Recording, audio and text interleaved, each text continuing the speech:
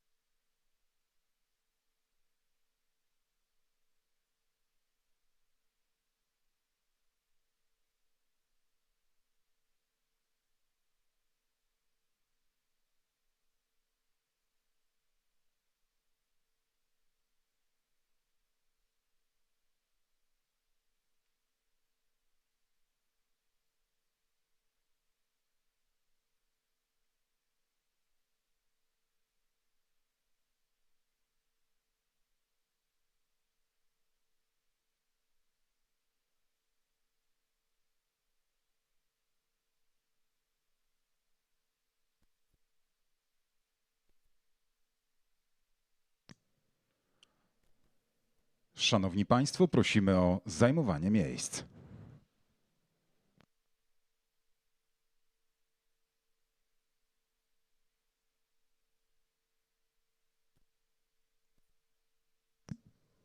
Ladies and gentlemen, please take your seats.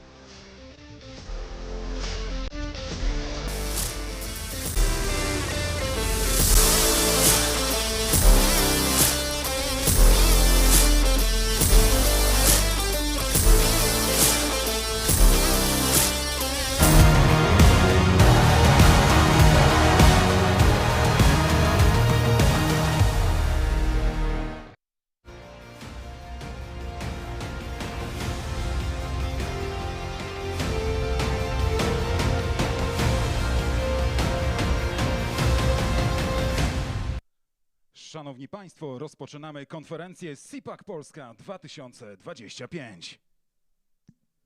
Ladies and gentlemen, we are pleased to announce the launch of the Cpac Poland 2025 conference.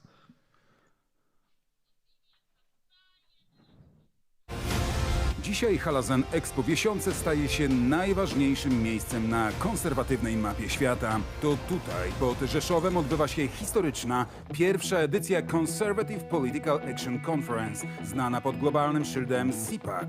Idea Cpac zrodziła się w American Conservative Union, najstarszej obywatelskiej konserwatywnej organizacji w USA, która nieprzerwanie walczy o najważniejsze wartości, takie jak wolność, demokracja i rodzina.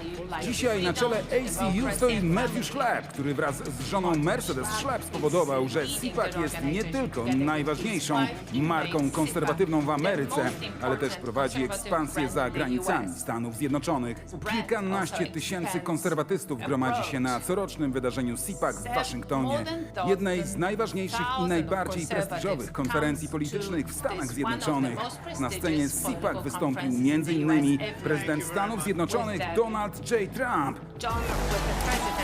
wiceprezydent J.D. Vance czy Elon Musk. Inicjatywa staje się międzynarodowym fenomenem, kluczowym miejscem spotkań dla liderów politycznych, intelektualistów i obywateli oddanych takim wartościom jak wolność, suwerenność, odpowiedzialność i tradycja. W ostatnich latach konferencje zorganizowano m.in. w Japonii, Australii, Brazylii, Meksyku czy na Węgrzech. Dzisiaj przychodzi kolej na Polskę, oddając sprawiedliwość dziejowej roli naszego kraju w obronie dziedzictwa cywilizacji zachodniej.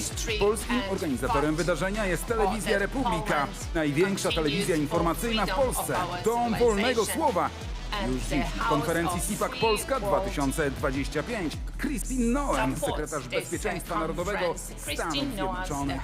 Cpac nadaje kierunek współczesnemu konserwatyzmowi. Dzisiaj ta przyszłość dzieje się tutaj.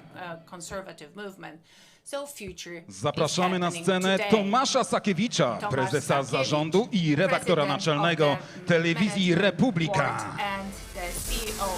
Please welcome to the stage Tomasz Sakiewicz, chairman of the board and editor-in-chief of Republika TV. Zapraszamy Michała Rachonia, dyrektora programowego Telewizji Republika, prezesa zarządu TV Republika USA. Please welcome Michał Rachon, program director of Republika TV, chairman of the board of TV Republika USA. Zapraszamy Adriana Kubickiego, przewodniczącego Komitetu Organizacyjnego Cpac Polska. Please welcome Adrian Kubicki, chairman of the organizing committee of Cpac Poland. Mateusz, przewodniczący Cpac. Matthew Schlapp, chairman of Cpac. Zapraszamy Władysława Ortyla, marszałka województwa podkarpackiego. Please welcome Władysław Ortyl, Marshal of the Podkarpackie Voivodeship.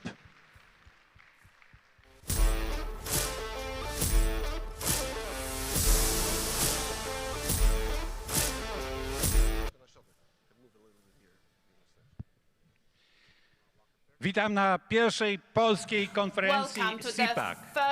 Szanowni Państwo, jest tradycją, że na tych konferencjach wszyscy odwołują się do twórcy najwyższych wartości, do Boga. I bez względu na to, jakie wyznają religie, zawsze zaczynamy modlitwą. Proszę o rozpoczęcie biskupa przemyskiego, biskupa pomocniczego przemyskiego Stanisława Jabroska. Zapraszam serdecznie. Przemyśl Stanisław Jawrocka to open this conference with us.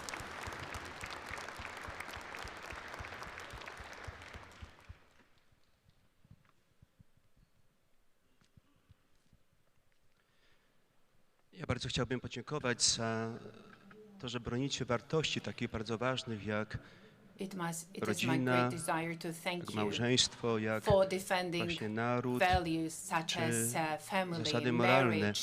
Prośmy Pana Boga, żeby nam błogosławił w tym, abyśmy też odpowiadali na Jego zaproszenie do czynienia świata piękniejszym, lepszym.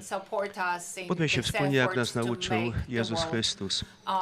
Ojcze nasz, któryś jest w niebie, święć się imię Twoje, przyjdź królestwo Twoje, bądź wola Twoja, jako w niebie, tak i na ziemi. Chleba naszego powszedniego daj nam dzisiaj i odpuść nam nasze winy, jako i my odpuszczamy naszym winowajcom. I nie wódź nas na pokuszenie, ale nas zbaw ode złego. Amen. Błogosławiona rodzino Ulmów, módl się za. Niech was błogosławi Bóg Wszechmogący, Ojciec i Syn i Duch Święty. Zapraszamy również na scenę księdza Tomasza Duszkiewicza, wielkiego przyjaciela naszego środowiska duchownego, człowieka silnego, człowieka, który jest tutaj z nami. Ksiądz Tomasz Duszkiewicz, księże, zapraszamy. Tomasz Duszkiewicz, Reverend, please join us on stage. Thank you. Niech będzie pochwalony Jezus Chrystus. May God be praised.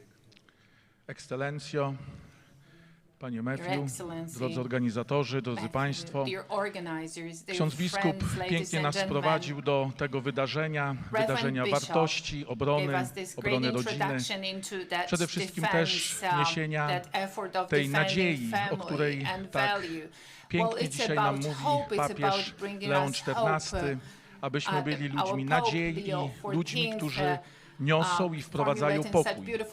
Ja ze swojej strony pragnę serdecznie życzyć nam wszystkim, szczególnie organizatorom, wszystkim ludziom wartości, pięknych wartości, abyśmy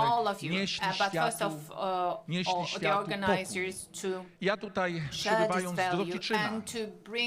z Drohiczyna nad Bugiem, przywiozłem taki symbol. Poproszę tutaj Michała, abyś otworzył pudełeczko, a zarazem też prezent, który chcemy razem z ekscelencją, księdzem biskupem ofiarować. Krzyż drohiczyński, który jest podzielony. Dlaczego on jest podzielony? Ponieważ ludzie dzielą krzyż, ale ten krzyż jest połączony siecią Chrystusa, jest połączony Chrystusem. I to przesłanie zakodujmy sobie w sercu, jako to myśl przewodnią. Chrystus łączy. I niech ten Chrystus nas łączy, nasze myśli, nasze wartości, abyśmy nieśli te pozytywne wartości światu. I pragnę w prezencie od nas, od księdza biskupa i ode mnie, Panie Matthew, przekazać Panu ten krzyż, aby Pan również jako przedstawiciel Stanów Zjednoczonych zaniósł ten krzyż do Ameryki, do świata, szczególnie też jest krzyż dla Pana prezydenta Trumpa, abyście bronili tych wartości, abyście bronili Kościoła i kierowali się wartościami Jezusa Chrystusa. Niech Bóg błogosławi Polskę, niech Bóg błogosławi Europę, Amerykę i nas wszystkich. Szczęść Boże, alleluja i do roboty. And let's get the work done. Thank you.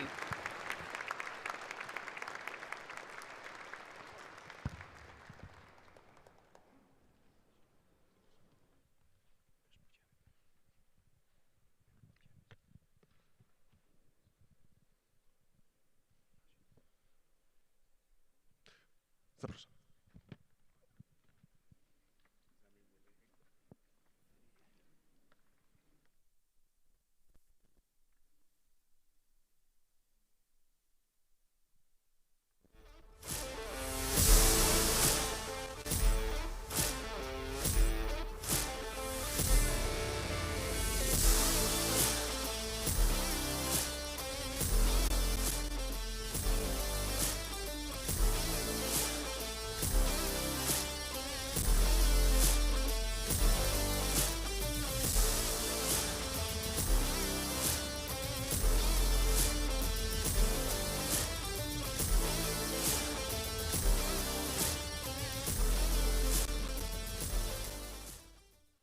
Zapraszamy na scenę Tomasza Sakiewicza, prezesa zarządu i redaktora naczelnego Telewizji Republika. Please to the stage, Tomasz Sakiewicz, CEO and Editor-in-Chief of Telewizja Republika.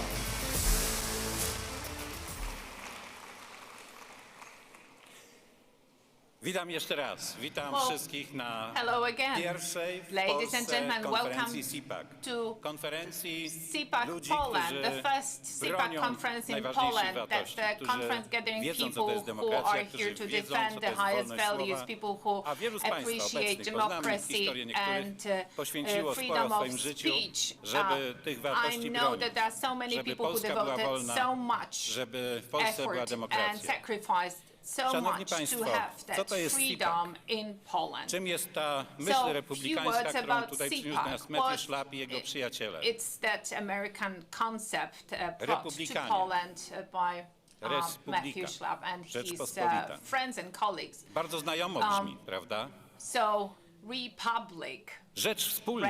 Republika, well, these are shared To jest to, co values, przyświecało common values. ojcom amerykańskiej niepodległości. That was the light that Wspólnie guided the stwórzmy fathers naród. of Wspólnie American stwórzmy państwo. independence. So it was Niech ono about będzie dla wszystkich. creating a nation together. Ale ta myśl nie była nowa. That nation for Była everyone. znana setki But lat actually wcześniej. that idea Tutaj nad Wisłą, wasn't born there. tutaj na It had Podkarpaciu. been A może very szczególnie tutaj, popular bo here Podkarpacie over jest the symbolem Vistula River, in połączenia particular here różnych in the kultur. Subcarpathian region. Kultur, które This stanowiły region is pierwszą a symbol Rzeczpospolitą. of a merger, a I nie jest successful przypadkiem, merger of że very wśród different ojców cultures amerykańskiej that niepodległości then formed znalazł the się Tadeusz foundations Kościuszko of the czy Kazimierz Republic of Pułaski. Poland, Kazimierz Pulaski, Kiedy Tadeusz Tadeusz Kościuszko. Kościuszko They were udawał się, at the forefront by bronić of amerykańskiej defenders of niepodległości. such value. When on tak Kościuszko naprawdę was bronił czegoś, co jest bardzo traveling wspólne i across the bardzo ocean dobrze to znajome. fight for American independence, he On was rozumiał, fighting czym for jest something that was Rzeczpospolita, clearly rzecz wspólna, czym jest understandable republika. and shared by everyone. To samo He myślał had that clear vision of a Kazimierz republic. Pułaski. The same values were shared Dzisiaj by Dla Kazimierz każdego Pulaski. Amerykanina Tadeusz Kościuszko Today, jest bohaterem Every amerykańskiej American niepodległości. recognizes Kościuszko Kiedy as a są hero uroczystości of the państwowe American Revolution. I pada hasło Kościuszko. Czy wiedzą Państwo, jaki During jest the American odzew? Independence celebrations, Tak, w amerykańskiej the name armii, w Kościuszko amerykańskiej is dyplomacji associated with czci się freedom. Tadeusza So the U.S. Kościuszkę. Army, well, the U.S. A w dniu citizens, śmierci, they 11 października, recognize the importance Kazimierza of Pułaskiego Kościuszko. And on w West Point October 11th, so jest which is the anniversary of hasło Pulaski's death Pulaski, a at odzew the Polska. West Point Academy, To są they symbole say polskiej i amerykańskiej Pulaski, niepodległości. and the answer to Symbole, that które is kiedyś Poland. So poszły za these ocean, are the które symbols stanowiły of Stany Zjednoczone, które independence, dzisiaj the stanowią symbols that myśl traveled republikańską. overseas, Teraz and now kilka słów o at tej the myśli, core dlaczego to of jest the takie ważne dzisiaj w Republican Polsce. thought and concept. Now briefly, Kiedy why is that so important nowadays in Kościuszko wrócił do Poland? Polski, by When ratować Kościuszko polską returned niepodległość. to W Poland 1994 roku to George save Washington and chciał support Polish nawet wysłać independence, flotę George na pomoc Washington was pierwszej Rzeczpospolitej. even Ale wtedy close Amerykanie to sending jeszcze over nie the mieli dobrej fleet floty. of Na szczęście ships dzisiaj flota to amerykańska jest support that zdecydowanie independence lepsza, movement. At więc jest w that stanie time, przybyć the z Americans pomocą. did not have their Ale fleet up to the standard. dla But well, George'a Waszyngtona today the i dla American Tadeusza fleet Kościuszki is, the American myśl Navy republikańska is ready była to come to myślą our wspólną. rescue if Myślą needed. o But at wolności, that time, myślą o niepodległości, that was this myślą o common podmiotowości concept, the człowieka. shared concept about Kościuszko human being zostawił as w a testamencie jeszcze subject jedno przesłanie dla obojga narodów. freedom as shared value. And then W testamencie, Kościuszko in his last którego will and wykonawcą miał być testament, Thomas Jefferson, napisał, he że appointed wszyscy Thomas ludzie w Jefferson, the Ameryce mają executor być of wolni. his last will. And Na in to his last przeznaczył will he swój wrote cały that majątek. everyone, all people in America Ale should be free. And Chwilę wcześniej Kościuszko, w Polsce ogłosił he pełną wolność dla wszystkich donated mieszkańców all Polski. his To personal było assets, to all his assets słynny to that uniwersytet purpose. But before Kościuszki, that, w którym Kościuszko, uwalniał przed he upadkiem had Rzeczpospolitej published this famous większość obywateli. memorandum. In his Co memorandum, ciekawe, during his testament rising, Kościuszki został he zrealizowany gave w tym samym roku. W freedom to all 1864 citizens of roku Poland. po In wojnie secesyjnej w Stanach 18 ogłoszono pełną wolność dla wszystkich jej 84, mieszkańców. well, all A w American Polsce pod wpływem citizens powstania were styczniowego given ogłoszono freedom, and in ostateczne Poland, after zniesienie the pańszczyzny, January uwolnienie rising in chłopów. 1863, Taki all uśmiech peasants historii were poprzez freed ocean. from their duties to the nobles who own their land. So that was their contribution. Well, Pulaski, who personally saved Washington's life, Kościuszko's inheritance. This is what we share. Our nation share it. So what's in that for us? First of all, freedom is the highest value. So among the Republican values, freedom is one of the fundamental values. Then the concept that a human being has the right to be himself or herself, as a free being, a subject, and no one can take these rights away from us. Why is it so important that we are emphasizing that? Well, nowadays, in nowadays civilization, we can see that this independence, that freedom is being taken away from us, where the presidency of Donald Trump stopped censorship at the scientific level, at the research level, at the level of the academia. He successfully defended freedom in the US, but in Europe, so many countries which are liberal and left persist in introducing censorship in order to defend their authoritarian rule. But the freedom of speech is the foundation of all freedoms. And the freedom of speech is the foundation of the freedom of religion. Well, our credo should come from our souls, and well, the basis of free speech is the freedom of choice, and then freedom of speech is also the basis of the freedom of economy, the economic freedom. If a citizen doesn't understand how truly society works, how the economy in a country or in a state works, and then the culture, which is not free, is perishing, and it is there only to serve the authorities, the rulers. And nowadays we hear that our freedom is to be taken away from us, that Republika TV is to be closed down, and there is this bill process in the parliament about closing down our TV and about prohibiting speech of hate. If we have this great message that comes from this Republican values, it's the defense of freedom. So let's defend the freedom. I would like this conference to give this very special message in defense of the freedom of speech. Well, freedom always wins, but it's not given forever. So I would like to welcome you, free people, free Americans, and the free world.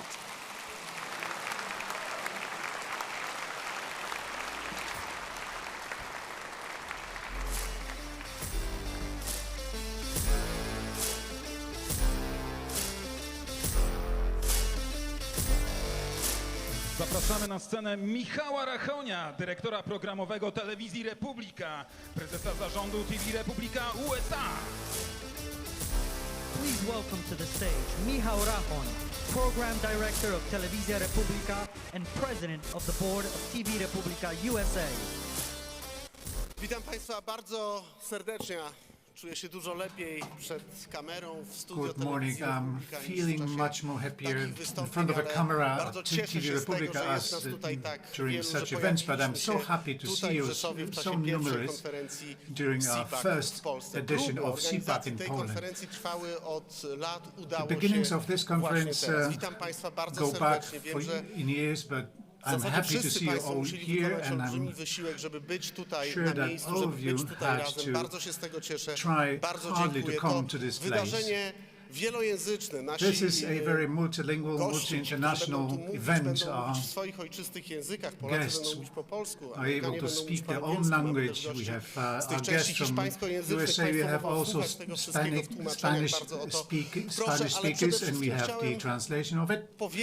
But For the z first, jakiego powodu tutaj się spotykamy? Z why are we jakiego coming powodu together w here? Telewizji Republika Why uznaliśmy, że TV Republika, powinniśmy at TV Republika, we zorganizować decided that we spotkanie, should zaprosić państwa organize do such an event współorganizacji and tego przedsięwzięcia. be Tomasz a mówił part of tutaj it. o Tomasz podstawowej mentioned wartości, o the wolności. basic value, Ale which is my w freedom. Polsce, zwłaszcza w tym But miejscu, we gdzie się here in znajdujemy, Poland, tak blisko especially in this granicy, place, so za near to the którą border, rozgrywa behind się which we wszystko to, co bardzo face dobrze znamy z all opowieści, czasem ze swojej własnej, that what we ze swoich know własnych from our doświadczeń. history, Ja maybe urodziłem się from jeszcze w our czasach, kiedy own Sowieci Polską rządzili. experiences. Moje I dzieci już tego personally nie remember pamiętają, that ale tutaj Soviets również na tej governing sali są Poland. ludzie, którzy walczyli But there are z also sowiecką people in this opresją. room To, who że Polska really stała się fought wolnym against krajem, to, the że Soviet Polska powróciła oppression. do łona And wolnych narodów, Poland jest being efektem free wielkiego and among zrywu other free countries is a result of a great movement of solidarność of millions of Poles who wanted the freedom, who wanted to be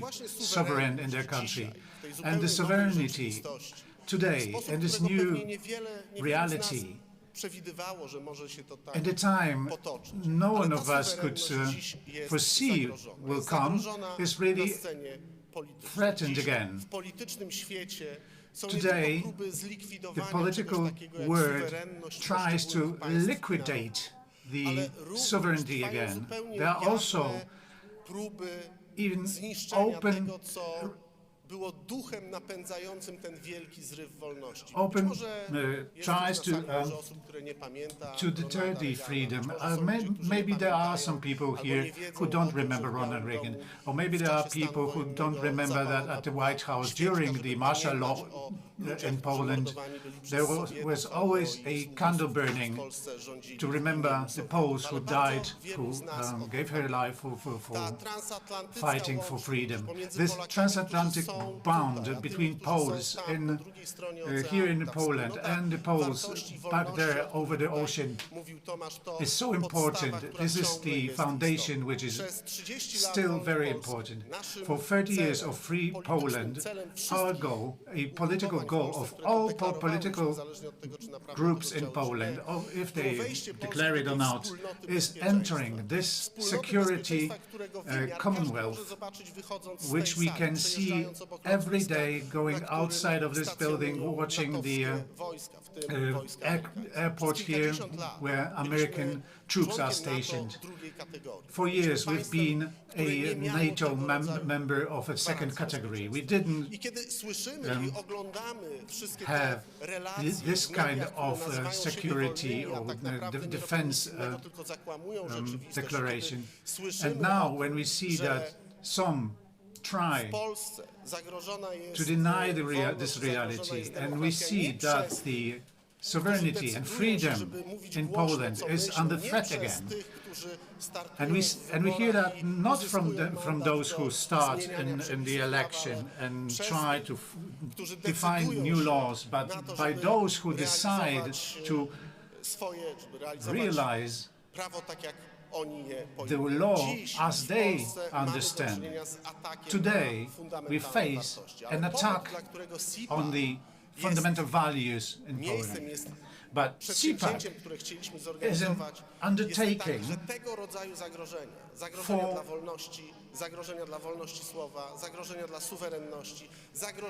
defending against these threats against freedom of speech, freedom of and sovereignty, which we can face in many countries all over the world. And when we went to America and we observed the elections in the US, and we heard Donald Trump saying that NATO troops will come to Poland and Poland will be free of the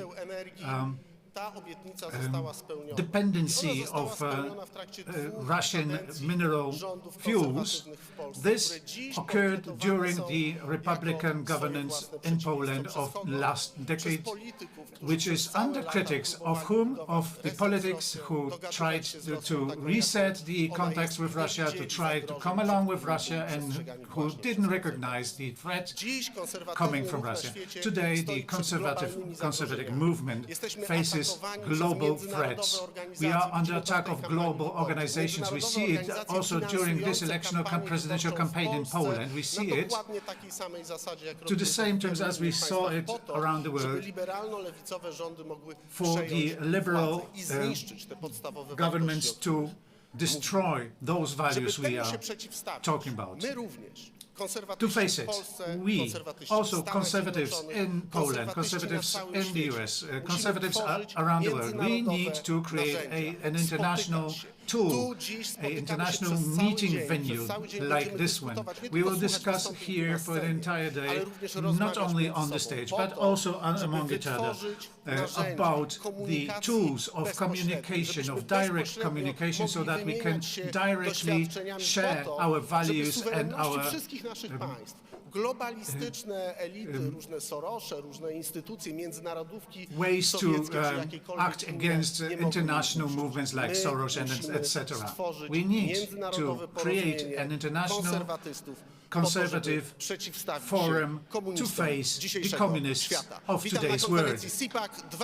Please welcome to Cpac Polska for the first time. Polska. Dziękuję. Thank you very much.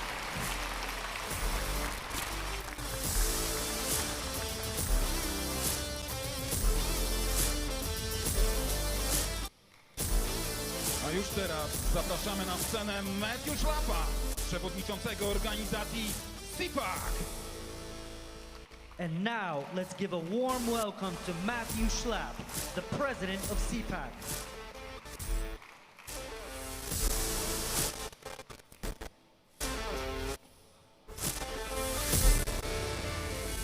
Good morning, Poland. How's everyone today? Are we awake?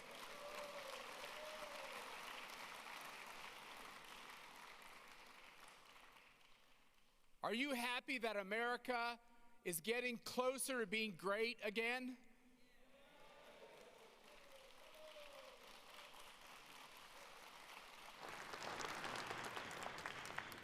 Did the re-election of Donald Trump bring you joy?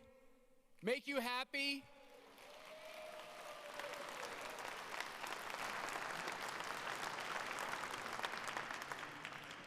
Tomas mentioned the great American George Washington.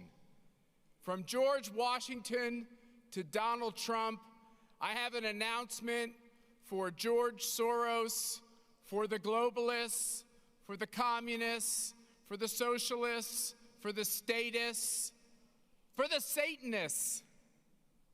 Freedom is alive in America.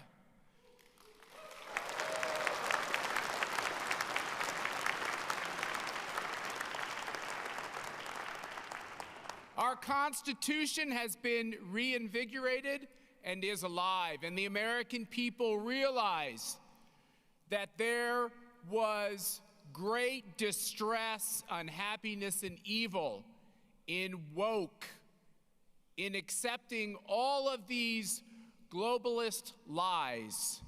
Our kids have been the victims of a great propaganda campaign to change the very nature of what we hold to be true, of what we know to be right. At the center of everything that happens in a free society is the building blocks of the family, of the rule of law, of the freedom of religion. All of these central tenets have been under attack by the globalists, by the communists, by those who believe that they're smarter than you, that they're more powerful than you, and they want to lord over you.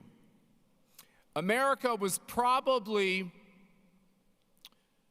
close to the destruction of everything that makes us great. You all read it, you all saw it.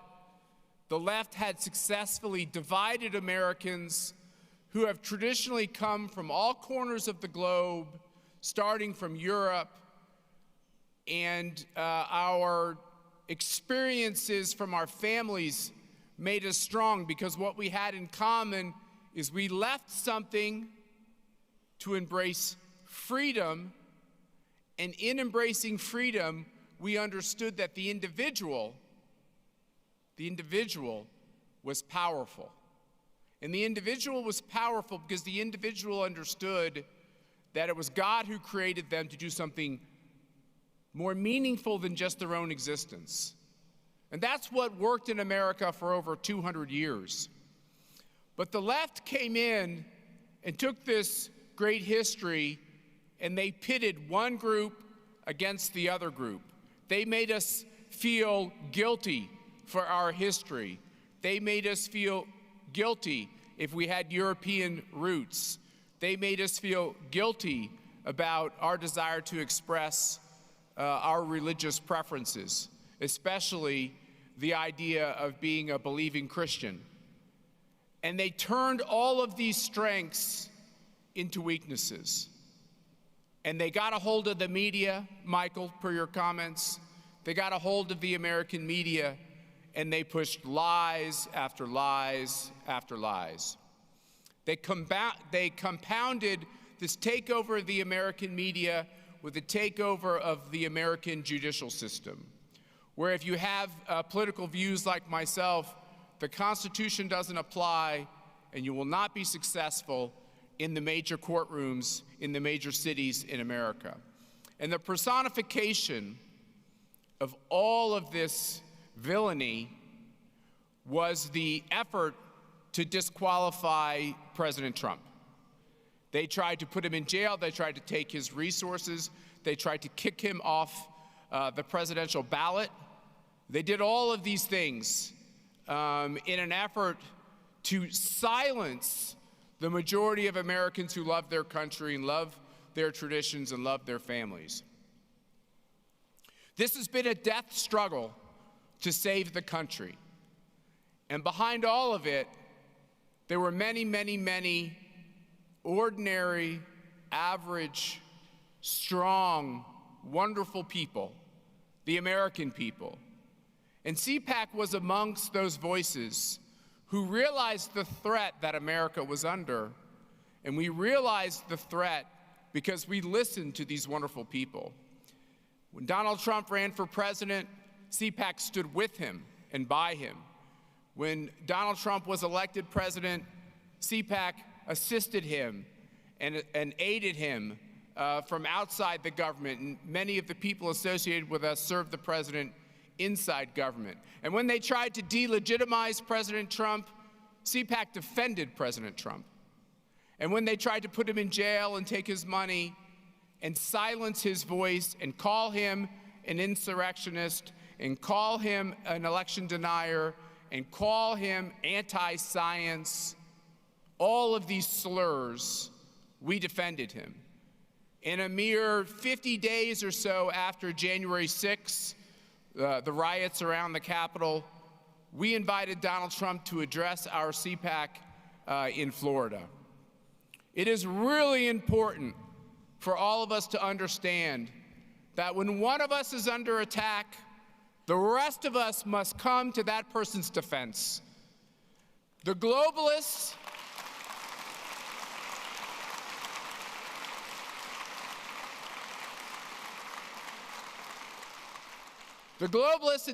intend to take each one of us out, one by one, to shame us, to silence us, to bankrupt us, to ruin us, to make our kids turn against us.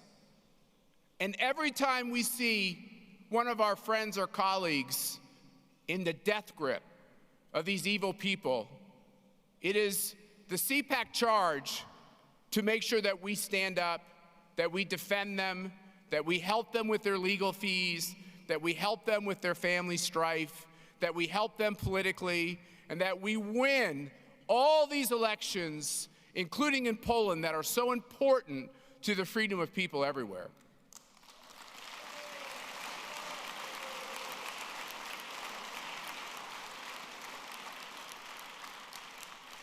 You know, it shouldn't be true, but it is true that it takes a certain amount of courage to put a Cpac on in your country. So for Michael and Tomas and Adrian and the others, it takes real courage to do this. There's consequences to standing up in the world we live in today. So thank you for putting this conference on.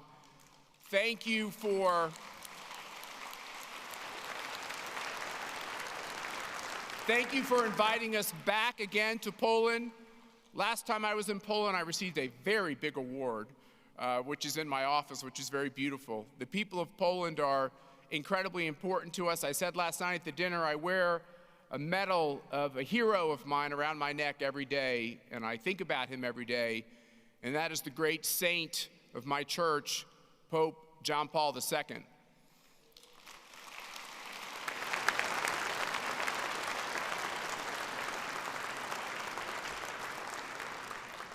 So with humility and a real fear that sometimes we don't always live up to the challenge of being all we should be, in my heart, I dedicate our efforts to this great saint, John Paul II. We honor him, we honor the people of Poland, and we thank you for your courage to be in this room, to stand with us as we fight a most venomous enemy. And I want you to know that what we've gone through in America has made us better, has made us stronger, and we will not leave your side in this fight for freedom. God bless you all, and thank you for letting me be with you today. Thank you very much. Thank you. Thank you. Thank you.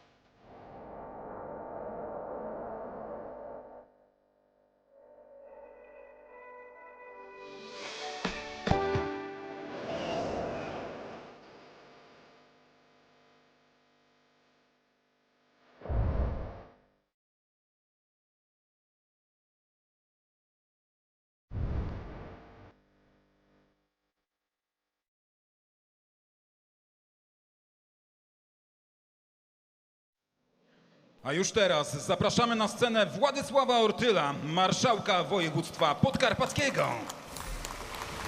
And now, please welcome to the stage Władysław Ortyl, Marshal of the Podkarpackie Voivodeship.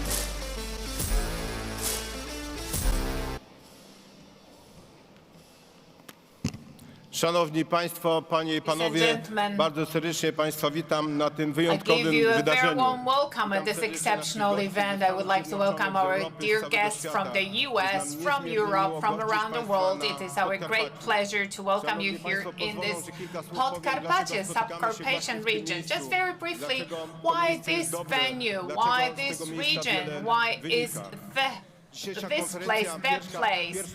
Well, today's conference, the first Cpac Polish edition, is taking place here in this region. That is no coincidence. For over a decade, I've been the leader of this region. That is the cradle of the Polish conservative thought in the best context of this word. It's about understanding and living the Christian values and family values. These have been our standards for decades, for centuries. That is our compass for many residents of this region. Let me share with you a very short personal story. Actually, in 2013, on May 23rd, I was appointed, well, I was elected the Speaker of the Regional Assembly of this region. So you know what I feel right now. It was so many years ago, but I'm celebrating this anniversary, and this is my very exceptional moment, and I thank you very much for sharing it with me. Well, you could be saying it's been luck or a coincidence or a lucky strike, but let's To głębokie zakorzenienie tych wartości wynika zarówno z naszej trudnej historii, jak i współczesnego rozumienia wyzwań, przed jakimi stoi nasza cywilizacja. Jednocześnie jesteśmy jako mieszkańcy Podkarpacia otwarci na nowoczesność, na innowacje, in this region, we are very open to innovation, but of course, we approach our history, our past with reverence. So we have these new innovative jobs and new startups and companies. We invest into schools, into education. We support vocational schools, and we know how to connect and combine what works and what's traditional with what is new and what is innovative. What is decisive for our growth, development and the future. So with that, we feel strong, but with that, we can also reach out and achieve our ambitious goals without losing our identity, regional identity. We're meeting here in this region because this region is the leading region in terms of the number of American investment in our region. We've been building our business relationship for more than 25 years. Pratt Whitney, Sikorsky Aircraft, well, these are brands that in a way certified us, that made us worth looking at and checking and investing in, offering competent people, well-educated people, and offering great opportunities for investment and great terms and conditions for investment in the local environment. I believe that this certificate-like confirmation, seal of approval from these companies leads us to new challenges and initiatives. Without that impulse from the US, we wouldn't be here with our aviation valley. We have this aviation cluster. That cluster is famous not only in Europe, but around the world. We have 90% of aviation companies in Poland here in our region, in Podkarpacie. The success hasn't only come from millions of dollars, it has also come through EU investment and EU funding, and then we also have our investors. Then we have our management culture, the organizational culture in the companies. We were very quick to adopt it and breed that into our companies in the region. And now we have very strong bonds, very strong connections and relations, and I hope that with this conference we can continue this excellent, fruitful collaboration between companies in this region and companies, the business in the US, in particular right now in the situation that we are so concerned about. Well, it's about this very important sector, the sector of defense technologies. And that sector is so well represented in this region. Oh, you also made the very good decision when selecting this venue. Well, we remember when Putin invaded Ukraine, and that was also the moment when our airport that you can see across the street, the Blessed family airport, became the global center of support for Ukraine in distress. And the American army was instrumental in working in that airport.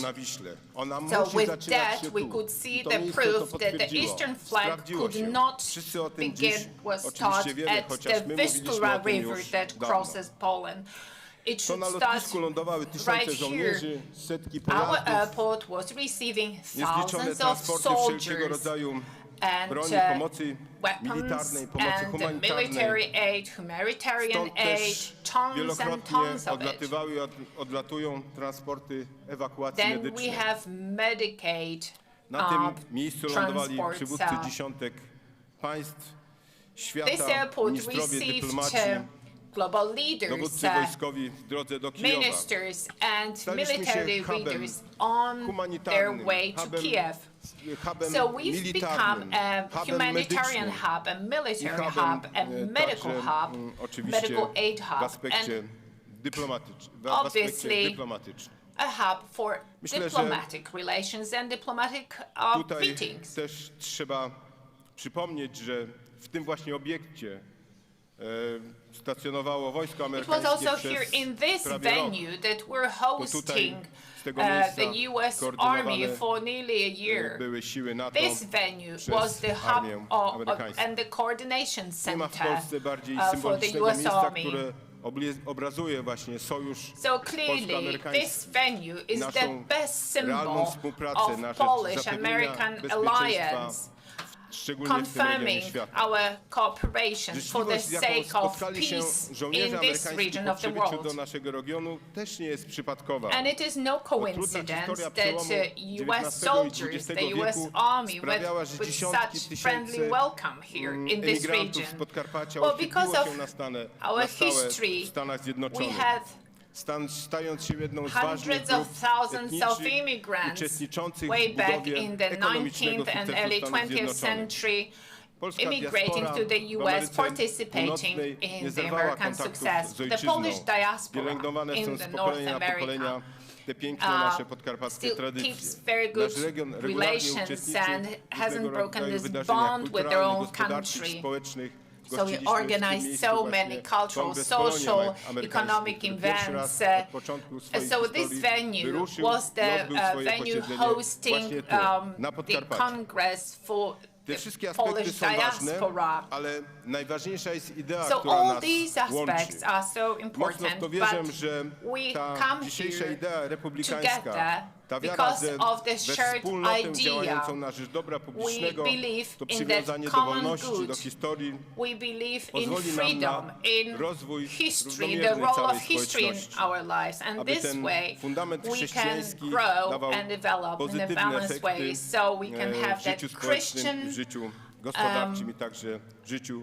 element, the Christian values that add to our personal lives. We are conservative, but we do not dwell of what we had yesterday. We attach to universal values, the values which are set in stone and never change. Ladies and gentlemen, I wish you a fruitful debate. Pozostawił Państwu pamięci to miejsce. Well, I hope that you remember our region and remember our hospitality. And I hope to see you here back very soon. Thank you.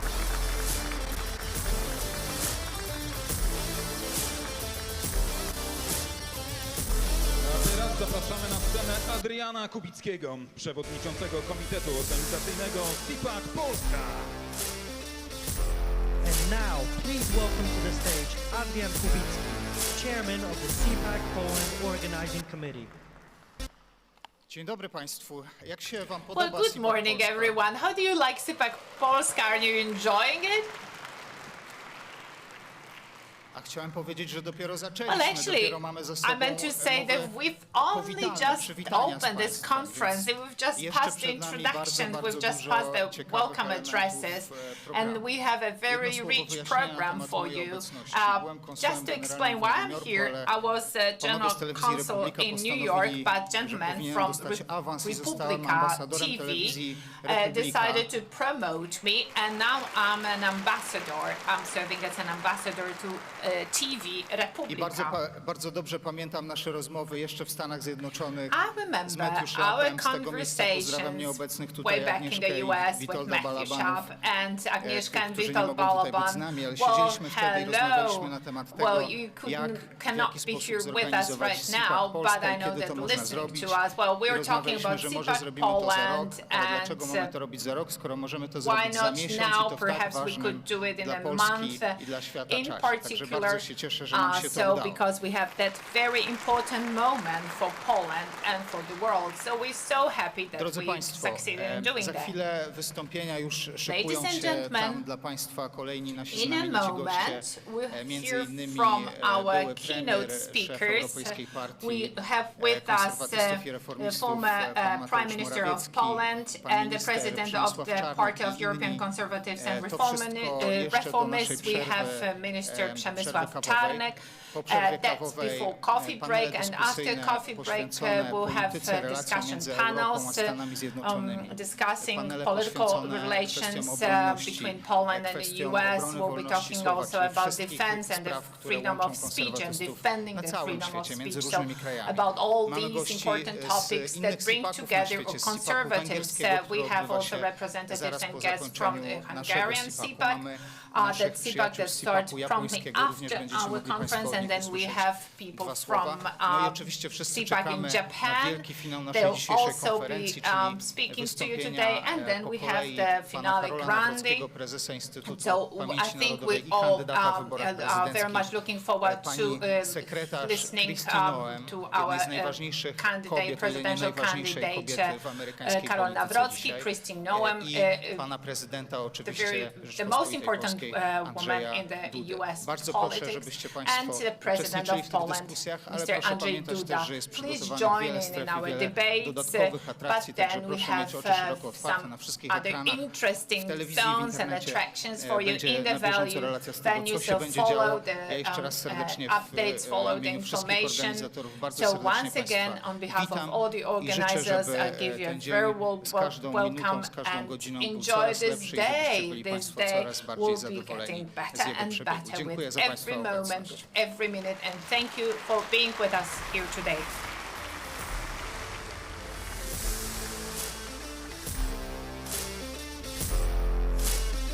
Szczególne podziękowania kierujemy do sponsora głównego konferencji Cpac Polska 2025, firmy Zonda Krypto. Special thanks go to the main sponsor of the Cpac Poland 2025 conference, Zonda Crypto. Droga do sukcesu zaczyna się od dobrego przygotowania. Pracy nad taktyką wymaga skupienia i wytrwałości. Czas na Twój ruch.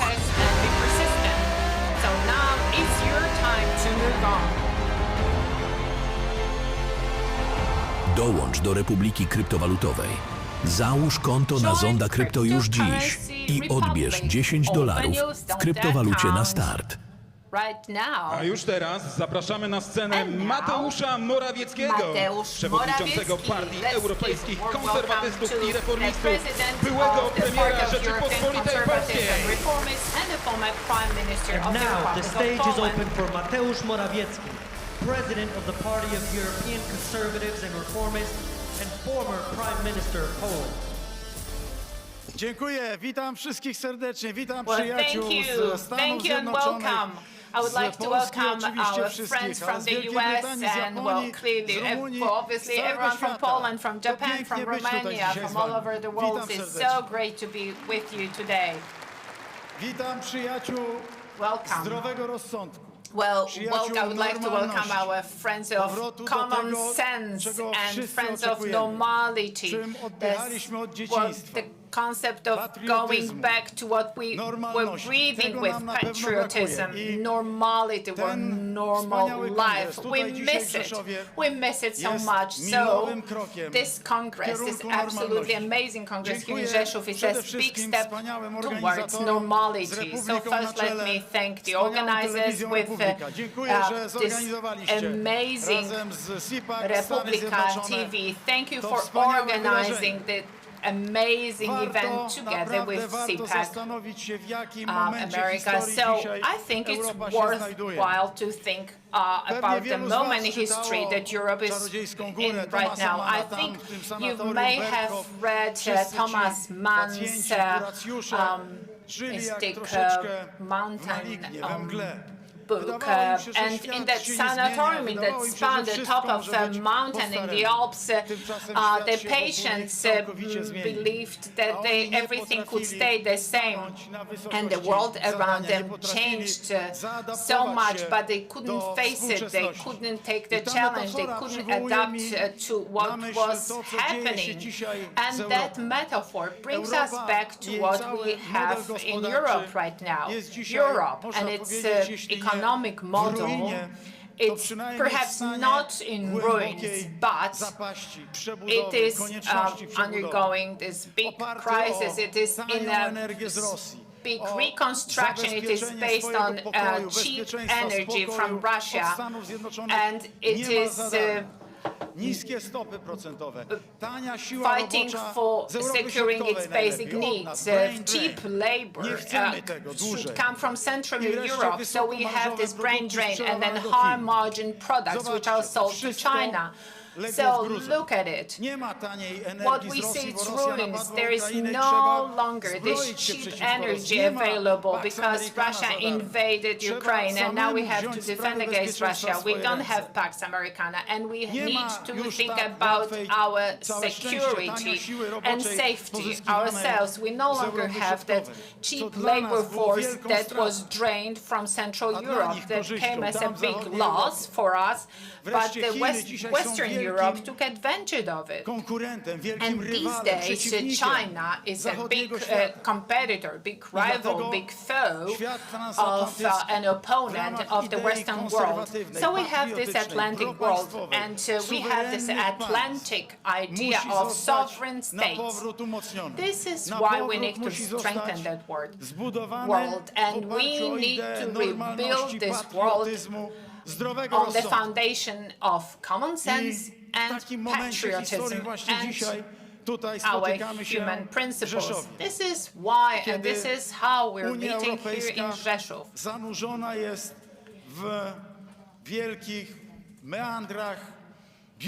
The EU is swamped in the meanders of bureaucracy with the thickest AI manuals, the most complicated AI directives, but there is no AI. We do not have the AI industry. When we look at China, when we look at the US, well, we need to make up for this lost time and lost opportunities. So we need to free ourselves from that Green Deal that destroys the European industry. We need that European industry to restore our military power. Well, it is in the contemporary world that the military power counts. We forgot that in the past 30 years, what China did, what Russia did, well, we had that Korea and China alliance,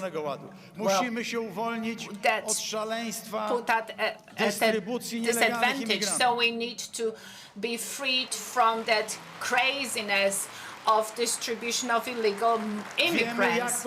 We know how to do it. Our presidential candidate, Dr. Karol Nawrocki, he said that one of his first decisions, if the nation entrusts him with that office, he will revoke the Migration Pact. And he can do it. The man with his strength can do it. We need to be free from the censorship that keeps on prevailing in the Western world and in the transatlantic world, with the exception of what we see in the US, the revolution of free world. I would like to thank all the free mass media led by Republika TV, that you are the lantern of the free world. We need to be free from these crazy left radical institutions and left radical institutions, revolutions. This is what patriotic, conservative Europe needs. Well, conservative, it's not about preserving what's not working. We understand that we need to change because the world changes. But we need to respect the values such as family, identity, children in a family with mom and dad. Szacunek do historii, do naszych dziejów, do naszej wiary, wiary chrześcijańskiej. We approach our Christian religion with respect. We need to have respect for that, but we must use our common sense to work on the programs of the future. And this is why Europe should hear the strong voice from here, from Rzeszów. We need to strengthen the eastern flank of the EU on the basis of the alliance with the US. Nie damy wypchnąć Stanów Zjednoczonych z Europy.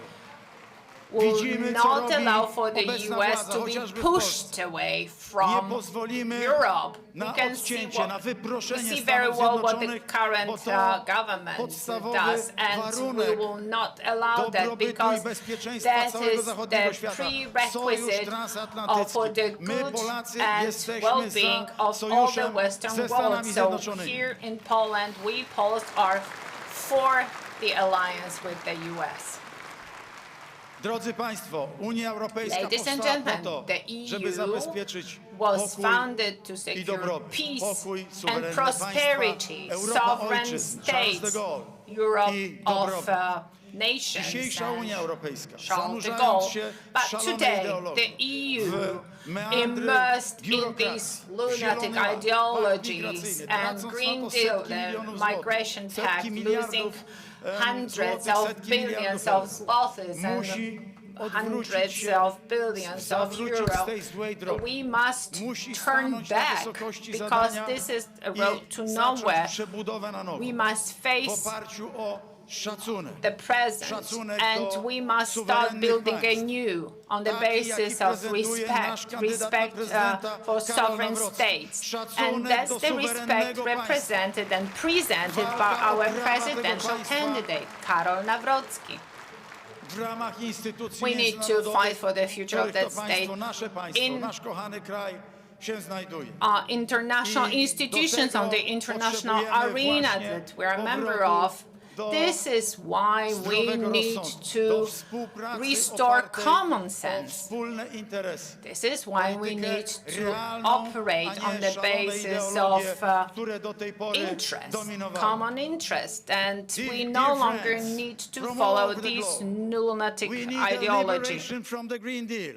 We need a liberation from the Migration Pact, illegal migration, distribution of illegal migrants. We need a liberation from this mad revolution, leftist liberal revolution. We need a liberation from this censorship, which is more and more visible all over the Europe. And this is why we meet here at Cpac in Rzeszów, and we will be fighting hand in glove, together, for this liberation. Long live Poland, long live the United States, long live the conservatives and patriots from all over the world. Thank you very much for coming to Rzeszów. Dziękuję bardzo.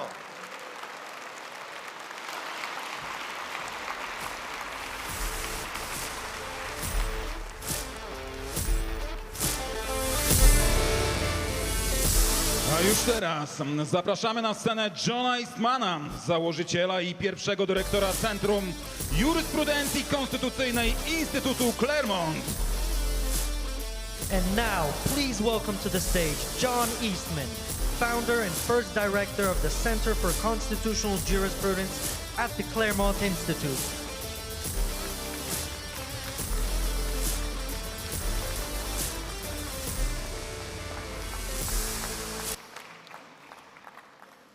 Dzień dobry, Polska.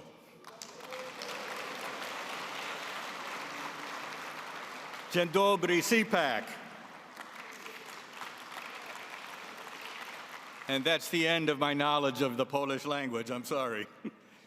I'm particularly honored to be invited to speak today. I have a family connection with Poland. My wife's great-grandfather was a Polish priest, Alexander Jan Groslachowski. He was born just 2 centuries ago in 1824, the son of Francisco Groslachowski and Mariana Spacka from Gracnia. He came to the United States in the 1850s with Bishop Lamy from Paris. Bishop Lamy is the one that built the beautiful cathedral in Santa Fe, New Mexico. But the folks in New Mexico could not pronounce his Polish name, so they took to calling him Padre Polacco. I tell that story because the connection that Poland had with America even back then and the role of the church are both important to my remarks today. A bit of Polish history. You might find that odd for an American to talk about Polish history. We are only now in the United States starting to measure our history in centuries rather than decades or years. Yours goes back a millennium. And it was deeply religious at its founding 1,000 years ago this year. It's a history of conflict. The Teutonic Knights, Russia, Sweden, Prussia, Austria. Is there any one of your neighbors that hasn't ever had eyes on your territory? But you have played a major decisive role at key moments in world history.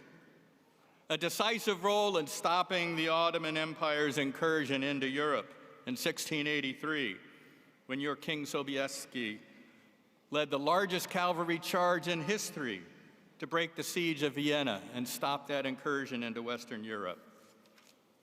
And of course, another Polish priest, born 105 years ago last week, just 200 kilometers west of here in Wadowice, Karol Joseph, who many we know now as Saint Pope John Paul II. His collaboration with American President Ronald Reagan and British Prime Minister Margaret Thatcher is most likely the single greatest cause of the collapse of the communist Soviet Union empire, an empire that kept Poland and the rest of Eastern Europe subjugated for nearly a half a century. A similar coalition is needed now, perhaps more than ever. Yes, the threats that Europe faces now bear some resemblance to the Ottoman threat in the 16th and 17th century.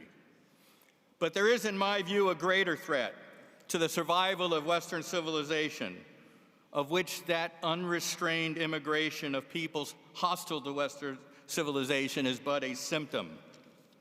There is an authoritarianism afoot in both East and West, similar to that which was prevalent under the old Soviet Union. It is an authoritarianism increasingly global in its reach that seeks to stifle dissent, cancel elections, even criminalize political opposition. I should know, as I've been the target of such an authoritarian lawfare in the United States for the past 4 years, ever since I dared to represent President Donald Trump in his challenges to illegality in our 2020 election. We see it across Europe with speech bans of the sort that American Vice President J.D. Vance criticized in his famous Munich speech back in February. But there's an even deeper, more profound threat. It's a combination of nihilism and defeatism or resignation in the face of modernity to Western civilization. Too many in Western Europe no longer believe in the extraordinary advances that Western civilization has brought to humanity. No society is better than any other in its view. So how dare we defend our civilization? This is a cancer spreading from Western Europe eastward, more dangerous than the military threats from the like of the Teutonic Knights that you have defeated in the past. And it is a threat that military might alone cannot conquer. To defeat it requires a resurgence of family and of faith. Faith in democratic institutions, faith in the common sense of ordinary people, faith above all in God, in His mercy and His glory. Poland is poised to play a critical role in defeating this threat to Western civilization. That is why the election this coming Sunday is so important. For whether Poland chooses to embrace the European Union from whence this threat comes, or stop it in its tracks, much like it stopped the Ottoman threat 3 centuries ago, may well be decided by that election. We in the United States are watching with keen interest. The world is watching with keen interest. Allies like Viktor Orban in Hungary, Giorgia Meloni in Italy, and perhaps most importantly, Donald Trump in America, look forward to a collaboration with Poland that may be as historically significant as the one between Reagan, Thatcher, and that Polish priest a half-century ago. Western civilization is in the balance. Freedom is in the balance. So let us fight to let freedom ring from the mountaintops and the seas, in the cities and in the country villages, in Poland, in all of Europe, in the Americas, and in the entire world. Let us fight as though civilization depends on it, because it does. Thank you. Dziękuję.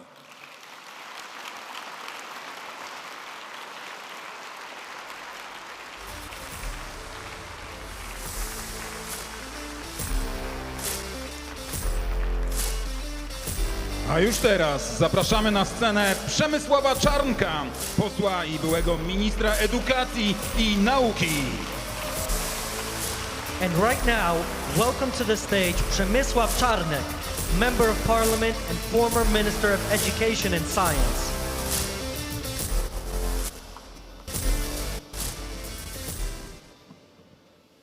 Wielce Szanowni Państwo, miałem rozpocząć inaczej, miałem to przygotowane, ale po przemówieniu Władka Ortyla, który wspomniał o swojej pięknej rocznicy objęcia urzędu marszałka województwa podkarpackiego, po przemówieniu Mateusza Morawieckiego, mojego szefa z rządu Prawa i Sprawiedliwości, który tak pięknie mówił o tej wartości dla konserwatystów świętej, o rodzinie, o mamie i tacie, pozwólcie, że Wam się pochwalę. Dokładnie 27 maja, bo dla nas konserwatystów rocznicę, zwłaszcza piękne, są niezwykle ważne. Because for us, anniversaries are important. On the 27th of May, 25 years ago, I just married to my beautiful wife. Dziękuję bardzo. Thank you very much. Proszę Państwa, mam wybitnego Ladies and gentlemen, I have a great friend, wielkiego filozofa, a great philosopher of the young generation, Father Marcin Tkaczyk. Kiedy rozmawialiśmy kilkukrotnie głęboko We spoke many times very profoundly about reality, what surrounds us, and he spoke about this clash of civilizations. He spoke about, I am a man of God, I cannot say whether it is the end of the world, because time is a different thing for God than for the human. But I can say to you, we are somewhere about the end of our civilization. These are sad words, but also Benedict XVI, the Pope, in his last book published some years ago, he spoke about Europe, that it is not a Christian Europe anymore, and it won't be. Proszę Państwa, Kościół katolicki wybrał The Catholic Church chose his new Pope. Thanks God for an American Pope from Chicago. Kościół katolicki cieszy się z nowego papieża.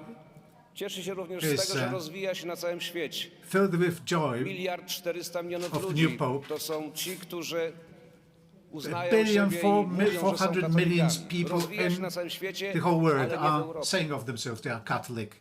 And Catholicism is rising around the world, but not in Europe. And that is why we need to summarize, to sum it up, and realize that we are in war of civilizations. Will the civilization of the West, Christian civilization, will survive or not? Polsce bardzo często przywołujemy słowa In Poland, we often quote naszego ministra spraw zagranicznych sprzed wojny, z 1939 roku. Minister of Foreign Affairs from the przed II wojną światową jeszcze nie times of pre-war World War II, Józef Beck. He couldn't foresee that so much damage will come in the months to come. He said, in Poland, we do not know the words peace for whatever it takes. We have other words in Poland like honor. I'll say something controversial, which is connected with my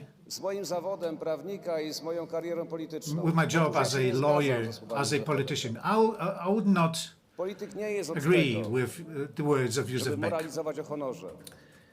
A politician is not about to moralize about honor, to send, or in the name of honor, or for honor, millions of people to death in war.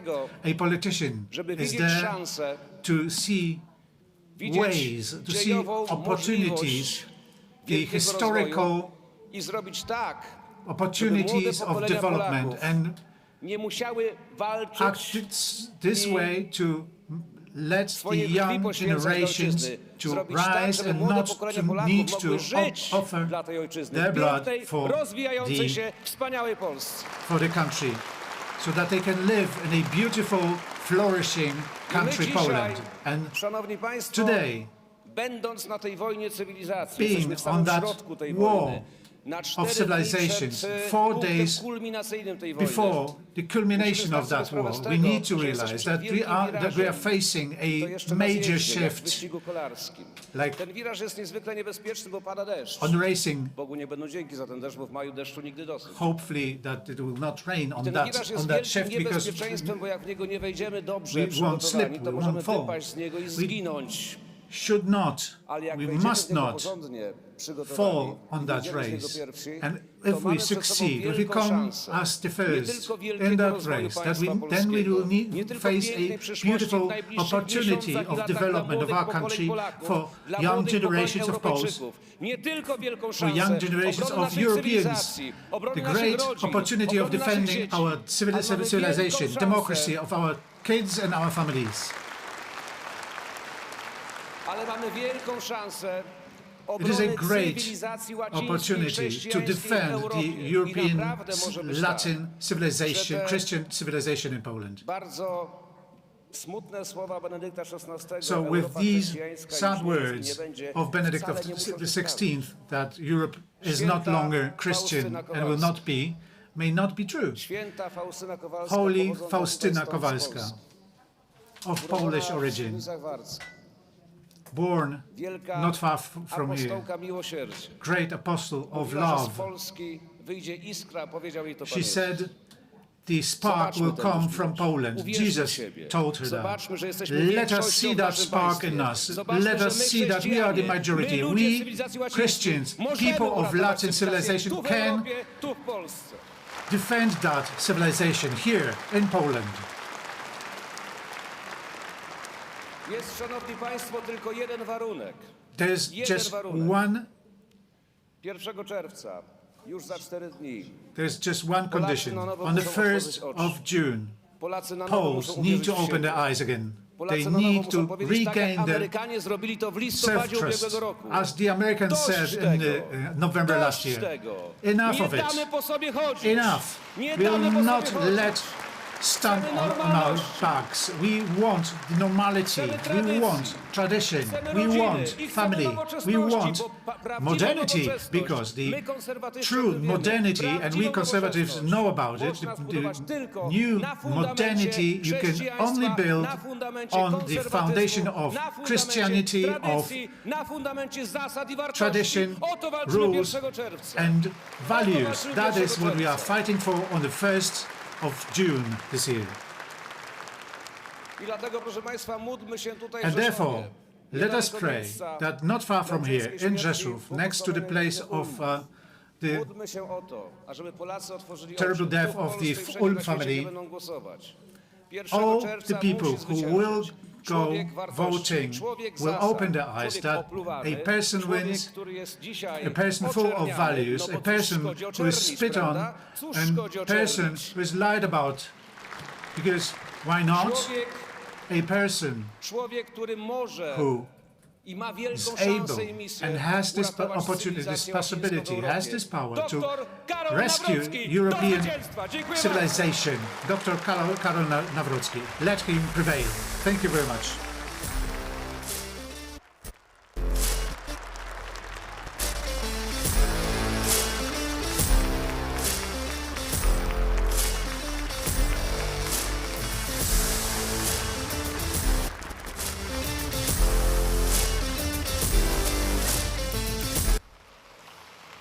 A już teraz zapraszamy na scenę Jamesa Taylora, prezesa Instytutu Heartlanda. And now, please welcome to the stage James Taylor, president of the Heartland Institute. Dzień dobry, Cpac Poland!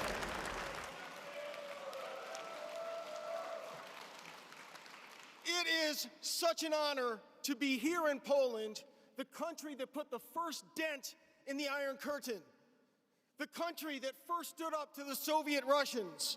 It is an honor to wear your flag. It is an honor to wave your flag. It's an honor to hold your flag. It is here in Poland where resistance was born.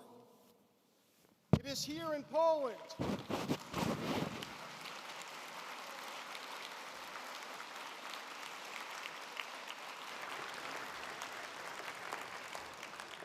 It is here in Poland where the people take pride in standing up to oppression and fighting for freedom. And it's especially the right time to be celebrating this, because if the European Union, if the totalitarian socialists, if the ruling class in Brussels have their way, we may not be able to wave this Polish flag anymore. But in Poland, they know that if we have one EU, one mishmash of cultures, one mishmash of peoples, it's much easier to take away their freedom. It's much easier to suppress our rights than if there are 44 European Union countries, 44 countries within Europe, and especially a Poland that never backs down to outside oppression. Make no mistake about it. What the totalitarian socialists want to do is they want to take away your freedoms. They want to take away our freedoms.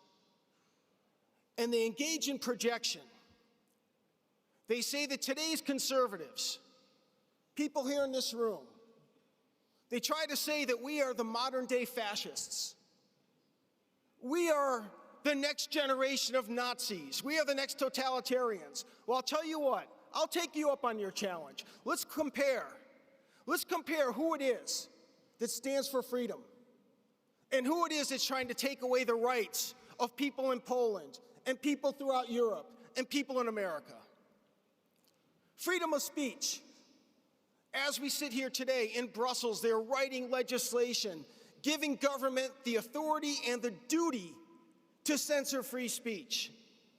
Beyond that, not just censoring it, but putting in prison anybody who speaks out against what the leftist state wants us to do.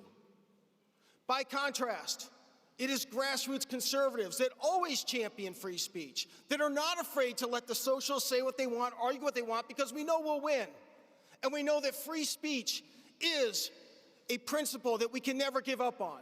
So yeardom of speech, checkmark grassroots conservatives. Freedom of assembly. Just last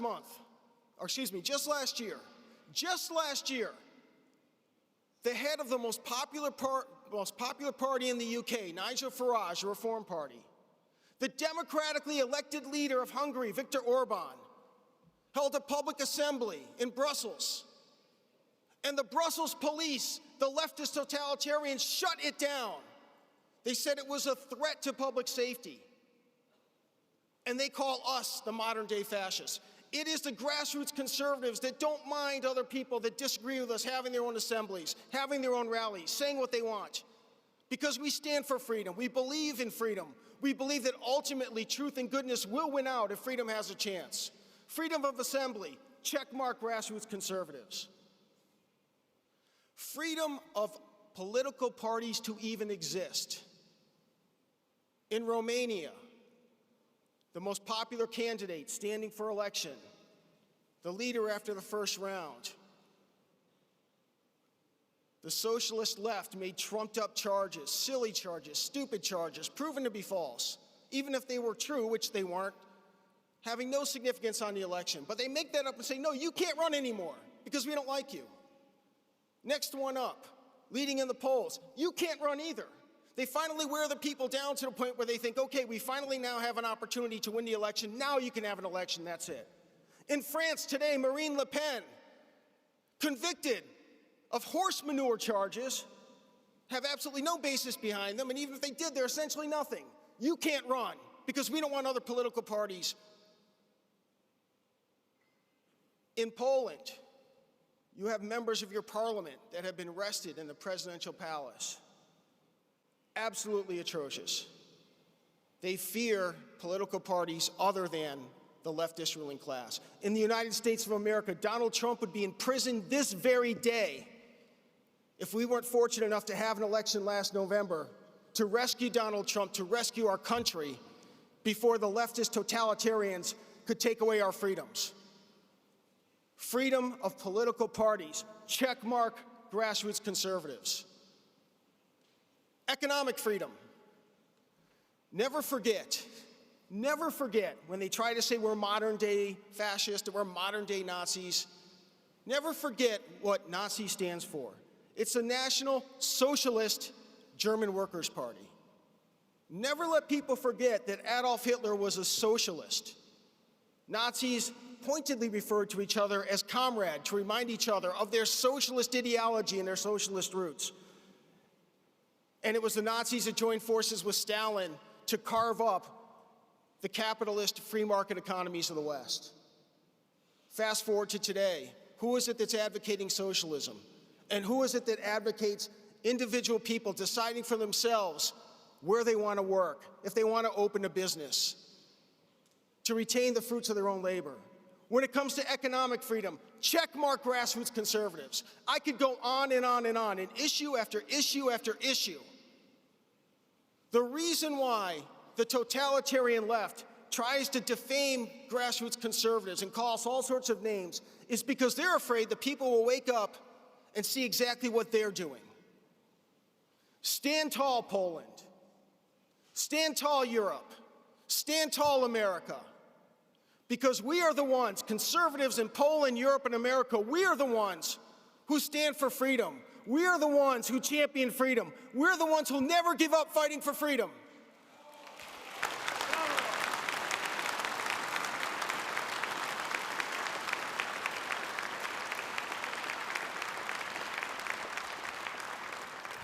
And especially here in Poland, don't ever let them take away your national identity, your culture, your history. You are the ones who inspired me as a teenager when Solidarity and the Polish people stood up to the Russians.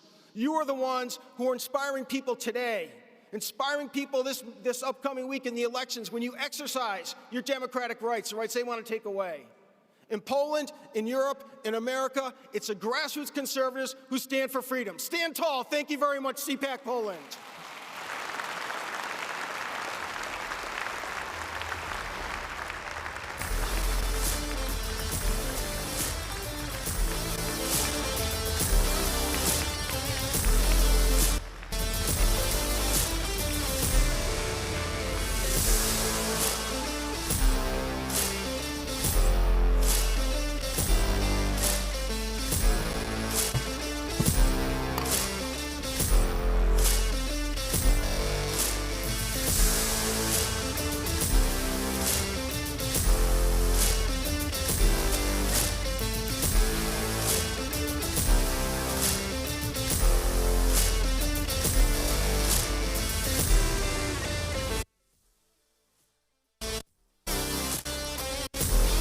A już teraz na scenę zapraszamy Mateusz Szlapa, szefa organizacji Cpac.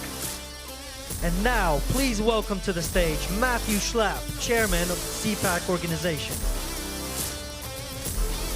Zapraszamy Miklósa Santo, dyrektora generalnego Centrum Praw Podstawowych Cpac Węgry.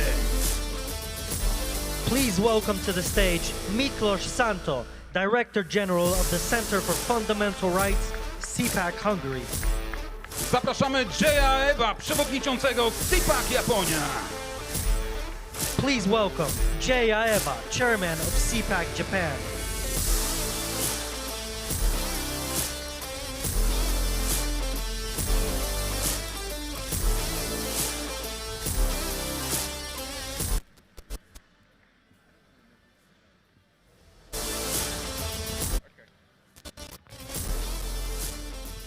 All right, we're off to a rousing start at Cpac. I'm so sorry. I really struggle with the name of this town. It's very hard for the American here. Michael, you have to keep correcting me. Zeshu. Is that okay? Zeshu? Close?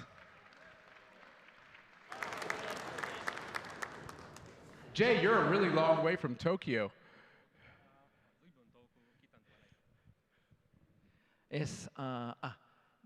Jen Dubri でいいんです。Jen Dubri. Jen Dubri. Yeah. That's good. Yeah. 東京から20時間かけてきました。Yeah, it took me about 20 hours to come here from Tokyo. Did you get any sleep? So. Next week, not next week, tomorrow. This week. Tomorrow, Miklos and I get on airplanes and we head to Budapest. Or maybe by car.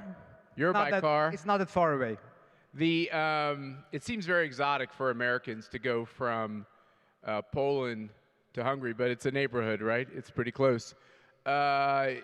Miklos, give us a quick update of Cpac Hungary and why it's coming at a critical time. Thank you very much, first of all, to Michal, to Adrian, to Tomasz for the invitation. It's cool, to be honest. As this is the very first Cpac Poland, and I do know as the chief organizer, chairman of Cpac Hungary, how hard is it to organize a Cpac, right, Matt? Very. It's really fantastic, so congratulations, really. Cpac Hungary has the very same goal as Cpac Poland, to fight against the globalists in the name of God, homeland, and the family.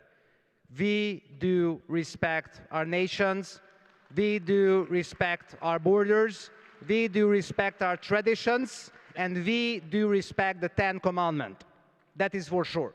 And I can assure you, not only in the name of Cpac Hungary, but in the name of all Hungarian conservatives, and in the name of the Hungarian right wing, that we, Hungarian patriots, we stand shoulder to shoulder with our Polish friends in their fight against the globalists, against their representative, Donald Tusk here.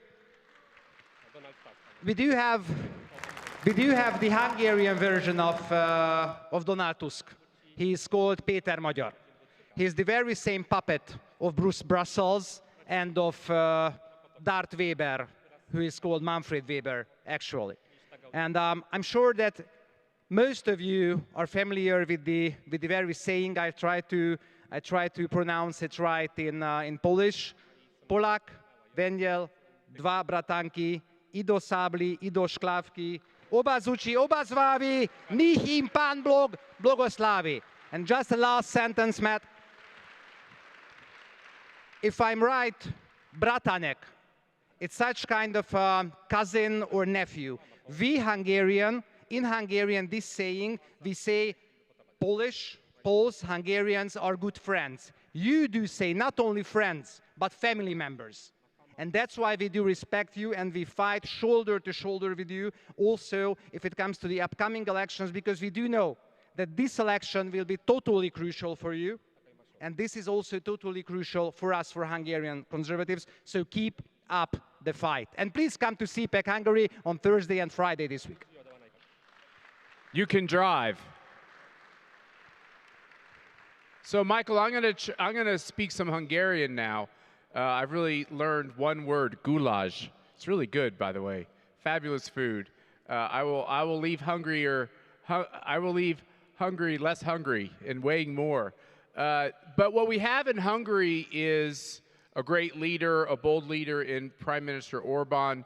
We heard from your former Prime Minister Morawiecki in his important leadership and his courage.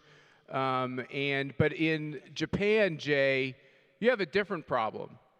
What I've diagnosed around the globe is in too many countries, the major center-right parties have weakened, moved to the middle, and abandoned fundamental policies. And that they did that to curry favor and to be more popular, but what they've really done is disillusioned the people. In America, Donald Trump caused the opposite to happen in the Republican Party, where it refocused on its purpose. In Japan, you're having this problem where your great leader, Prime Minister Abe, was tragically murdered. Give us a state of that political situation of the parties in Japan. 日本ではご存知のように、今から3年前ですね、世界的にも非常に尊敬されていた、安倍首相が暗殺されてしまいました。Yes, like you mentioned, 3 years ago, a person who was admired not only in Japan but in the whole world, Mr. Abe, was assassinated. で、その後、日本は加速的に、社会主義国家の道を今歩もうとしています。And it led to speeding up of populism in Japan. 大きな政府、そして増税、非常に日本の国民は苦しい状況に置かれようとしています。It led to a bigger government, which is very problematic, difficult for Japanese people. でも今日私はポーランドの皆さんとお会いして、本当に今多くの勇気をいただいています。However, now I am meeting with everyone from Poland. I am getting a lot of courage. 皆様方はヨーロッパの不死鳥と言われています。Let me say that Poland is a phoenix of Europe.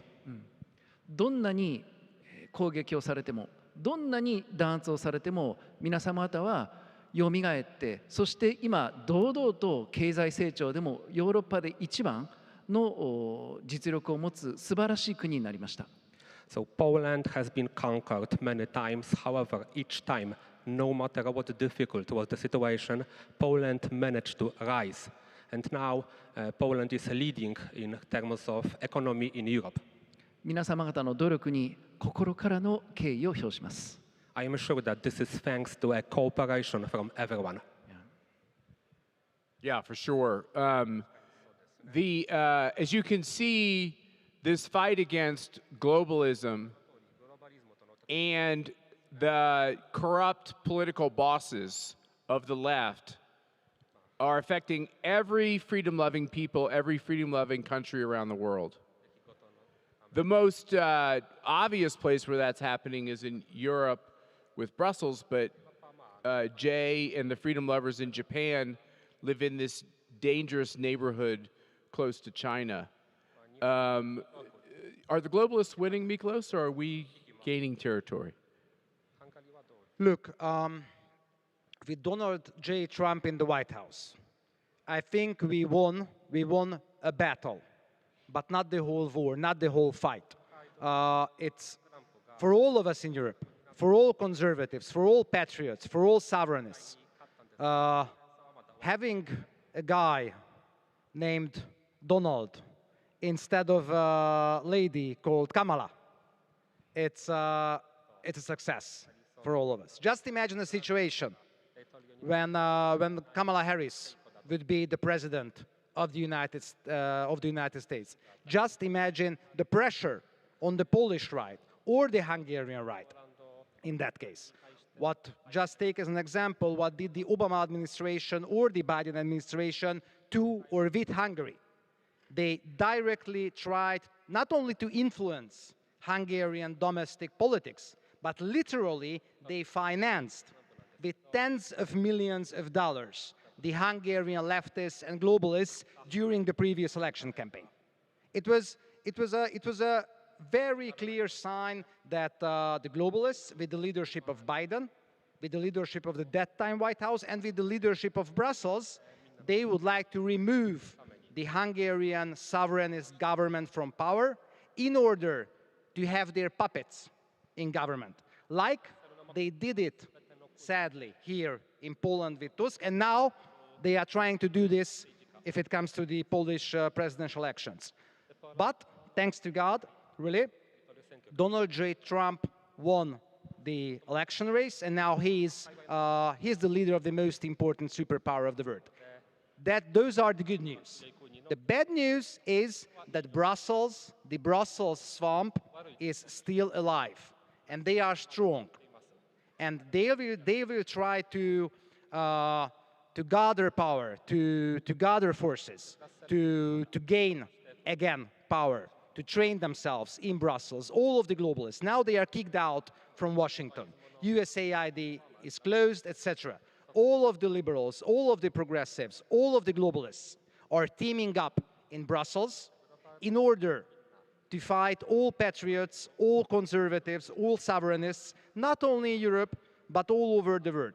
And be assured that in a few months or in a year, they will again attack President Trump, because they will try to reorganize themselves here in Brussels. So you did win your battle in the US. But we still do have job here in Europe to drain the swamp in Brussels.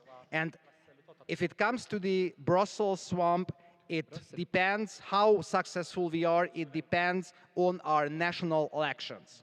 It depends on the Polish presidential election here. It will depend on the Hungarian general election next year.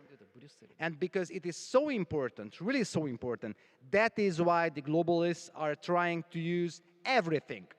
Fake news, disinformation campaigns, propaganda, everything.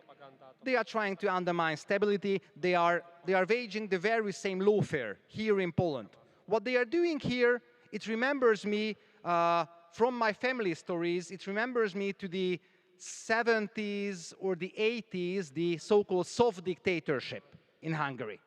That is what Donald Tusk and his government is doing to the Polish conservatives here in this beautiful country.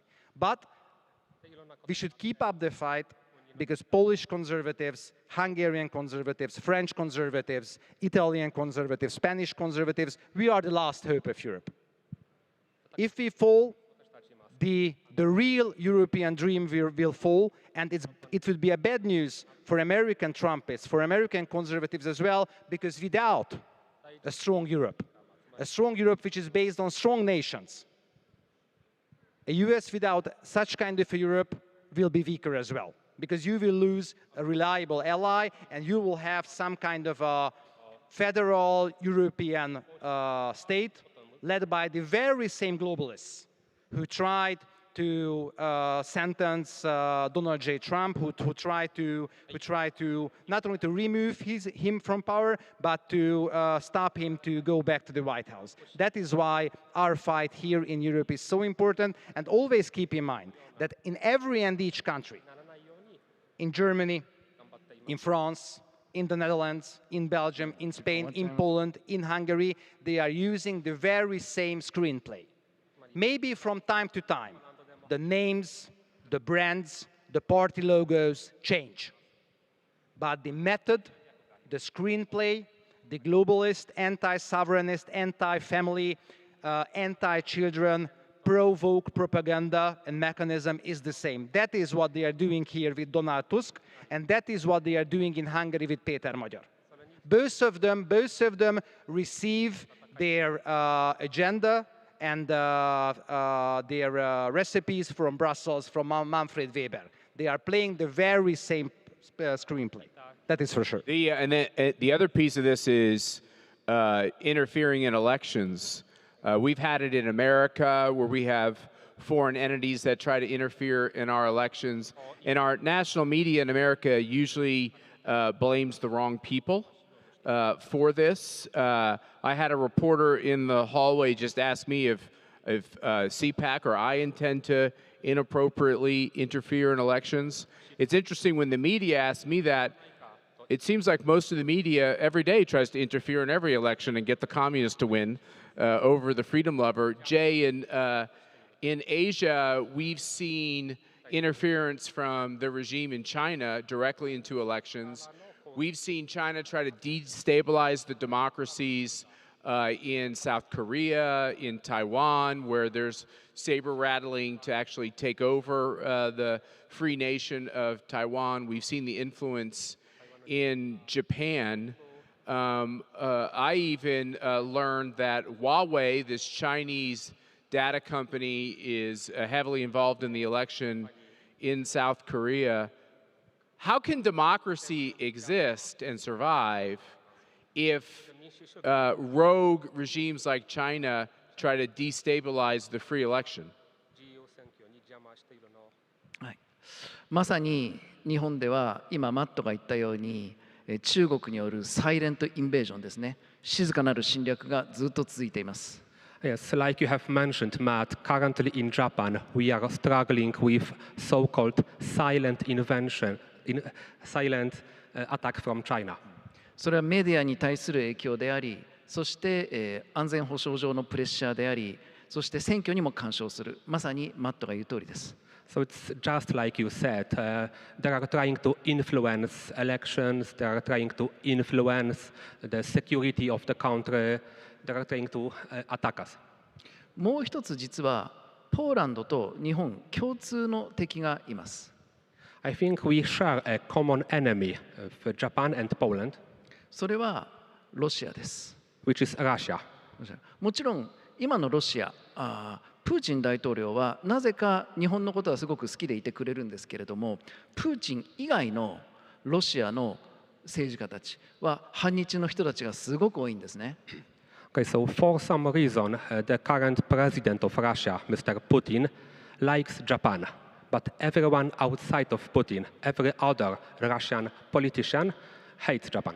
ですからロシアとの関係、ロシアにおけるロシアとのいわゆる安全保障上の最前線にあるという意味で、実はポーランドと日本は共通しているというふうに私は考えています。So I'm thinking that Poland and Japan has the same problem, which I mean, we need to prevent attack from Russia. We need to be safe from them.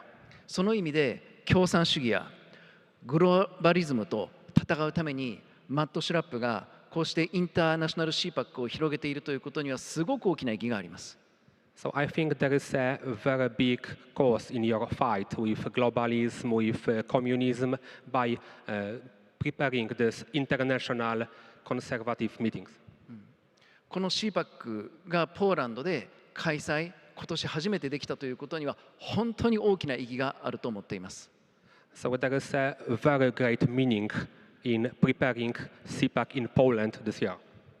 世界中に Cpac の拠点ができることで、コミュニズムともグローバリズムとも戦う本当に大きな武器を我々は加速的に力をつけていかなければいけない。そのためにマットの働き、マットの意義、非常に僕は大きいものと思っています。Organization Cpac in different countries is giving us a weapon to fight against communism, to fight against globalism. That's why your job, Matt, is so very important. Jay, when is Cpac in Japan? 日本で毎年なんですけど、12月に行っています。We have Cpac in Japan every year, so the next one is in December. 今年は12月の6、7の2日間でやろうと思っています。We have 2 days in December in Japan this year. ぜひポーランドからも多くの人に来てほしい。So I would like to invite people from Poland as well. Please come to our Japanese Cpac.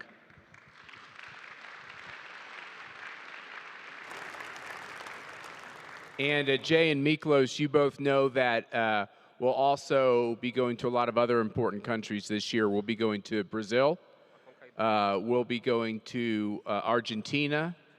We'll be going to Australia. And we're in conversations with other countries as well.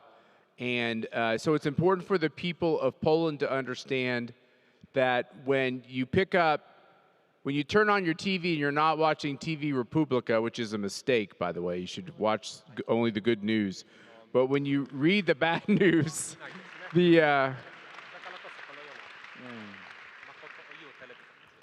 it's all the same fights in all of our countries. They're trying to teach your kids and your grandkids that God put them in the wrong body and that they can fix that with chemicals and surgeries. They're trying to teach your kids that the idea of faith, the faith of the Bible, is a patriarchy to keep minorities and women in bondage. They're trying to teach your kids and grandkids that they can run their economy on bicycles and windmills, which is a fantasy, dangerous fantasy. When we come to these Cpac events, we sit around and we say, what are they doing in your country? Here's what they're doing in my country. And we learn a lot from each other.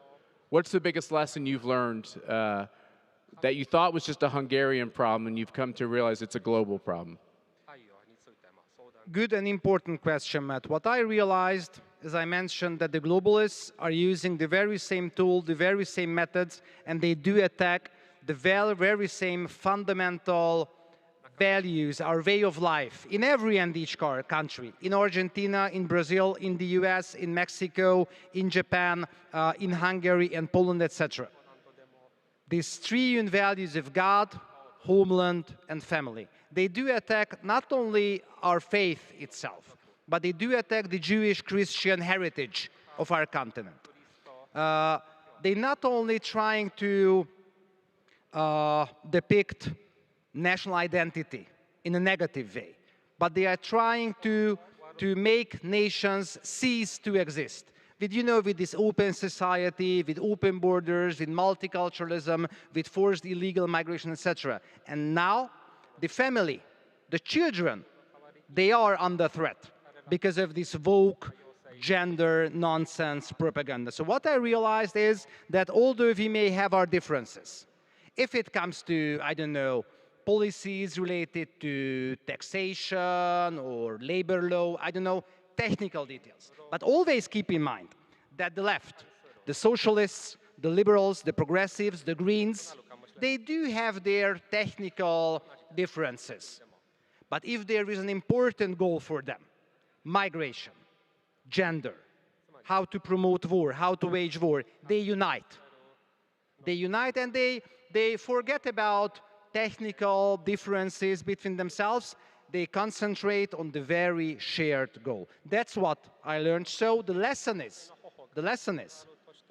as our most important and cherished values, not only values, the common sense, normality, our way of life, our Western way of life is under threat by the globalists. We do share the same problem. We do share the same political situation from the Ibero-American world to Europe. So the answer is, we should organize ourselves internationally. It's very even hard to say, but we should have an international nationalist movement. That's why we say, if it comes to Cpac Hungary, that Cpac Hungary or Cpac in general is a global platform for anti-globalist forces. Because we should organize ourselves internationally, because the progressives, the left, internationalism is in their DNA.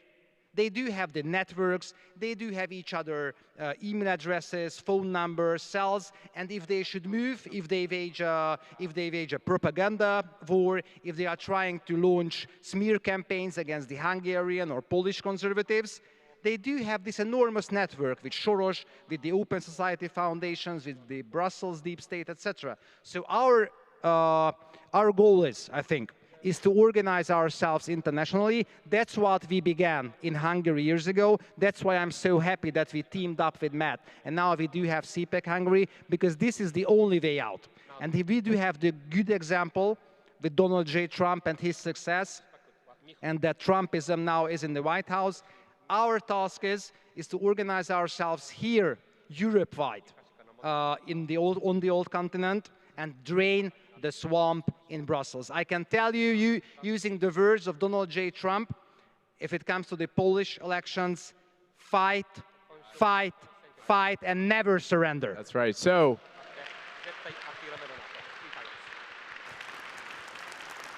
what Miklos is saying is, welcome to Davos with not as many rich people. Okay? That's what we are.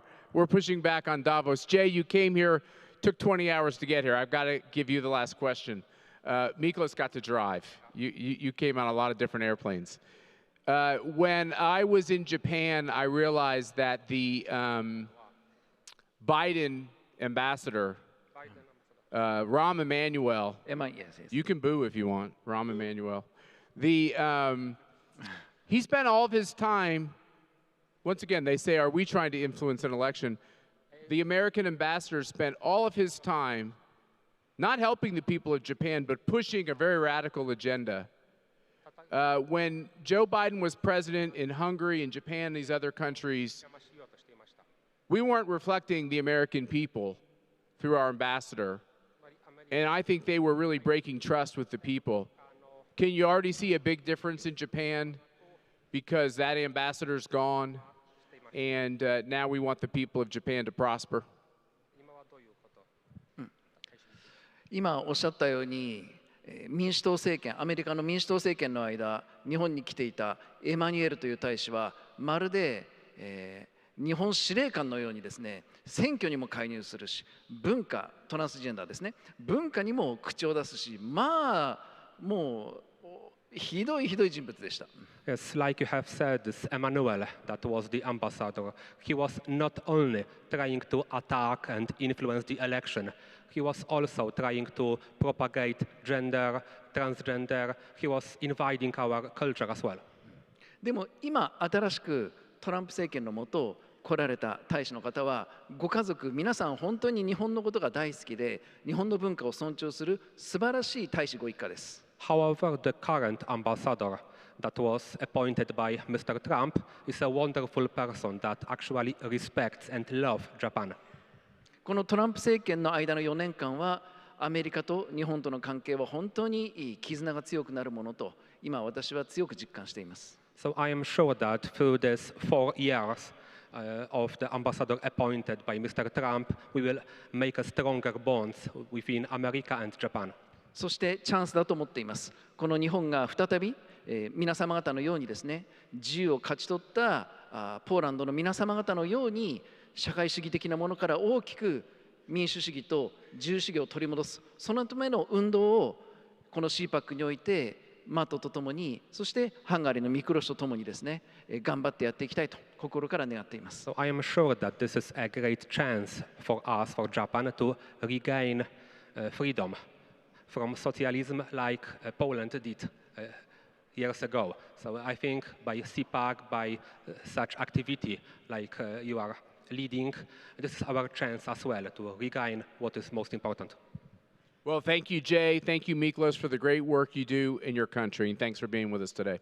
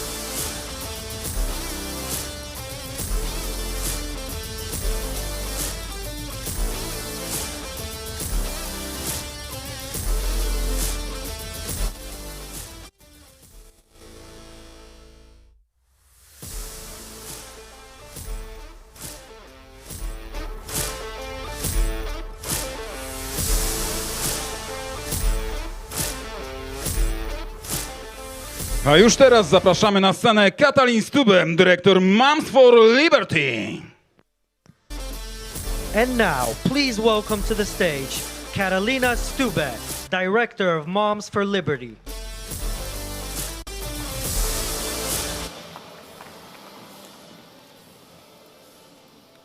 Hello, Rzeszów.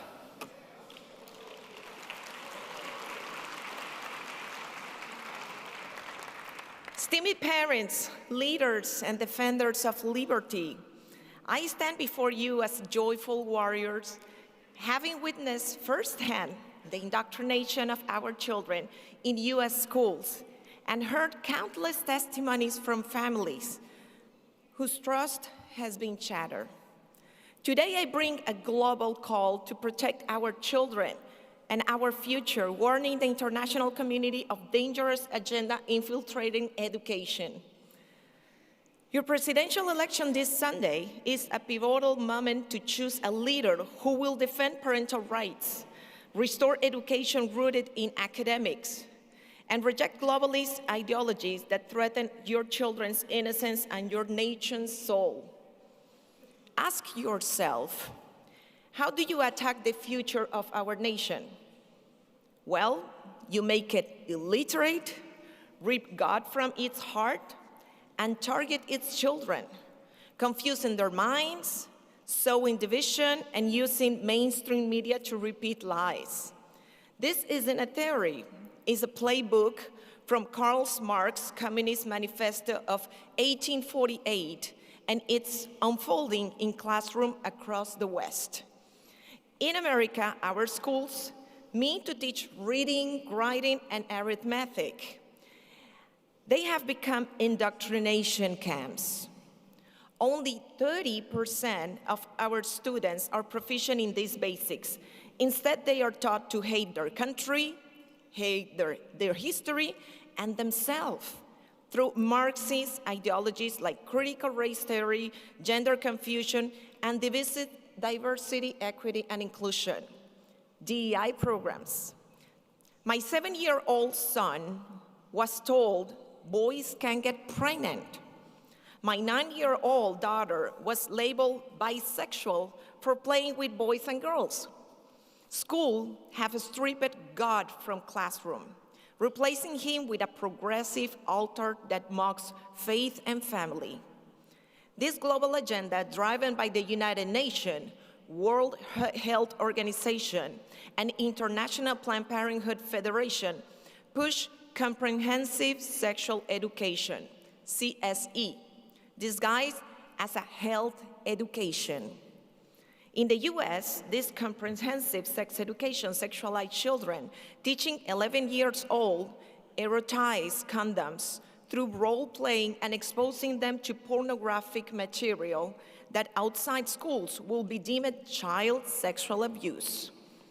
Schools hide gender transitions, new names, new pronouns, even hormone therapy to our children, from parents prioritizing students' consent over family trust.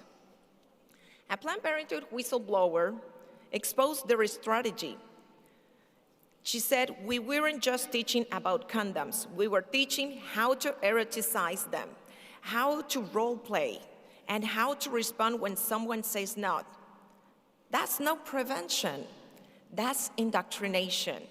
The consequences are evident: soaring STIs, rising infertility, skyrocketing teen abortion, framed as a pregnancy prevention, and a mental health crisis fueled by pressure to experiment sexually and question identity. Poland, you are in the crosshairs.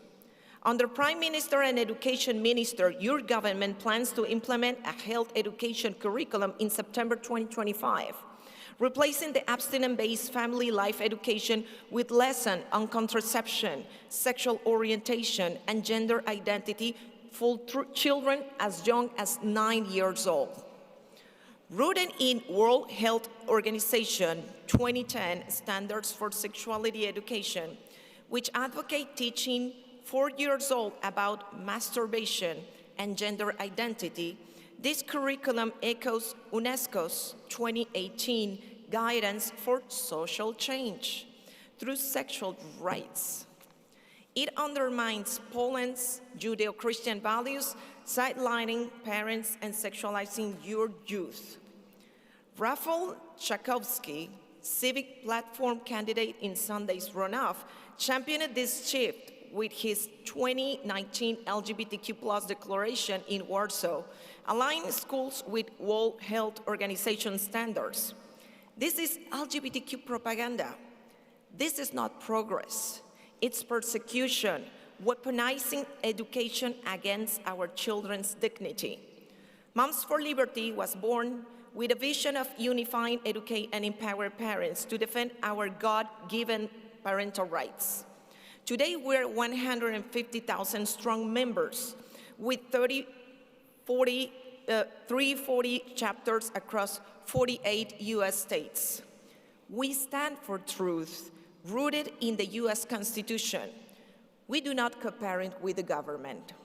Our accomplishment prove parents can fight back. We have passed 55 laws in 14 states protecting minors from gender transitions, prioritizing academics, and preserving women's sports. We sued the Biden administration over its 2024 Title IX rewrite, which forced boys into girls' sports, bathrooms, locker rooms, undermining women's sports, and we won a federal injunction.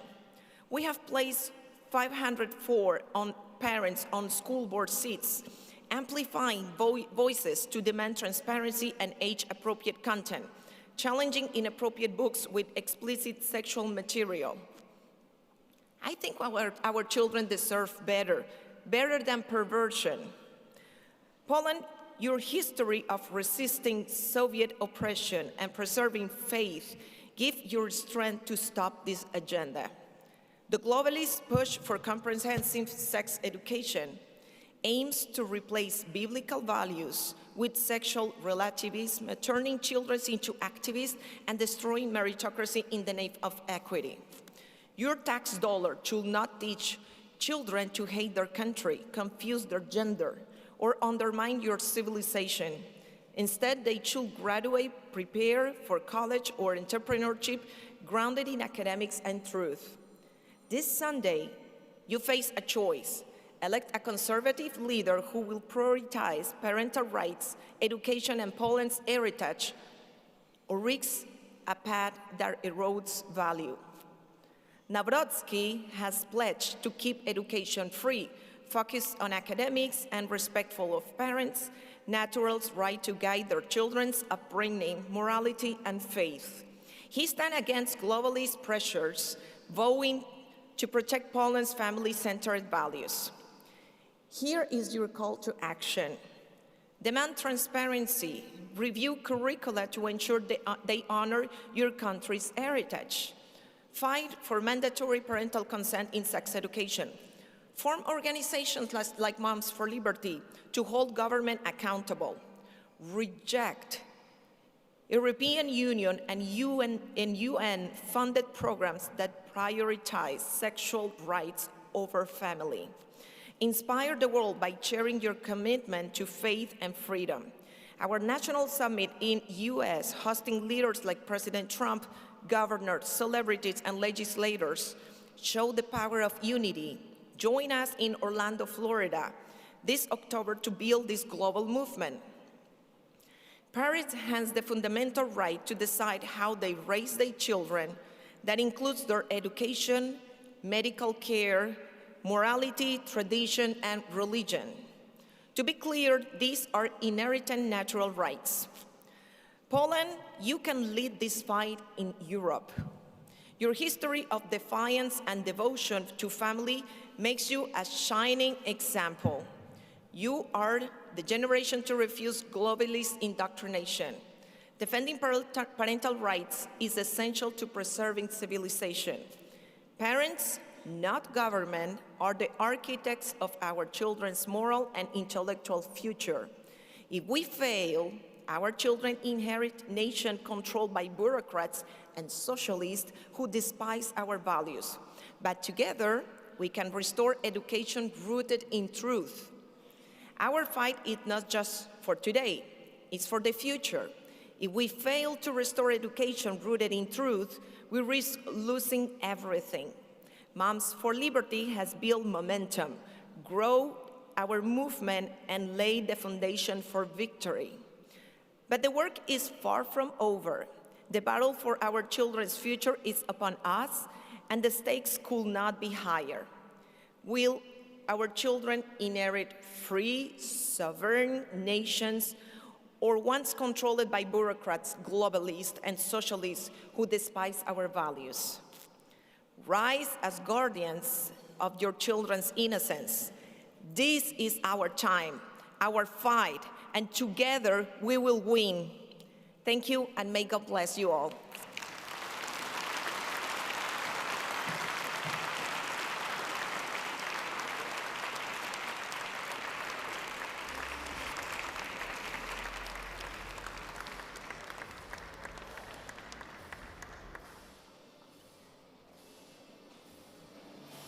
A już teraz zapraszamy na scenę George'a Simeonę, lidera partii Sojusz na Rzecz Jedności Rumunów, wiceprezydenta partii ECR, członka Parlamentu Rumunii. Please join me in welcoming George Simeon to the stage. He is the leader of the Alliance for the Unity of Romanians, vice president of the ECR party, and a member of the Romanian parliament. Cześć.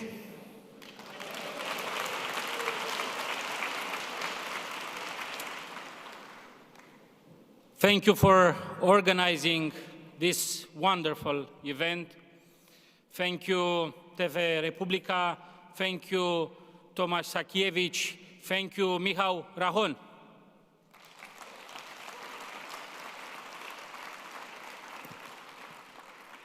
I would like to especially thank all of you for starting this event with a prayer. We Romanians and Polish are Christian nations. We understand that Europe has a legacy of Judeo-Christian beliefs, and we will never leave anyone to dictate other beliefs against our Christian, Catholic, and Orthodox belief.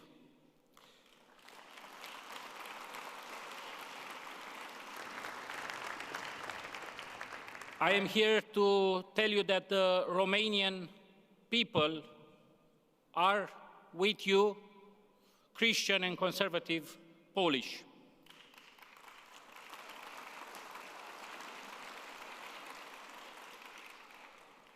The American people and President Trump are behind you. And also a majority of the French people support your fight. Of course, not the President Emmanuel Macron, who just has been beaten by his wife.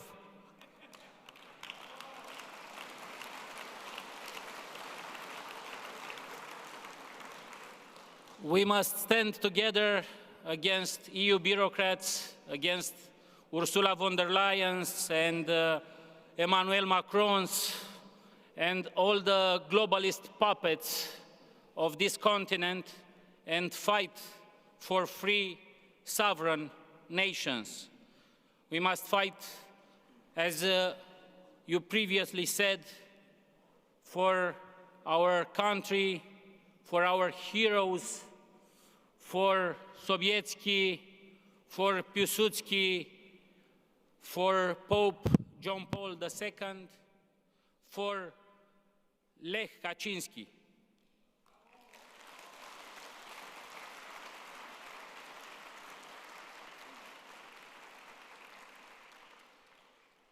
I am here in Rzeszów to send a warning sign to the Polish people. Be careful, because like in Romania, this Sunday, they will try to steal your vote, and they will try to impose a puppet president not elected by the Polish people. I am here to tell the Polish nation to be careful, so that what happened in Romania will never happen in Poland. They canceled our elections. They stole the votes. We had a record in the runoff of over 5,300,000 votes, but also a record of over 3 million people that were voting in another constituency, not in their own constituency. Of course, they didn't steal the votes like in the United States through the correspondence ballots.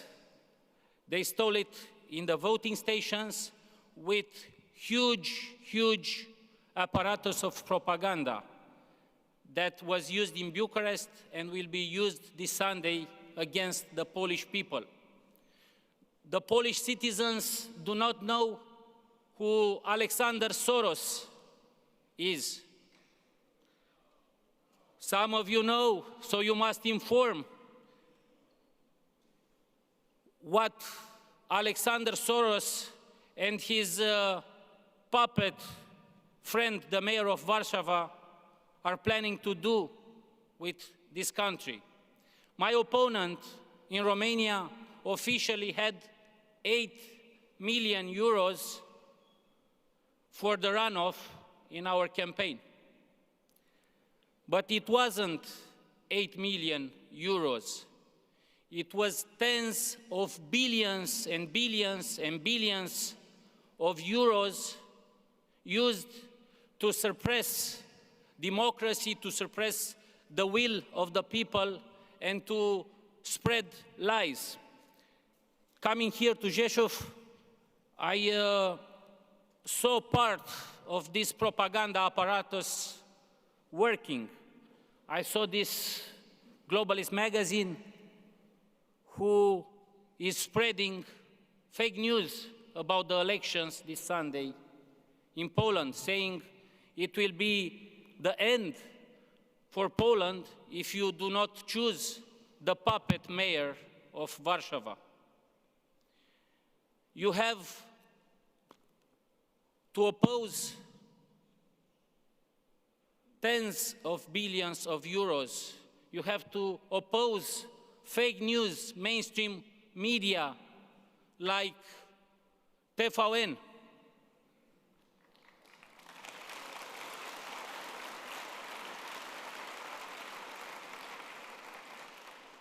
Fake news media like Gazeta Wyborcza.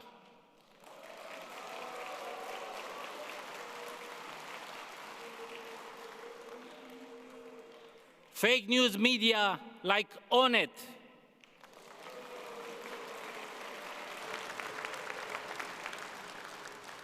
They are using NGOs, they are using online tools that costs billions and billions of euros just to spread the lies. In Romania, last week, the external espionage chief of France, sent especially by Emmanuel Macron, was present to talk with the secret services in Romania, and then he went to the Republic of Moldova to steal votes. Here in Eastern Europe, we are used to see EU bureaucrats like Thierry Breton, like Timmermans, like Verhofstadt, speaking about the rule of law. Where is the rule of law now when this authoritarian dictator, Donald Tusk, is weaponizing the judicial system against political opponents? Where is the rule of law when you don't have fair and free elections? And where is the rule of law when they lose elections, they cancel them and don't recognize the results? We in Romania were against everyone, alone against everyone, against Soros, against the deep state, against their open society NGOs, against the EU Commission. we only had one friend who was there when we needed him. This one friend is a Polish statesman, Mateusz Morawiecki. Thank you, my president.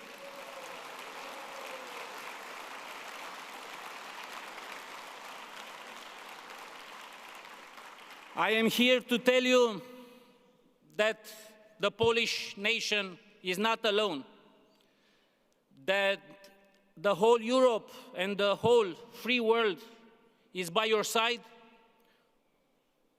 is supporting you, and we all understand that Sunday's vote is crucial for the future of Europe. If you will not prevail, then Hungary is next, and Viktor Orban will also lose power, and all our continent, all the European Union will become a dictatorship. We do not want in Poland and in Romania, in Hungary, in Slovakia, that we start saying Father 1 and Father 2, but Mama y Tata.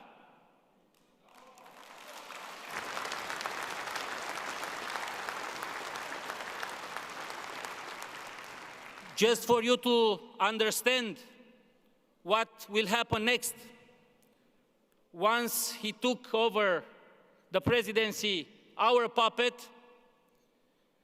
just enforced the DSA agreement, just accepted the illegal migration pact, just agreed to the pandemic treaty, and started promising in Gazeta Wyborcza and in Onet that we will buy weapons to continue the war. This is why it is important, and I rely on every one of you.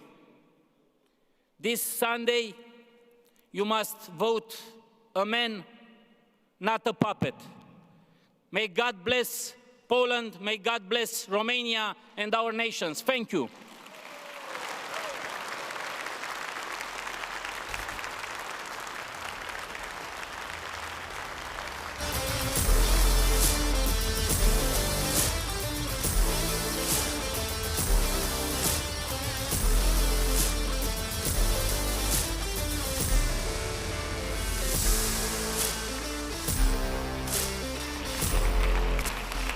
A już teraz zapraszamy na scenę Mariusza Błaszczaka, posła, byłego wicepremiera i ministra obrony narodowej. And now, please welcome to the stage Mariusz Błaszczak. He is a member of parliament. He is also the former deputy prime minister and the former minister of national defense. Dzień dobry Państwu. Bardzo się cieszę z tego, że kolejna edycja Cpac, czyli Kongresu It is my great joy that yet another edition of Cpac, this great Congress of Conservatives, is held here in Rzeszów. It's great news for all of us, and I would like to thank our guests from the US, from Romania, from Japan. It's so important that we stand united in our fight for freedom, for future. So let me start with a quote. This is a quote from Holy John Paul II. The Pope said that democracy deprived of values turns into an totalitarianism that could be open or perhaps not that clearly seen, but still totalitarianism. So these days it all boils down to voting, and I may have many examples supporting that. In Poland, we can see that crawling totalitarianism. We see and witness attacks targeted at the Catholic Church of Poland. So this Catholic Church of Poland holds all the values that we all Poles hold same and important. We need to defend these values here in Poland, in Europe, but also globally. And Cpac is the forum from which we take strength, where we can do the head count and see defenders of Christian values all gathered today and see that our life can be centered around that. And indeed, this Sunday we'll be facing elections and choices, but these elections could be decisive for the future of our country. On the one hand, we have Karol Nawrocki, who is a conservative. He's true to the values. He's a real man.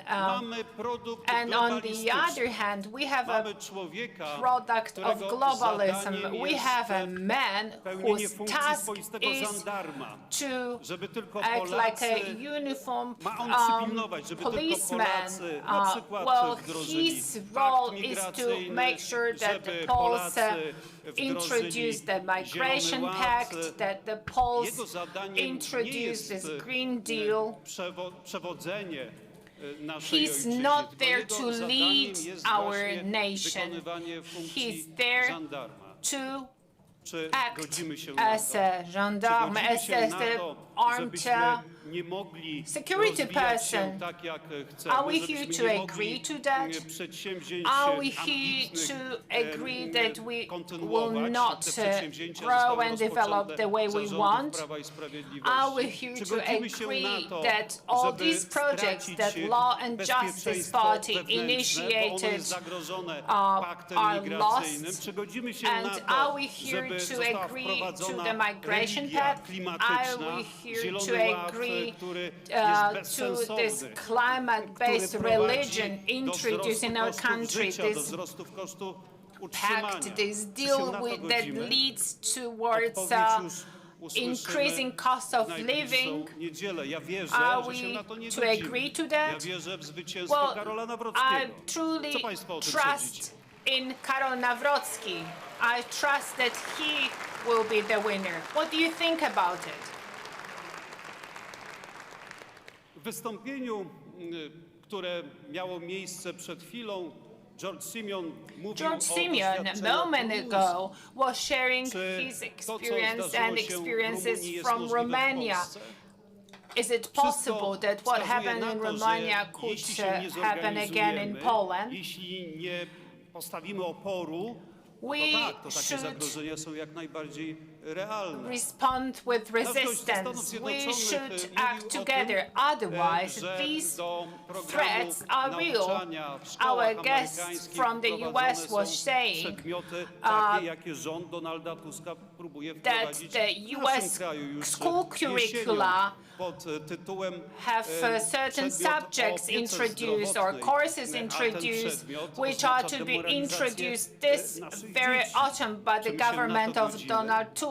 It's about sexualizing our children. Can we agree to that?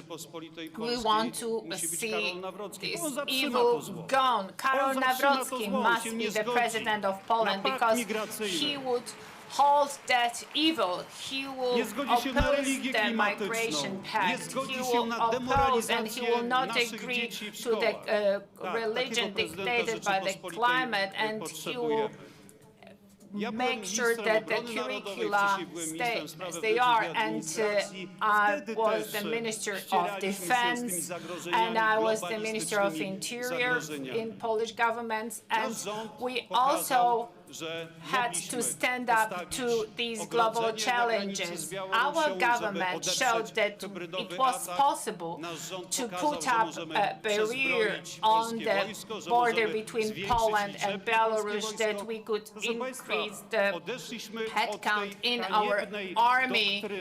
Ladies and gentlemen, we moved away from that condemnable doctrine of setting the defense of Poland, our line of defense on the Vistula. Every stretch, every patch of Polish land should be defended. We had that great collaboration with the US. I go back in time to the first term of office served by President Donald Trump. I remember the meetings and conversations, the Department of State, the Department of Defense, and I was a part of the delegation with the Polish president to the US. Together, we were the authors of the strength of the Polish army, but the process is not completed. Then we signed a contract for flying Patriot batteries, and in 2019 we signed a contract for HIMARS, and in 2021 Abrams tanks. So I'm listing these events to demonstrate that we're working on strengthening the Polish army because we're aware of risks that would come from Putin, the person who is trying to restore the Russian Empire. Late President Lech Kaczynski was warning against it during his visit to Georgia and on the Polish coast. Donald Tusk was ruling then, and he was closing down Polish military centers. Polish army equipped with old post-Soviet weapons were unable to defend this defense line on the Vistula. So nowadays we have modern weapons, but there are some threats where I lifted the secrecy clause on that old document about the military defense of Poland because I wanted to emphasize the risk, but now we see that the European Union is trying to impose us with its own solutions, is trying to create a type of concept or a group that would be competing with our alliance to the US.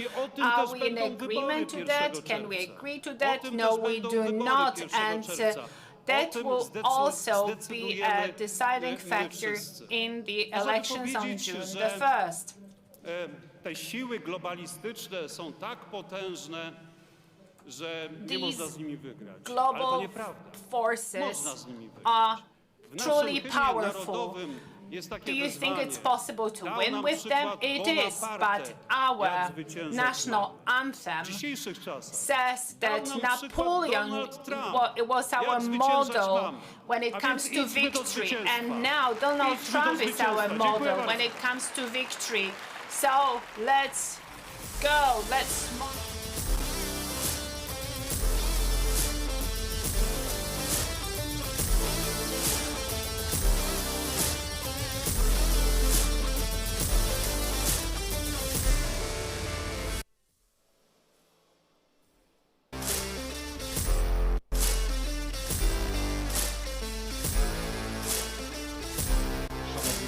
Zapraszamy teraz na 20-minutową przerwę kawową o godzinie 12:20. Zbierzmy się ponownie i weźmy udział w drugiej części konferencji Cpac 2025. Ladies and gentlemen, we invite you for a 20-minute coffee break until 12:20.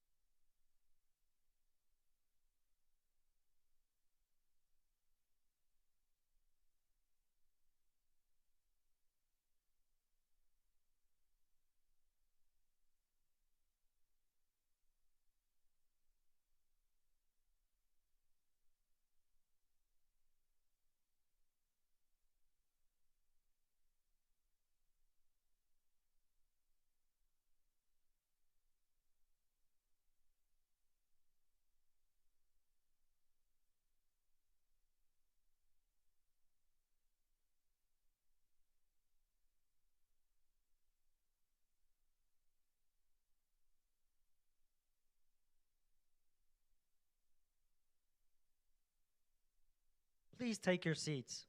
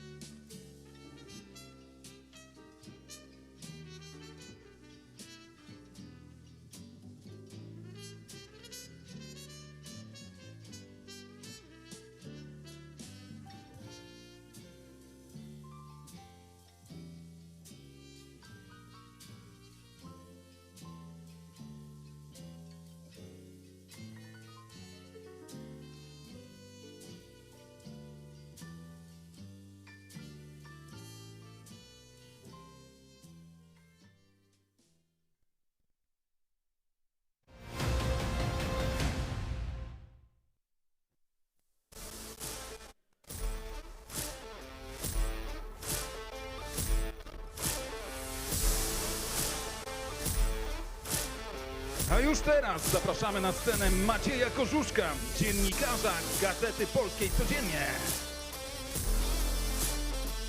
Now, please welcome to the stage Maciej Korzuszek, journalist for the Gazeta Polska Codziennie. Na scenie pojawi się Lieutenant Colonel H. Ripley Rowling Barton, autor bestsellerów oficer United States Marine Corps w stanie spoczynku. Please welcome Lieutenant Colonel H. Ripley Rawlings IV, a retired United States Marine Corps officer and best-selling author. Na scenę zapraszamy pana Roberta Bąkiewicza z ruchu obrony granic. Please welcome Robert Bąkiewicz from the Border Defense Movement.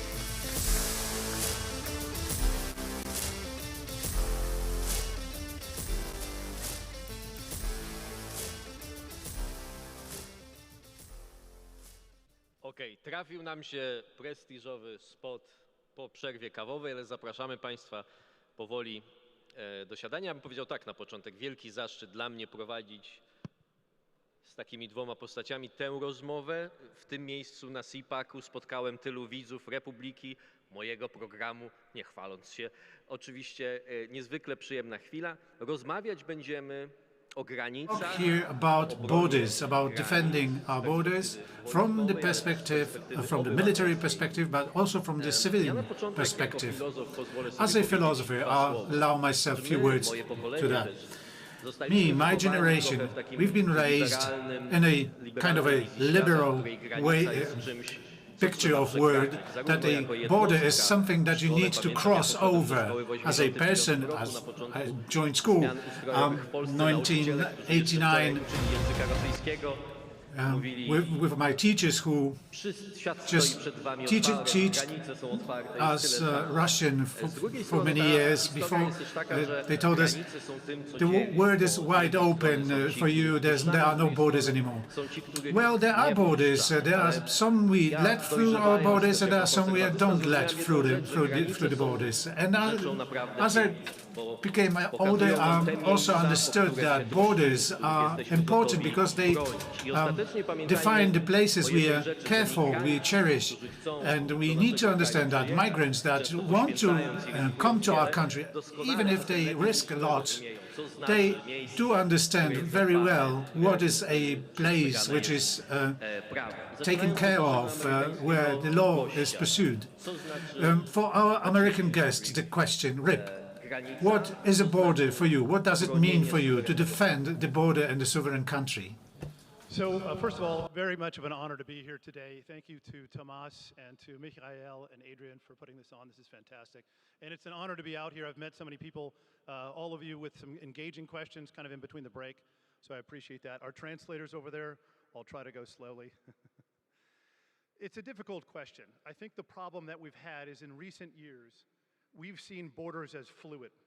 And that includes things such as the EU, as we broke down the borders between countries with the assigning of how we use passports, all the way to currency. Obviously, as you look at the euro, you see currencies that start to take away what we think is the natural or foundational order of these are the lands of my culture, these are the lands of my people and my language. Those things are simple. We understand them. They're easy to understand. But as we start to take away some of those characteristics, we start to also lose control on the borders. And I think as a military man, and having spent 23 years in the military, I've seen internationally in places where there is war, where people are dying, where there's threats to their sovereignty, to their nation, and to their culture, that we have to have strong defense, and we can't weaken defense. And I think one of the things that's become so important to both the Polish and American cultures is that as you start to see those in power rob the military and border guards of their capability of doing their job, defending the borders, defending their nation, and keeping their people safe, you start to see that those values that are common to us start to disappear. And likewise, we notice that the weakening of the military causes a degradation of our societies, not just because those people now are doing things they shouldn't do, perhaps are focused on things they shouldn't be focused on, start to focus inward instead of outward, but also the military itself becomes weak and is not the focal group that we think. They're not the patriots that we need, focused on health, fitness, using weapons. Unfortunately, it's been a cause for thousands of years to pick up arms and defend one's nation. So to answer the question, I hope I'm getting to it, but it's fundamental to the characteristic of our nation to want to defend the character of our peoples, including everything from currency to borders. Panie Robercie, w Polsce obserwujemy być może podszytą hipokryzją, ale jakąś zmianę. We observe in Poland maybe a hypocritic, but a way of supporting migrants, running around along the border with some bags with food and so on. People from the same milieu now claim they defend the borders as the best. Do you, as a leader of the movement of defending borders, do you believe them? Of course not. I was in Usnaż Dolne at the very beginning as the leftists were laughing about Polish soldiers and tried to profane, actually, the Polish uniform. I saw that with my own eyes. I saw also the media coverage of that, as it was described about people, pushed through by Lukashenko or Putin through the border, that we need to open our arms and open our doors to let them in, despite of what they can bring with them, which kind of threats they may bring in our country. Well, they were against the wall at the border. I was one of the very first who said that we need to build a wall, a brick wall along the border, and I heard only laughter. But it was more than obvious as we observed the situation. We could observe it also before in Greece, in Hungary, how to defend the borders. Well, these milieus are completely unreliable, also because of the Eastern policy. Well, today they sing another songs. But we can also take a look at our western border. No one says that we need to defend our country, defend Poland. Also, against this pressure, we also face on the eastern border. Our alleged ally or corporate neighbor within the Union does the same as it does Lukashenko, making a pressure and pushing people through Polish borders. So they are completely unreliable. They don't share the security, and they're trying to talk about the threat in a way it is not true. Well, Rip, a question for you. How the American Army or American Armed Forces are fit into the defending of sovereignty and defending borders? Well, it's kind of easier because of your continental situation, but you can also prevent, or you are able to prevent any threats for anyone who tries to threaten it. No, we absolutely are. So it's a valid, very valid question. It's easy to look at the United States and be envious of the fact that on two sides, we have water. To our north, we've got a very willing and able partner in Canada, and of course to our south, an unstable situation, but a relatively stable neighbor. Still, we have an incursion, a massive incursion of drugs that comes into our country and obviously pollutes our youth, giving them, the disadvantage of having freely available a tremendous amount of created drugs. Obviously, from the impoverished nations to our south, this seems like an economic boon. The United States, this is an invasion, it's an injection into our country, to use a metaphor, of a poison, a disease that affects our entire society. In Poland, I think you have a much more difficult situation. So while we're looking at the fact that you have to cross a vast ocean if you're not in South America or in Canada, in Poland, you're surrounded on all sides. You have enemies fighting a war directly next to you. You have the incursion of drugs, just like we do. In fact, in some cases, worse drugs than we do. And so I think the questions of border security can't purely be looked at an immigration perspective. And so the military needs to engage itself to prevent the incursion of some of the worst elements that can poison our societies. There's no doubt about it. Drugs is a scourge, and the drugs that are brought across cause chaos and tremendous difficulty for society at large. So the military has a natural obligation to feed into that. I would say one thing that I know Poland is looking at and continues to work through, especially through NATO, is that the defense of that border doesn't start at the border. For us, we're involved in missions called JTF South, for those of you familiar with it, which means we're fighting all the way down in Brazil or in other countries where the drugs are being manufactured. And so Poland obviously has an obligation to its people to ensure that the defense of the border is not just at the border, but includes beyond the border in locations such as in places in Africa where some of the most insidious drugs are coming from and poisoning the population of Poland. And that includes places obviously in the Middle East where poppies are grown, in Afghanistan, a country I'm very familiar with, having deployed over there for war. So I think, obviously that my perspective is the defense of the border does not start and end at the border. It goes well beyond that. Ja myślę, że Rip też poruszył niezwykle i pan o tym też mówił.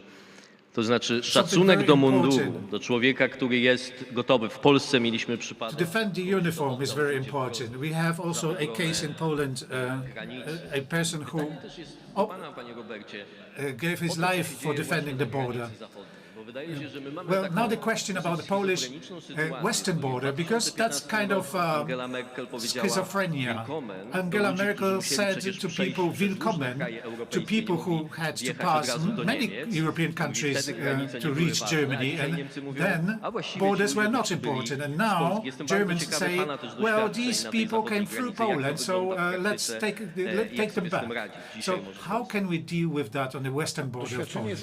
Well, our experience is the following. The western border is completely open towards Germany. Germans close the German border towards Poland. They don't defend their own territory, but Polish policy towards that border is completely missed. Not ready for all those threats we are facing or come to face.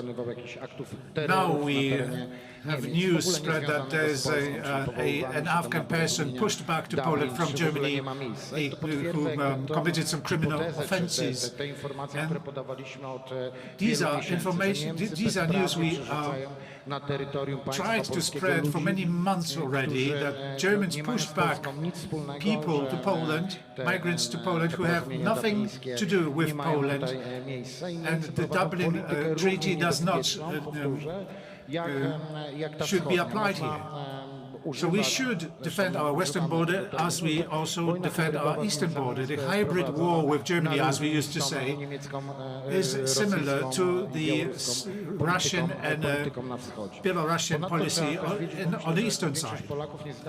The most of Poles are not aware, and also maybe internationally people are not aware, that German services are very, very active on the territory of Poland, which has no mirroring on the other side. Our Secret Service is not active on the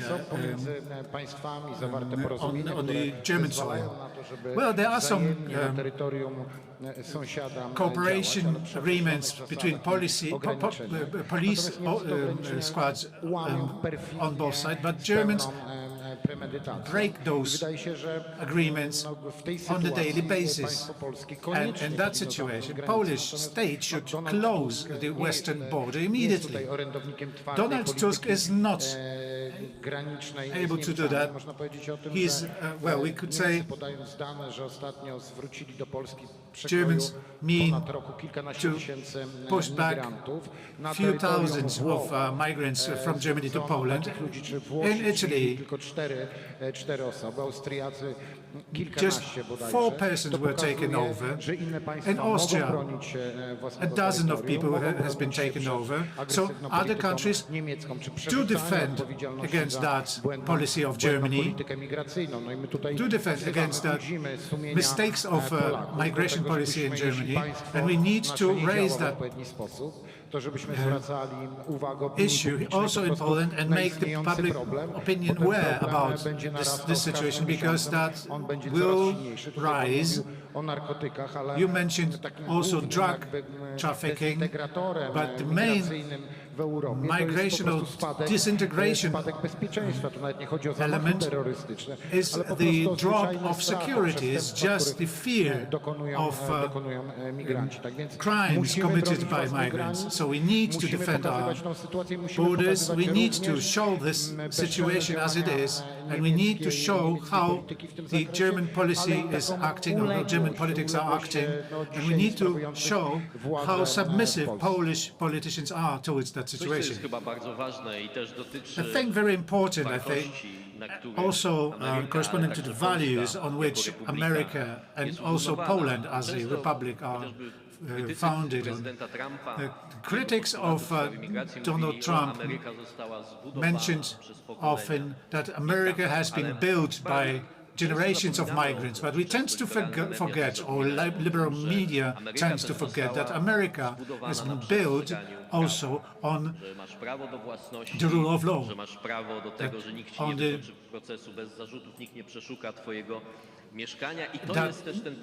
personal freedom. That is also why many people flee their countries and want to come to America, where they can count on the human rights and rule of law. So, why a person breaking the law by coming illegally into the country, how can we expect from that person that this person will obey the law and further on? And that is the erosion of that order. It's not a question about what we are valuing people from other countries or other cultures. It is about defending the order sorry, that was a small speech instead of a question, but could you please take your absolutely. position? And I'm going to, so obviously, if you don't know Maciek and you haven't followed him and you're not online and watching and listening to Maciek, then you're mistaken.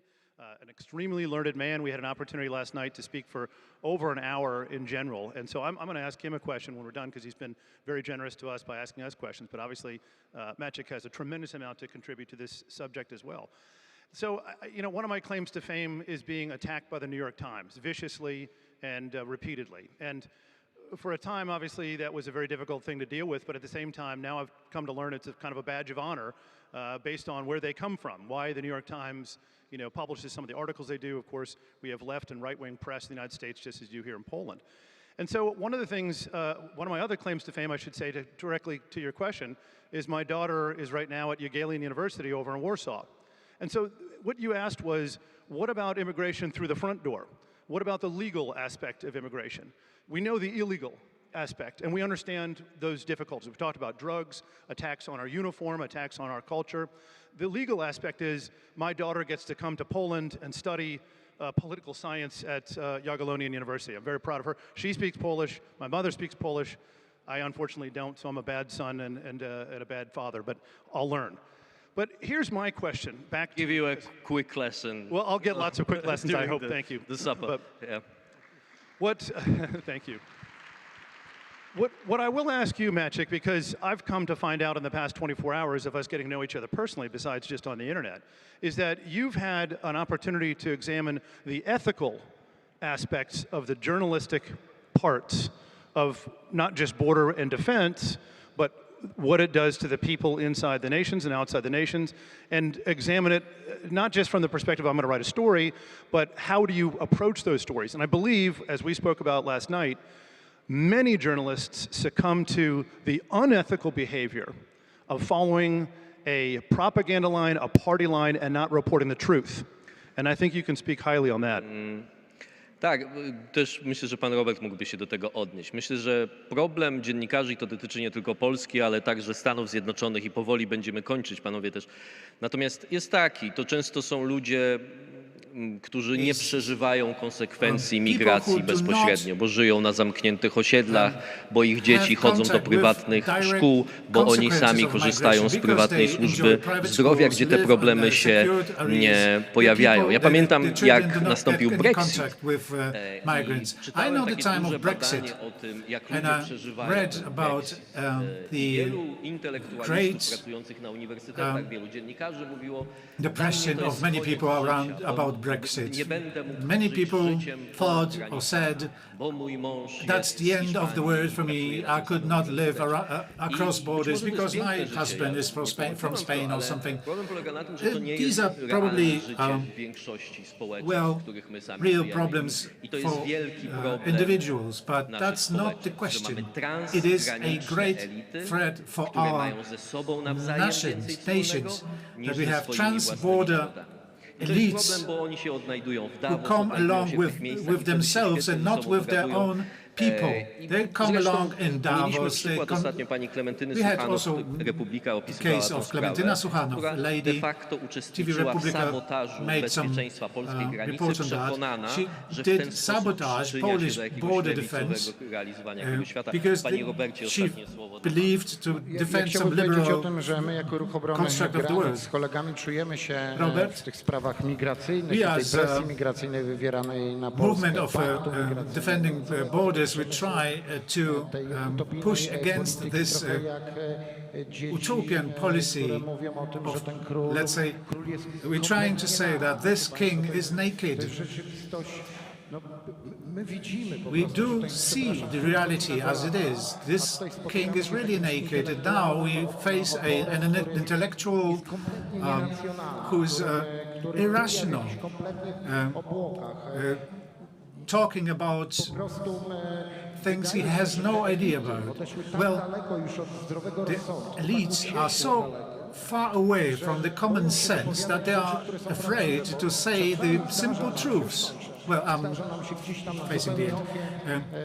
Well, sometimes we discuss with them offline, let's say, and they commit we are right, but they still follow this policy of destruction. I hope most of the Poles do not agree with this suicide, with this national suicide. We are very friendly people. As we say, a guest in the house, God in the house. It does not mean, though, we open the door for anyone to walk in and furnish our lives. So a call from this place to all patriots around, all those with common sense, let's say loudly, the king is naked, let's defend our country. And let us remember as well, ladies and gentlemen, as Robert said, people who want to open borders are people who do not live their own country, and a house without a door is not a house, it's just a... It's just a roofing. Thank you very much for the discussion. Thank you.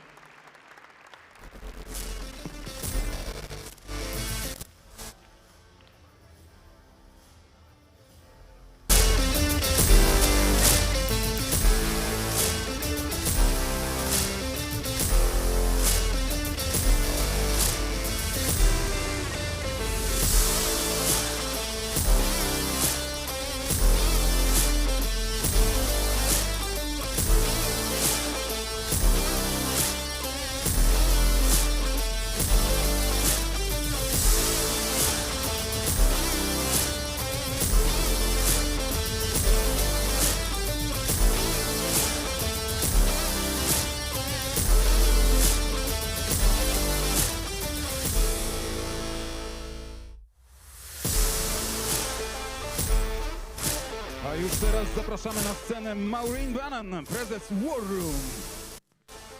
And now, please welcome to the stage Maureen Bannon, CEO of War Room.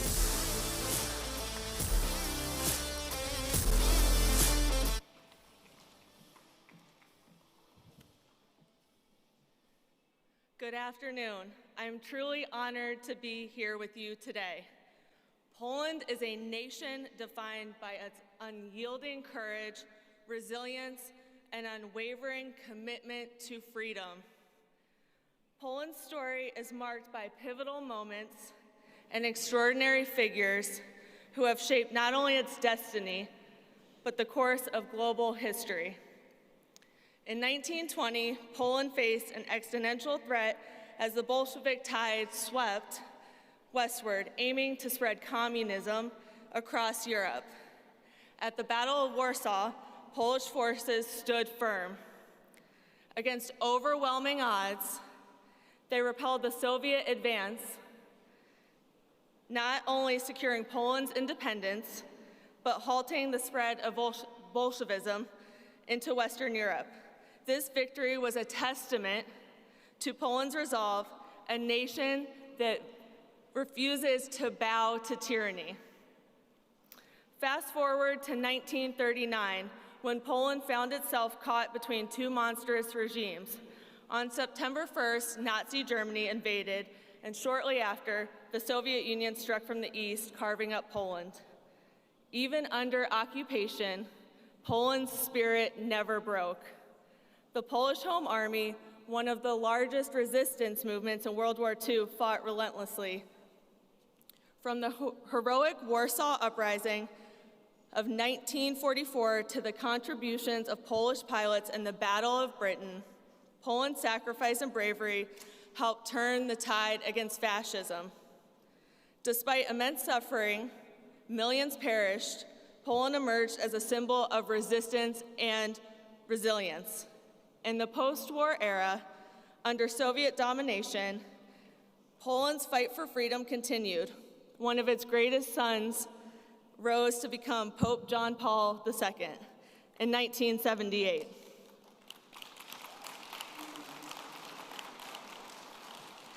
His papacy was a beacon of hope. His 1979 visit to Poland electrified the nation, inspiring millions to gather in faith and solidarity.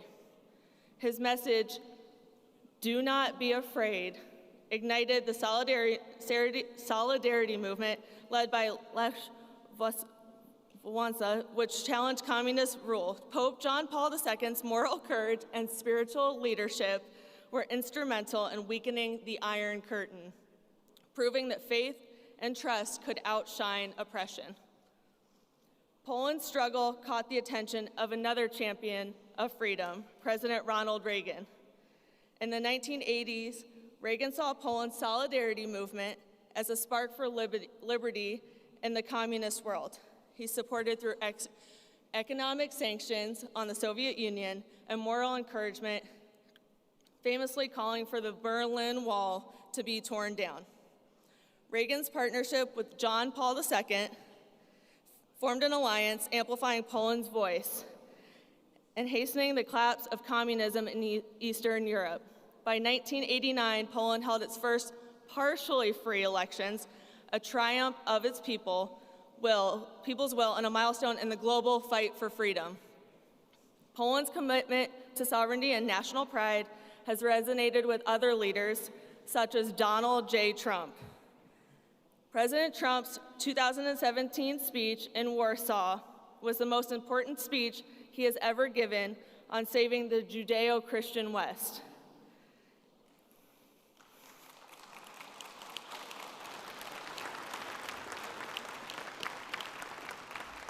In his 2017 speech, President Trump said Americans, Poles, and the nations of Europe value individual freedom and sovereignty. We must work together to confront forces, whether they come from inside or out, from the South or the East, that threaten over time to undermine these values and to erase the bounds of culture, faith, and tradition that make us who we are.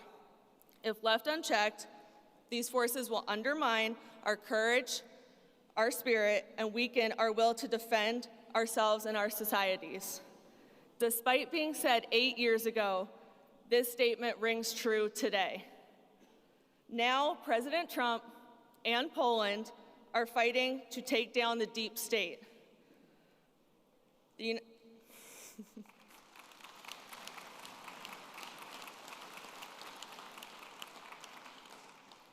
United States started their fight to take down the deep state on November 5th with a sweeping victory for Donald J. Trump.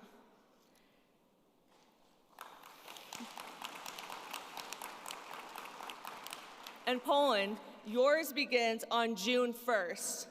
The potential World War III ends with you defeating the deep state. Thank you.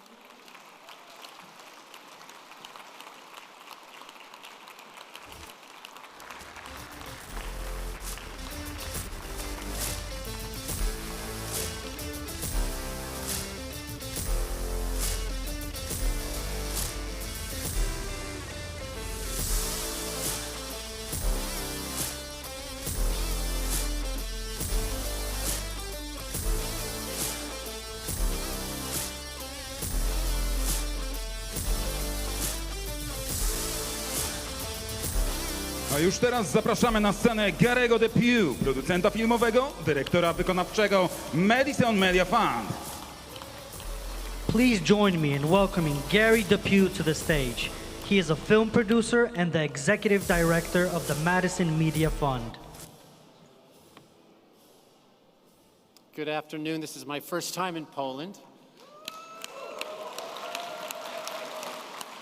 Ever since I stepped off the plane, I have felt that thrill I get when the lights begin to dim in a cinema, like something important is about to begin.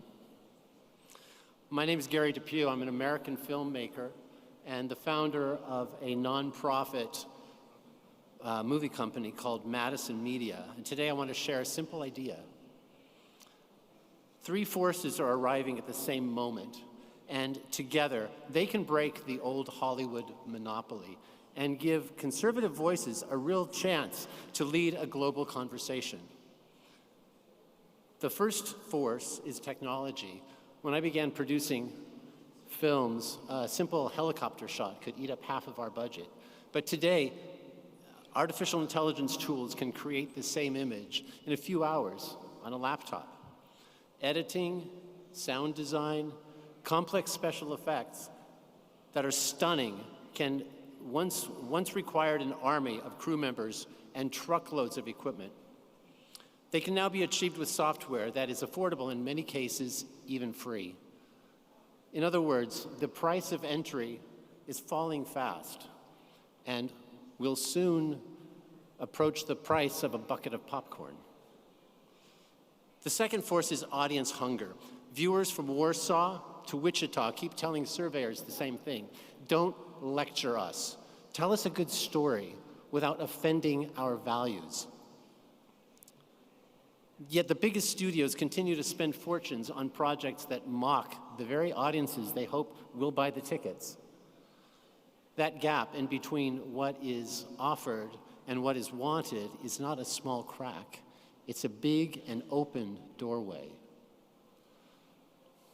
The third force is distribution. People no longer wait for a TV channel or for the local movie theater to tell them what's available to watch. They seek out communities, gaming channels, cooking channels, faith channels, any place that feels like home, and a well-curated online platform that says, here are stories that lift up family and liberty and the dignity of the individual. That's a model that can thrive without needing to please everybody. And serving a segment of the market beats serving the whole market poorly. Put those three forces together, cheap tools, eager audiences, and targeted platforms, and the field is wide open for a new conservative cinema.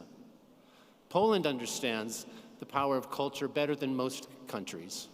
When censors tried to silence truth in the communist era, directors like Wajda and Kieślowski found ways to slip truth onto the screen. They had fewer resources, but the power of their ideas were stronger than the walls that were built up to stop them. Imagine what they could have done with today's technology and a worldwide internet audience.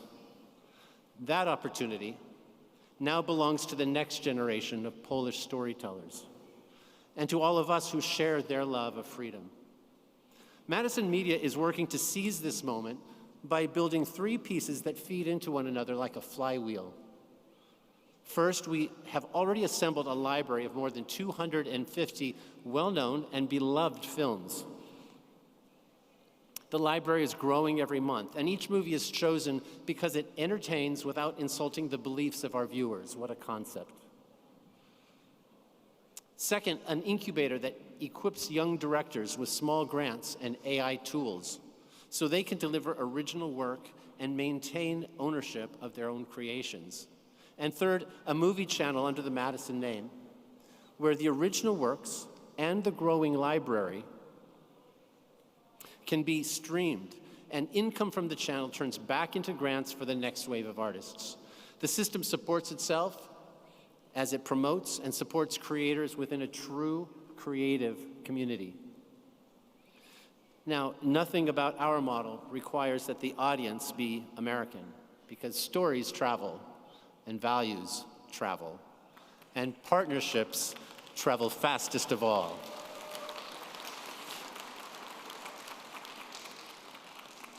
Why does this matter right now to Poland? Because your country stands at a cultural crossroads. You have a proud past, a confident new generation, and a European stage that grows louder every day. If Polish conservatives help shape the next era of film and online media, you will not only preserve your own heritage, you will encourage countless viewers from other countries who are culturally homeless. So here is my gentle invitation. If you are a creator with a script that reflects Polish experience, I want to hear about it. If you teach young filmmakers and want them to master the latest AI tools. Let's compare notes. And if you're simply curious to learn more, see me afterwards and I'll give you a link to our library, complete with Polish subtitles. There's no obligation, only conversation. And remember, great stories often begin when two strangers begin a dialogue. I'll close with words spoken in Warsaw in 1979 by your countrymen. St. John Paul II, be not afraid.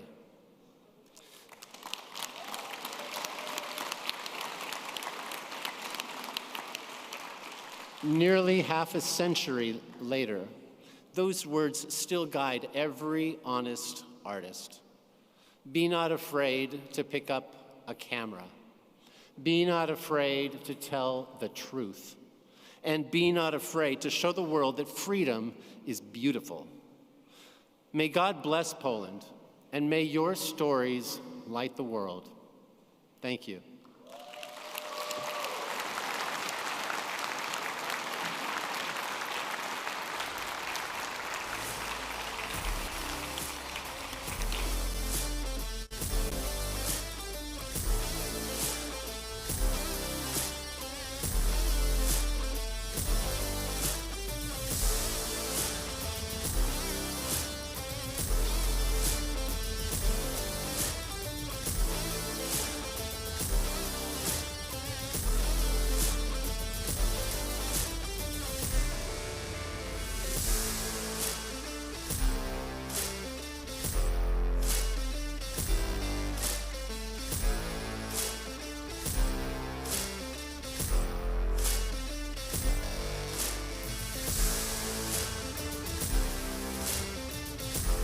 A już teraz zapraszamy na scenę Jarosława Olechowskiego, szefa wydawców telewizji Republika. And now, please welcome to the stage Jarosław Olechowski, head of producers at Telewizja Republika. Zapraszamy Guido Buellera, członka Rady Nadzorczej Zonda Crypto. Please welcome Guido Bueller, member of the supervisory board of Zonda Crypto.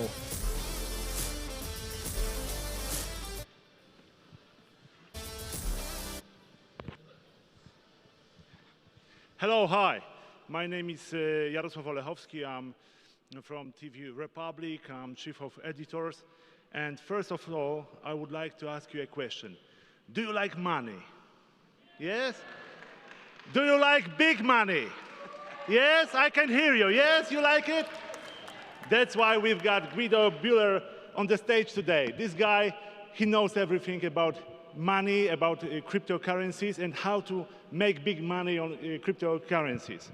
Guido is a member of the board of Zonda Crypto, the largest and leading cryptocurrencies exchange in Central Europe, and also our main sponsor of Cpac 2025. So thank you very much for supporting us and help us to set up this meeting. Cześć, cześć. Guido is also member of the board of Swiss Blockchain Federation and founder of the first regulated crypto bank in the world. So, as I told you, really he knows everything about money. Guido, according to Tom Lee, this is one of well-known virtual money, virtual finance analysts. Within the next 10 years, the Bitcoin will reach $1.5 million US dollars per coin.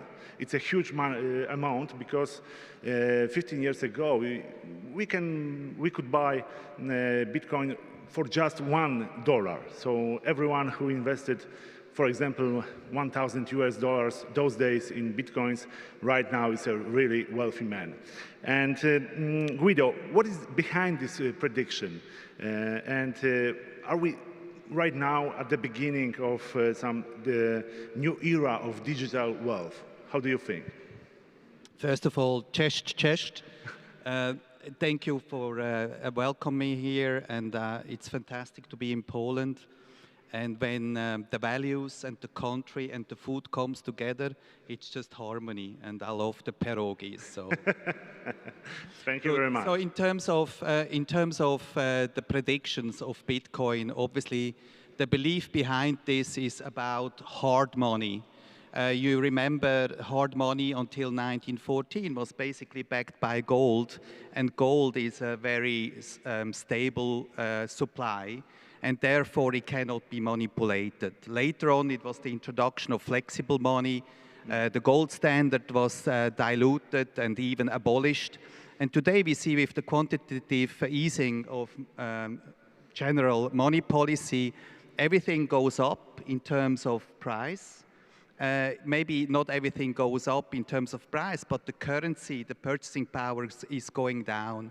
And that's behind that. If Bitcoin, as the new digital gold, can establish itself and more trade goes through Bitcoin, therefore, it's basically the prediction is the value of trade divided by the amount of Bitcoin, which is fixed, which will be 21.4 million until the year 2140, people come up with these sort of predictions. But there is a lot of assumptions behind that, and it always has to be taken with, careful, and people have to ask themselves what's behind it and go through the rationale. Okay. There are many different cryptocurrencies. I think even a few thousand of them. How to choose the best one, the most profitable and safe for investments? Well, the use of crypto are manifold. If you look at the crypto family, there are 3 types of crypto types. So basically, one is the utility token, which many people understand as Ethereum. This is basically like a voucher to buy, to use a certain ecosystem. There are the payment tokens where you can, it says what the purpose is. There are particularly conversations about the stable coin, which is packaging fiat currency like US dollar into this new technology. And the third one is the asset token, where, for instance, real estate or a share of real estate can be packed in the token and therefore enable the easier transfer of illiquid assets and become liquid. And these are the basic principles to understand in what kind of token you want to invest and then really understand behind that. And why cryptocurrencies became so popular? What's your point of view? I think there are 3 reasons. First of all, people don't like traditional banks. Traditional banks are slow and they are expensive and cumbersome. Crypto is 24/7. You don't have to wait for You don't have to wait. Transfer. You can trade over the weekend, you can buy and sell. So this is basically the first reason. The second reason is something... It is silly, because if you are making a normal bank transfer, you have to wait, for example, during the next day if you miss the time gap in banks. But if you pay for a very fast bank transfer, it goes automatically. Doesn't matter, is it holiday or the weekend or so on. Yeah? Absolutely, and it's also for free, right? Yeah. So particularly for cross-border payments, it enables a lot of people that are in less developed countries, such like Southeast Asia or Africa, where they can really transfer their hard money in a very efficient way, where today the average is 6.4% are just transferring the money to your recipient. Also, there is a case with Zonda. There is Zonda Crypto Pay, where Rockoff wanted to buy a player from Senegal, and it was very cumbersome to conduct that through the traditional banks. Okay. So with Zonda Crypto Pay solution, Rockoff was very easy to buy that player and transfer the money, and it just happened with a click. So crypto is not only an investment, a possibility to make investments. You can also pay your bills by cryptocurrencies? So you can absolutely use the cryptocurrencies to pay. There are many currencies that are accepted. So for instance, in Zonda Crypto, there are 13 different tokens that you can use to basically pay your bills in the real world, so to speak, for holidays or taxes, for instance, in certain countries, basically to finance the lifestyle in fiat. Mm. And do you think that right now we have a problem with some regulations on the crypto market? And well, if yes, what's the source of these problems? Why? Well, I think important is that if you want to use crypto, that you are using a regulated counterparty. I mean, everybody, I'm sure, has heard about the fraudulent activities very early in the days, which every time there is a new technology, and it's a powerful technology, a lot of hiccups do happen.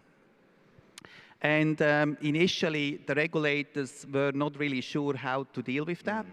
So for instance, China banned crypto very early on, and a lot of activities moved outside of China. But at the same time, the party declared that blockchain, the fundamental technology, is a strategic initiative, and we have seen that all over the place. So in the meantime, people realize that regulation is very important for the users and also protect everyone that is involved with that. You are from Switzerland, from yes. Zug region, and as I heard that the crypto branch in your region is really amazing, and it's growing very fast. Can you say something more about your branch in Switzerland and why it expanded so fast? Yeah, that's the Crypto Valley, as it's called. And the Crypto Valley emerged really by the government in Switzerland, a small branch. It's a city, Zug, which only 36,000 people declared the acceptance to pay government services with crypto. And then the whole crypto community worldwide moved into Switzerland. Okay. And I think here, that is a little bit the link to the values that we discuss, is it's driven from the bottom up in Switzerland. Right now, it's around 1,000 companies and 6,000 It has 1,750 companies with 6,000 employees with a significant capital just market. Just in the Zug region? Just in Zug, yeah. So it's a significant contribution. And the bank that I founded in Zug also employs now more than 150 people. And you have your own savings in crypto or not? Absolutely. But I must say, I'm not a Bitcoin evangelist, so to speak. I'm a conservative in that sense, and I believe in Bitcoin and gold as a inflation protection, and therefore I have an allocation for the long term. So crypto means freedom? Absolutely, and I think this is one of the motivations why also people want to buy crypto, because it's your token, you own it, it's in your wallet, and there is no government access that can be manipulated. Cannot be manipulated from a monetary policy perspective, and it cannot be taken away from you. It cannot be deleted, for example? It cannot be deleted, it cannot be taken from you. So if you have it and you have your wallet, okay, then it's with you. Okay. I'm asking about this because right now a lot of central banks are discussing about their own cryptocurrencies. The central bank from one country want to have cryptocurrency. Do you think it's an opportunity or rather a threat? Because it is a possibility of surveillance. So we have to differentiate between CBDC currency, there's a central bank digital currency, which is going to be issued by the central bank and therefore can control and has full transparency about where the money is. So if there is significant transparency, everybody has to ask, is it good for the citizen or is it good for the government, right? And if you overlay that with the ESG policies, you easily can have a scenario where one could implement a social system like the Chinese have, and nobody wants to have that. The other one is the stable coin, which is basically, people talk about tokenization. To explain that in simple words, it's a container business, right? You can put $1 or a Polish zloty into a token and it can be distributed. So you ask, what is the difference between today digital money, if I pay with a card or I transfer, and a token? The money, the digital money that goes through the credit card or the bank always has to go through a central instance. So it can be blocked. And it costs a lot of money because there are many players involved. Okay. If you and I have a wallet, I can shift my coins to you directly without having anybody interacting with nobody them. knows about it? That's the point. Of course, with blockchain, it's transparent, but there is no name attached to it, you know, so people can see there is a movement between two wallets, but nobody really knows who is behind that, and it cannot be interfered. That's the most important element of here. In a way, it's like physical cash in the old days, right? I can give you $100 and you have it without having go through the banks. And, you know, these days with regulation and reporting requirements, people can ask questions and therefore people understand how you live. Okay, so at the end, if someone wants to start adventure with crypto, doesn't know anything about it, from where should he start? So first of all, education is very important. Demystification about what crypto is and the difference between blockchain and crypto. And therefore, you know, looking into the matter and really go through the 101s is super important. So for instance, if you go on the Zonda Crypto website, there is a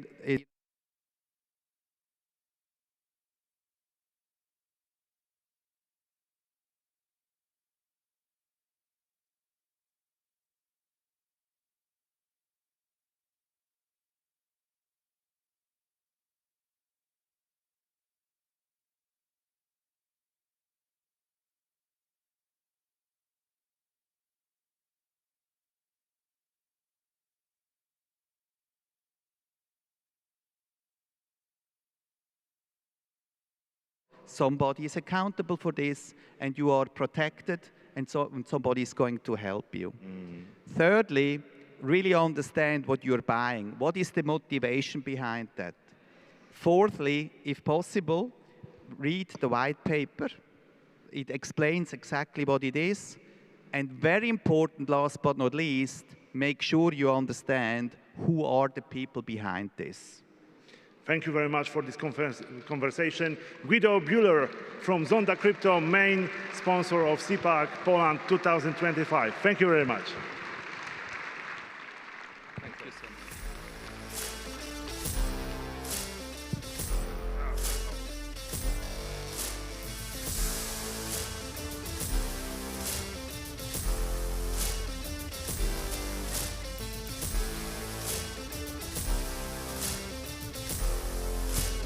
Droga do sukcesu zaczyna się od dobrego przygotowania.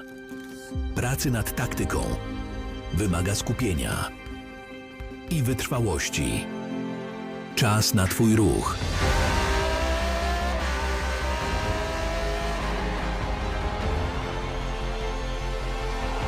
Dołącz do Republiki Kryptowalutowej. Załóż konto na Zonda Crypto już dziś i odbierz $10 w kryptowalucie na start.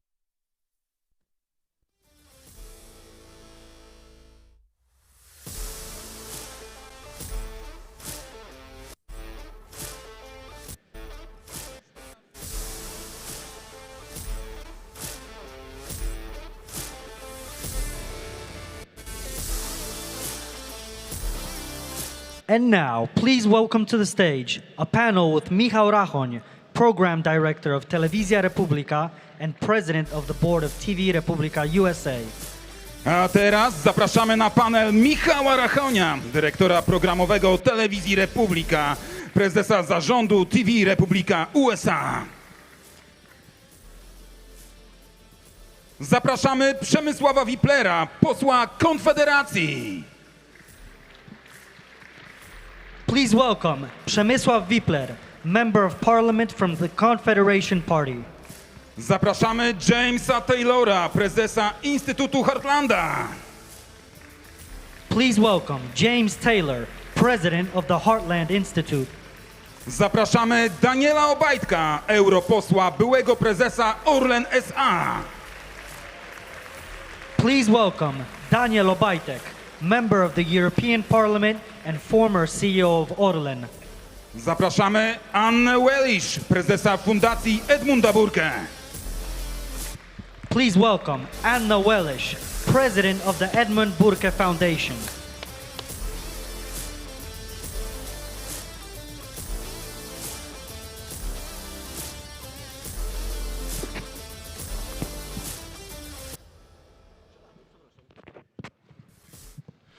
Szanowni Państwo, ten panel, w którym rozmawiać będziemy o energii, paradoksalnie może mieć coś wspólnego i z panelem, który był przed chwilą o kryptowalutach. Common with the previous panel about cryptocurrencies and with the following panel about artificial intelligence, because modern economy and modern countries are directly connected with all these elements concerning energy. And about energy, also in this political dimension, shall we talk tonight? Let us start the unusual way. I'll ask Anna Wellish, who is the host of a venue that you here know very well. We showed you a transmission from the Conference of National Conservatism from Washington. We showed that on TV Republika. Ryszard Legutko has been praised a prize there, and he spoke about the reality, political reality in Europe. And a guest of that conference was also a guy not very known back then, J.D. Vance, declared for running mate candidate just shortly after this conference. The NatCon conference has been mentioned here before, also because of the Brussels way, Brussels part of it has been destroyed by the European elites, who said it's not allowed to speak about the freedom, not destroyed. Well, some tried to do that. Anna, may I ask you for a comment? How this liberal left politics, this Green Deal, and the propaganda connected with this term describe or influence the reality in the US and in Europe, and why is this thing, green energy, more expensive, harder to gain, became to a kind of a god of liberal elites, so that they force us to contribute to that with special taxes and so on, instead of getting cheaper energy, to get it more expensive. Three things. We still face the war in Ukraine. Second thing, Spain showed us recently how the independence and security in terms of energy can look like, based on sun and wind. And third, the US and the US policy in that term. The war started in the Ukraine, and the obvious thing would be to fill the energetic gap which will come after Russia expelled from the entire chain.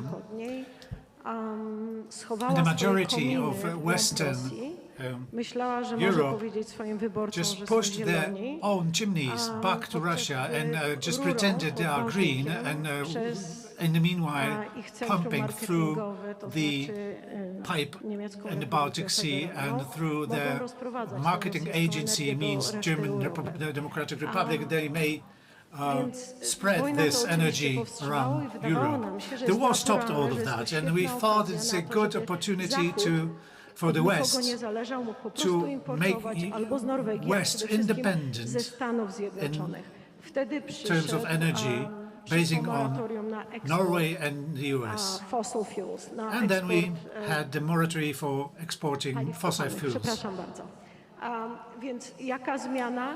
To So, jest ogromna zmiana. Jest w tej chwili prezydent, który What was zaczął the od difference? tego, Well, there's że a Ameryka difference. jest znowu Now we have otwarta do a president sprzedaży, do eksportu who paliw do Europy, made that więc Europe, uniezależnienie America się is od Rosji jest znowu, open again for jest exporting znowu możliwe. energy to Europe. Jeżeli And chodzi, importing wspomniałam energy to Hiszpanię, Europe bo is Hiszpania pokazała, że possible kraj, again. który tydzień wcześniej chwalił For the się, second, że Spain jest wyłącznie zielony, just miał chyba claimed to be największe the greenest wyłączenie country in elektryczności Europe w historii last days, zaawansowanego had the świata major zachodniego. blackout Proszę pamiętać, energia to jest of życie, the to Western nie jest tylko life, to, co of z the Western ziemi history wychodzi, last time. wsadzamy do samochodu, Fossil fuels is not czy only what we grzejemy domy. take out of the Jemy earth and put energię. into our cars. Z tego, We co do wychodzi z ziemi, eat również jesteśmy energy. w stanie produkować nawozy Also from i that, różne what inne grows, rzeczy, we can które umożliwiają produce produkcję żywności. To jest fertilizers, absolutny all the szaleństwo. things. Więc cieszę się, że So Ameryka really, już ją we oszalała. are happy that America does not run this crazy dream anymore.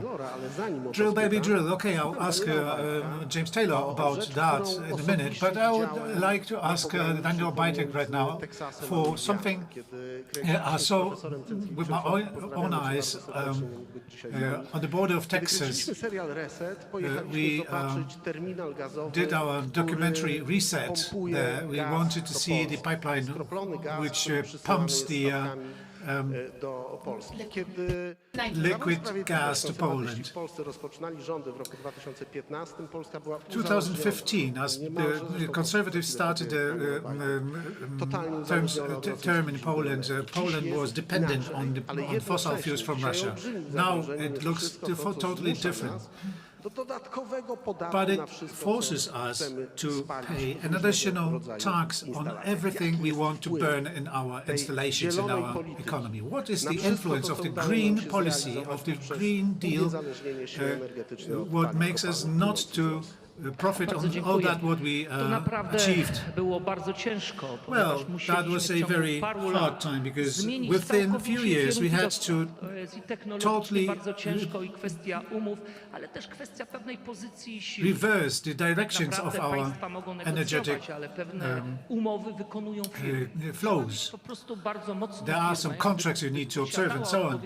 And it is important to have a company, to have sufficient capital to be strong enough in that discussions as a partner, and that was what the reason for us to combine all the companies in the energetic sector and to build a strong partner.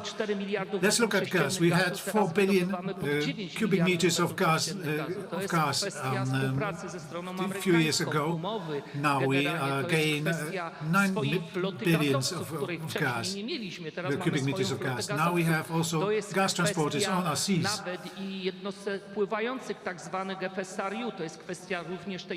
GFSRU, these are also ships cruising around Lithuania. We are not only able to buy liquid gas from Norway or to sell it further, we can also increase our use for 30% in Central Europe. But for that, we needed a strong partner for that. Let's see for Russia. We did the same. We did not wait for the war to come. We became independent in terms of oil, not only here, not only in this region. We also invited Saudi Aramco to Poland from Saudi Arabia, who is not interested politically in this region. What is the major problem for us right now? If this fanatic Green Deal, completely crazy, not able to be a foundation for a sound economy, and you would never observe that a left ideology could build any sound company which secures the energy for the country. Business is on the rise. Business relies on competition, on technological transformation, on new technologies, on cooperation. What does Europe does in the meantime? Europe attacks America. Even if Trump wants to help Europe, he wouldn't be able, because Europe breaks all the rules of economy. How can Trump help Europe if Europe has its energy 70% more expensive than the USA? This cannot provide a competitive economy in Europe. And now about Green Deal and the emission rights. These should provide the transformation. It did not.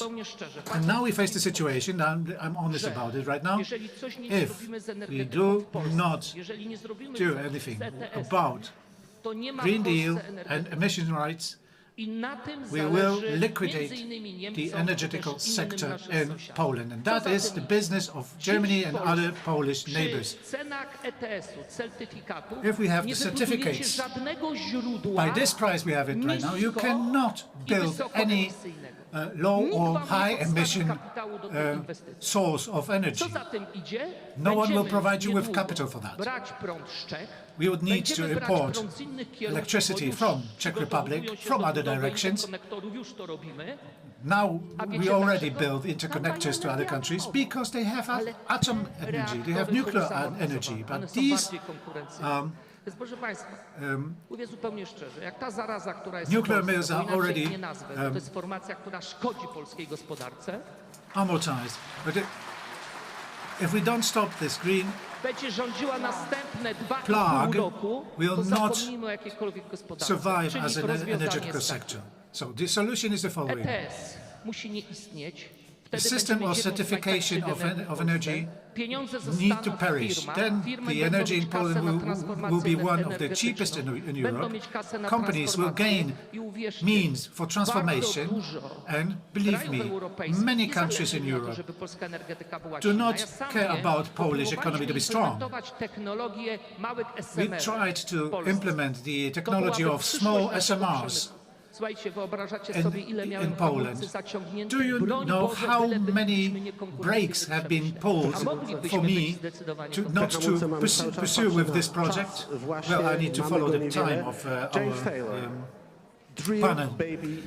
James Taylor, drill, baby, drill. We heard that million times when we were broadcasting American presidential campaign. What is the meaning of the message of Donald J. Trump, which was that short, that obvious, and that widespread during his presidency? And what are the effects, and are there any, of the drill, baby, drill policies over the span of 6 months that Donald J. Trump is the president of USA?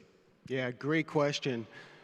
The heart of Donald J. Trump's popularity and ability to change policy is that he gets a simple message across, he does it powerfully, and he does it without apology.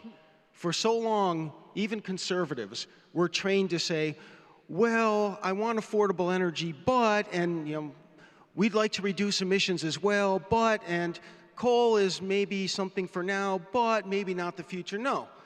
Coal power, natural gas power, nuclear power, hydropower, these are affordable, reliable energy sources that we need to utilize to power our economy. If I wanted to destroy the United States of America, if I wanted to destroy Poland, the first thing I would do is I would destroy its economy. And the way you destroy the economy is you force these nations into unaffordable, expensive, unreliable energy. And fortunately for Donald Trump, he understands that coal power, natural gas power, especially those two, but also nuclear power, this is the way to revive the American economy, and it will be the way to revive the Polish economy if you will be that bold. James, one more question. What was the reason for which the previous administration, American administration, decided to tax energy by this Green Deal, sorry to say that, madness that is actually spread all around the world, but you had it in United States? Yeah, the reason was this belief in the climate alarmist religion, this belief system that we are destroying the planet. Listen, folks, if you look at the past 6,000 years, this is the time period during human civilization. Human civilization began 6,000 years ago. For most of that time period, temperatures have been warmer than today. and human civilization formed and thrived. Yet we had a Biden administration that said we must do everything possible to restrict carbon dioxide emissions, even though we're not facing a crisis, even though temperatures still remain cool. And the way to do that is to attack the very energy sources that allow America and Western civilization to thrive. It was a suicide mission, but fortunately the American people woke up and elected Donald J. Trump. Szanowni Państwo, ostatnie pytanie w tym panelu do mojego kolegi z ławki szkolnej. Z Przemysławem Wiplerem siedzieliśmy w ławce w szkole średniej przed laty. I to jest pytanie w pewnym sensie o to, o czym powiedział Daniel Obajtek. Bo o tym, że istnieje w Europie for the same as for Daniel Obajtek. These emission certificates, also this energy policy, we heard it for many times, also from conservative politicians, that it is unchangeable, you cannot change it, and so on. Well, a question to a political group which has been described many times as radical Confederacja. And you say, let us throw it away, we just pull it away, let us just revoke that. Is it even possible? How Confederacja looks at this topic? We need to answer, to say directly and clearly, people who think that if we close Bełchatów power plant or in Kozienice power plant, all the coal mines in Poland will help the planet in any way, when at the same time hundreds of coal mines are open in China or in India. These are lunatics who destroy our economy. These are people who shape European policy with European hands. These are people who realize the policy of Gazprom, of Russia. These are people who led to that CO2, which comes from burning Polish coal, is a bad CO2, but the CO2 coming from burning Russian natural gas from Russia is a good one, and we don't need to pay taxes for that. If a chemist will analyze this particle and the other particle of CO2, will he notice the difference? No. There are many options like that. And around those absurd beliefs, the European policy has been shaped, and the world is running away.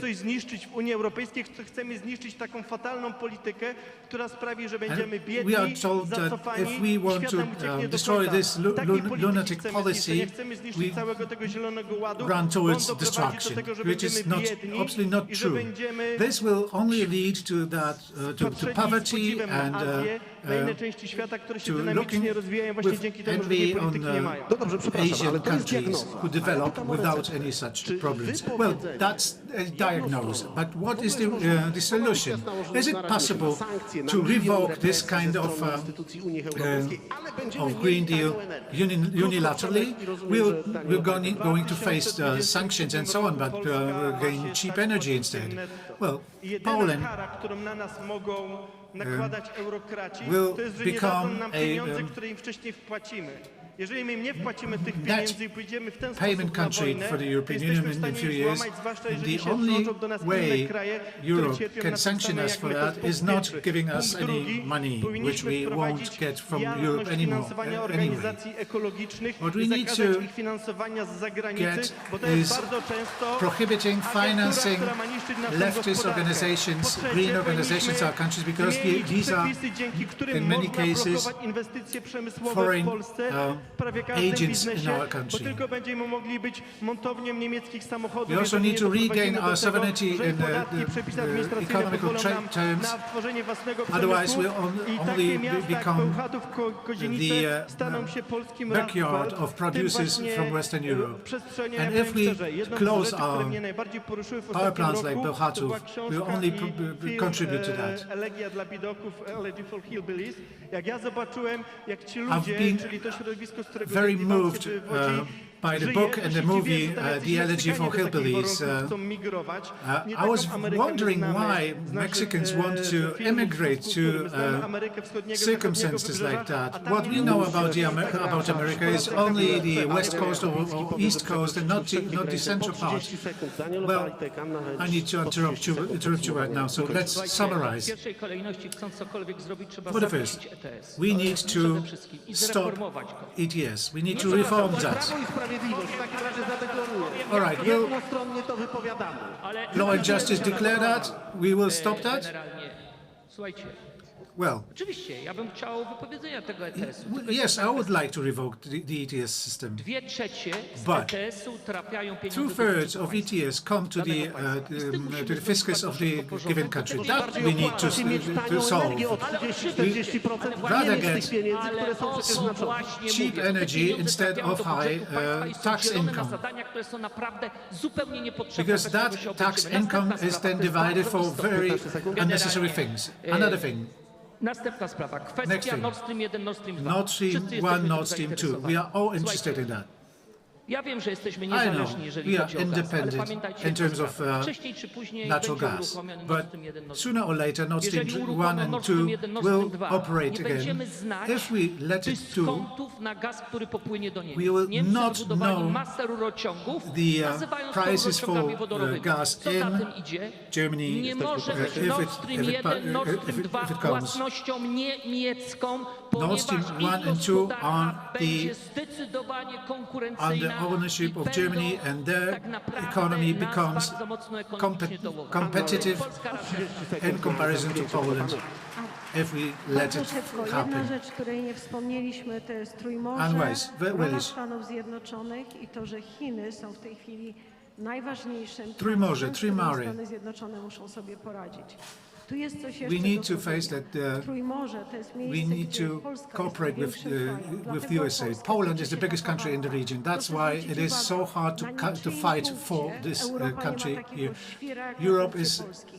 Nigdzie tak nie ingerują, jak ingerują focused on tutaj. Poland. They Nigdzie tak nie try to ingerują influence Polish ambasadorzy situation the Stanów most. Zjednoczonych, jak ingerują tutaj. Also, ambassadors of Sprawa jest the taka, US jeżeli try to prezydent Stanów Zjednoczonych operate here. powróci do koncepcji If the Trójmorza, American którą president rozwinął comes z to the prezydentem concept Dudą, of jeżeli Trimari, inwestycje who he amerykańskie developed mają together szansę with the Polish wylądować, president to Andrzej jest Duda, dobre i dla that would be Stanów, good jest to both for odpowiedź the United tego States regionu, nie and tylko as an Polski, answer of this tego region, not regionu only Poland, uzależnianego przez Merkel, of this przez region wszystkich innych, od who energii has been rosyjskiej submitted i bez by Merkel and the others żadnej możliwości to rozwoju the alternatyw. dependency of Wtedy Russian takiego szantażu po energy prostu nie sources. będzie, bo inwestycje amerykańskie Then we to need załatwią. Co jest w tym dla Ameryki? regain our Że nie sovereignty wejdą in this tu Chiny. in this term. Jeżeli ktoś What is myśli, the że Chiny nie są added value zainteresowane here? w tym, żeby China will skończyć not step in. Belt and Road poprzez dojście do północnego Atlantyku przez Bałtyk, to po prostu nie ma If China will mamy not racji.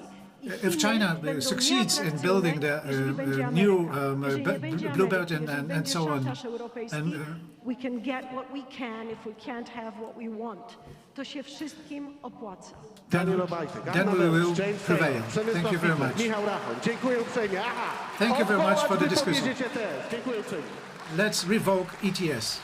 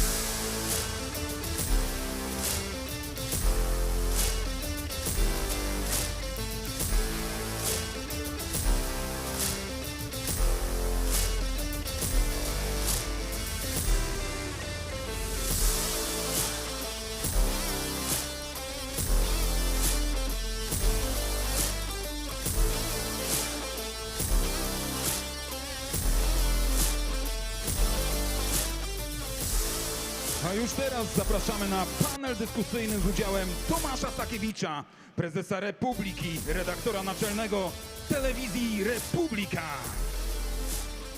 Please welcome the following panelists to the stage. Tomasz Sakiewicz, CEO and Editor-in-Chief of Telewizja Republika. Zapraszamy Patryka Jakiego, członka Parlamentu Europejskiego z Prawa i Sprawiedliwości. Please welcome Patryk Jaki, member of the European Parliament from Law and Justice. Zapraszamy Janusza Kowalskiego, posła Prawa i Sprawiedliwości.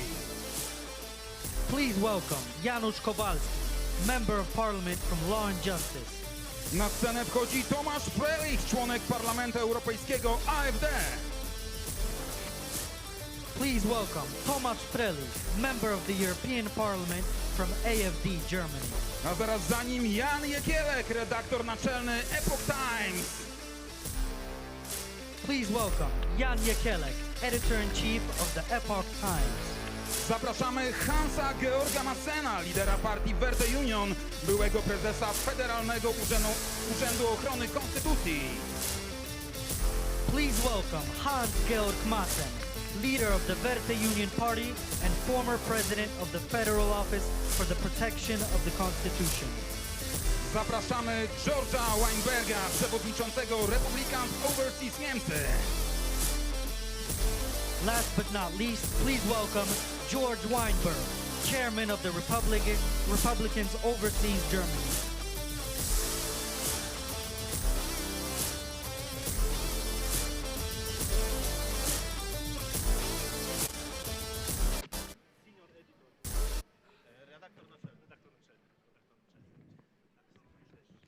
Witam serdecznie. Wiem, przed jakim dramatycznym wyborem Państwo Well, stoją. ladies and gentlemen, I know that you are now facing this dramatic choice. You can either stay here or go for lunch. Jeśli ktoś jeszcze poczeka Well, z tym I lunchem, promise you, hold on. You're going to get this tasty, każdy, kto nie well, zna rabina Boceka, to nutritious proszę wierzyć, warto każdy meal lunch oddać, here, żeby go and then wysłuchać, bo jest to we'll najbardziej have, and we rozgrzewający hear rabin, from jakiego w życiu poznałem. Z największą swadą. Ale teraz przechodzimy do naszego panelu.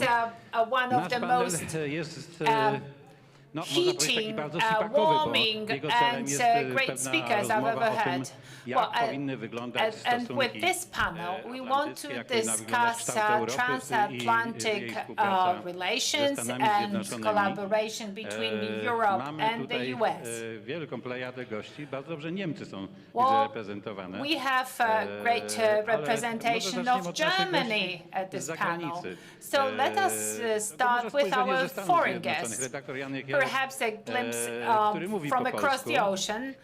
Editor Jan Jekielek. Well, he speaks fluent Polish, so I think my questions will be in Polish, if you don't mind, and you hopefully get the interpretation. So, sir, so Donald Trump has just arrived, and then this left and liberal Europe got panicked.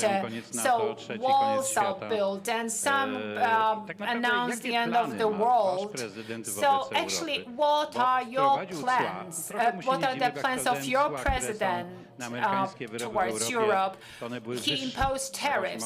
Well, I looked at the tariffs, and actually we had higher tariffs than the US tariffs that were imposed onto Europe. But actually, tariffs are never nice. It's a double-edged sword, and it always has this impact on things. So what is the transatlantic plan, and what is this concept of our civilization together? Well, the US, America, and Europe, they come from the same root, from the same civilization. Could you just tell us what do you think that Donald Trump wants to do to Europe? Ladies and gentlemen, it is my honor to be with all of you here at this panel. I think I switch into English because these topics are more complicated. It's a fantastic question, because right now everyone is talking about this, right? There's 50% tariffs. They've been postponed until the 9th, right? As originally it was supposed to be on the 1st. What is Trump's play here? So I was actually at the White House. President Trump called it Liberation Day when these tariffs were announced, and there were these huge tariff tables. Maybe you've seen them on the TV or so forth. And when I looked at them very quickly, and to me, being someone who's very focused on China for many years, it seemed to me, oh, okay, these things, this is really a play to make China behave with respect to the global trade system, okay? Because what China has been doing under the Chinese Communist Party is basically abusing the trade system massively. And this play, I noticed some of the highest tariffs were actually around the countries that do a lot of what's called transshipment, okay? And this actually plays into Europe, and I'll explain how in a moment. But basically, if you have certain tariffs, you can't bring in goods from China, but you can send them to Vietnam, for example, and then they're marked as Vietnamese, and they get to the US anyway. So by the way, the European Union is doing a lot of that with respect to Russia, right? This kind of transshipment, which is bizarre because the European Union is supposed to be set up so strongly against Russia, but in the end, there's this huge amount of transshipment that's going there. So what does Trump actually want to accomplish with these tariffs, right? With these pretty high tariffs on Europe? As soon as the US raised these tariffs against China, basically a lot of these cheap goods started shifting and flooding into the European market because Europe didn't reciprocate. And that actually creates one of these loopholes that prevents Trump from accomplishing making the Chinese actually make their goods worth what they really are, right? That is the play that he's trying to make. So he's trying to basically get the Europeans to cooperate, right? And say, okay, well, you raise your tariffs if you raise your tariffs against China, right? That's going to be a big reason for me to lower my tariffs against you, because then I'm achieving my goal of making China play fair, or at least fairer, right? This is just the beginning. Some people think that this first negotiations with China were like the end, or he capitulated. In my view, this is just the beginning of a long process. Tomasz Frelich, mówi pan po polsku, więc może pan wybrać język, którym będzie pan Frelich, you are a Polish speaker, so you may choose your language of reply. But Germany is now at this very special point in its history, so they are torn by these national ideas and the domination in Europe, which is foregoing its national roots. What do you think would be the direction of this transatlantic collaboration? In your opinion, what is going to dominate in German policy? Thank you very much for your invitation. I do not see Herr Tusk here in this room, so I can speak Polish. I don't need to speak German. For us, this transatlantic alliance is very important. In particular, so because Donald Trump is in the office. It's about fighting the woke ideology. For me, this ideology is the cancer that spreads in the European culture. We need to oppose it. We need to fight the mass migration and control migration and the Green Deal. So these are the policies. This is what Donald Trump is fighting for. So we have that ally, and we can see that left liberals on and on against these movements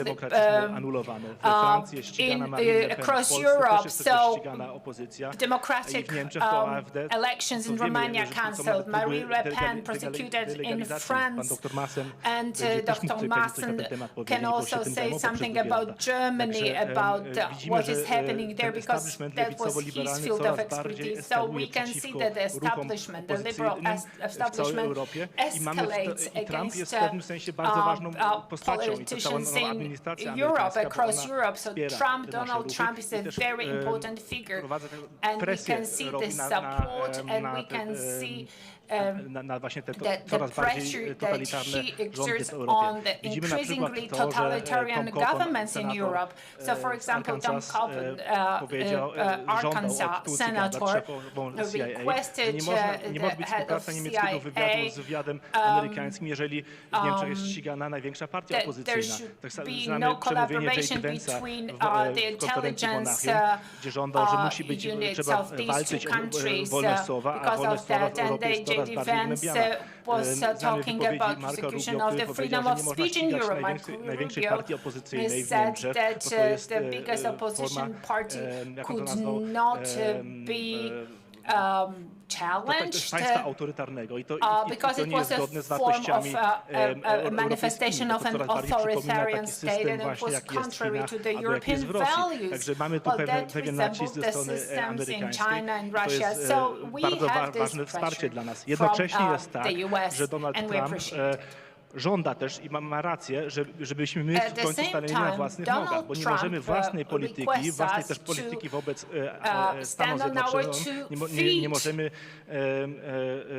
uzależnić od koniunktury polityki wewnętrznej w Ameryce. Bo wyobraźmy sobie, że na przykład za 3 lata, mam nadzieję, że tak nie będzie, ale na przykład taka osoba jak Kamala Harris będzie prezydentem Ameryki. To byłby koszmar dla nas, dlatego ważne jest to, że oczywiście musimy współpracować z Stanami Zjednoczonymi, ale jednocześnie musimy też dbać o to, żeby własną suwerenność wzmocnić i żeby też tu właśnie ruchy prawicowe w całej Europie współpracowały coraz bardziej, bo to jest bardzo ważne, bo inaczej nie możemy się uzależnić od koniunktury innych państw. Dlatego mówię, że jestem bardzo euforyczny, się cieszę z tego, że prezydentem Ameryki jest Donald Trump, ale jednak musimy też dbać o to, żeby własną siłę, własną suwerenność wzmocnić. I dlatego takie konferencje jak ta dzisiejsza są właśnie takie ważne.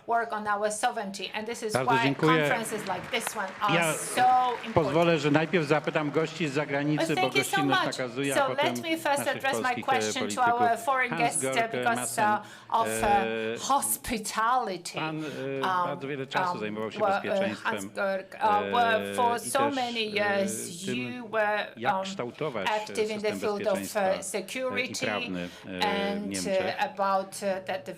Dzisiaj widzę potężne zagrożenie wynikające z tego, że służby specjalne w rządach szczególnie liberalno-lewicowych są używane do tego, żeby tłamsić opozycję. Widzimy to w polskich wyborach, widzieliśmy to w rumuńskich wyborach. Widzimy użycie państwa mechanizmów specjalnych, ale we Francji. Widzimy teraz to w Niemczech. Pan wiceprezydent Vance ostrzegł Monachium, że z taką Europą współpracować się nie da. Jak pana zdaniem, w którym kierunku pójdzie Europa? Bo jeśli się zamknie w tej liberalno-lewicowej doktrynie, która już chyba całkowicie porzuciła liberalizm, przyjmując cenzurę jako coś oczywistego, przyjmując nawet możliwość osadzenia więźniów politycznych. W Polsce mamy pierwszych więźniów politycznych od 1989 roku. Przyjmując możliwość delegalizacji partii albo zakazu startu nielubianych czy unieważniania w Rumunii. W tej chwili mamy bardzo krytyczny moment, jeżeli chodzi o praworządność, jeżeli chodzi o użycie państwa i służb specjalnych. Jak pana zdaniem mamy szansę współpracować ze Stanami Zjednoczonymi, które stawiają jako podstawowy warunek przestrzeganie tych wartości, z którymi Donald Trump doszedł do władzy, które stanowią w ogóle naszą cywilizację. These preconditions, these foundations that are decisive for our civilization, according to Donald Trump. Firstly, thank you very much for the invitation. It's my great honor to be here. It's the first Cpac Polska, and hopefully we will see a lot of Cpacs here in Poland. Thank you. I must confess, Donald Trump was my hope, and he is my hope. I think he's the only person who can change the political situation in Europe. And a lot of Americans tell me, you're Germans, you're Europeans, you have to stand on your own feet. From my point of view, no. Our problems are also the problems of our American friends. I must always remember a sentence Obama said to Angela Merkel after Donald Trump was elected the first time. He said, Angela, from now on, you are the leader of the free world. Whatever he meant with free world.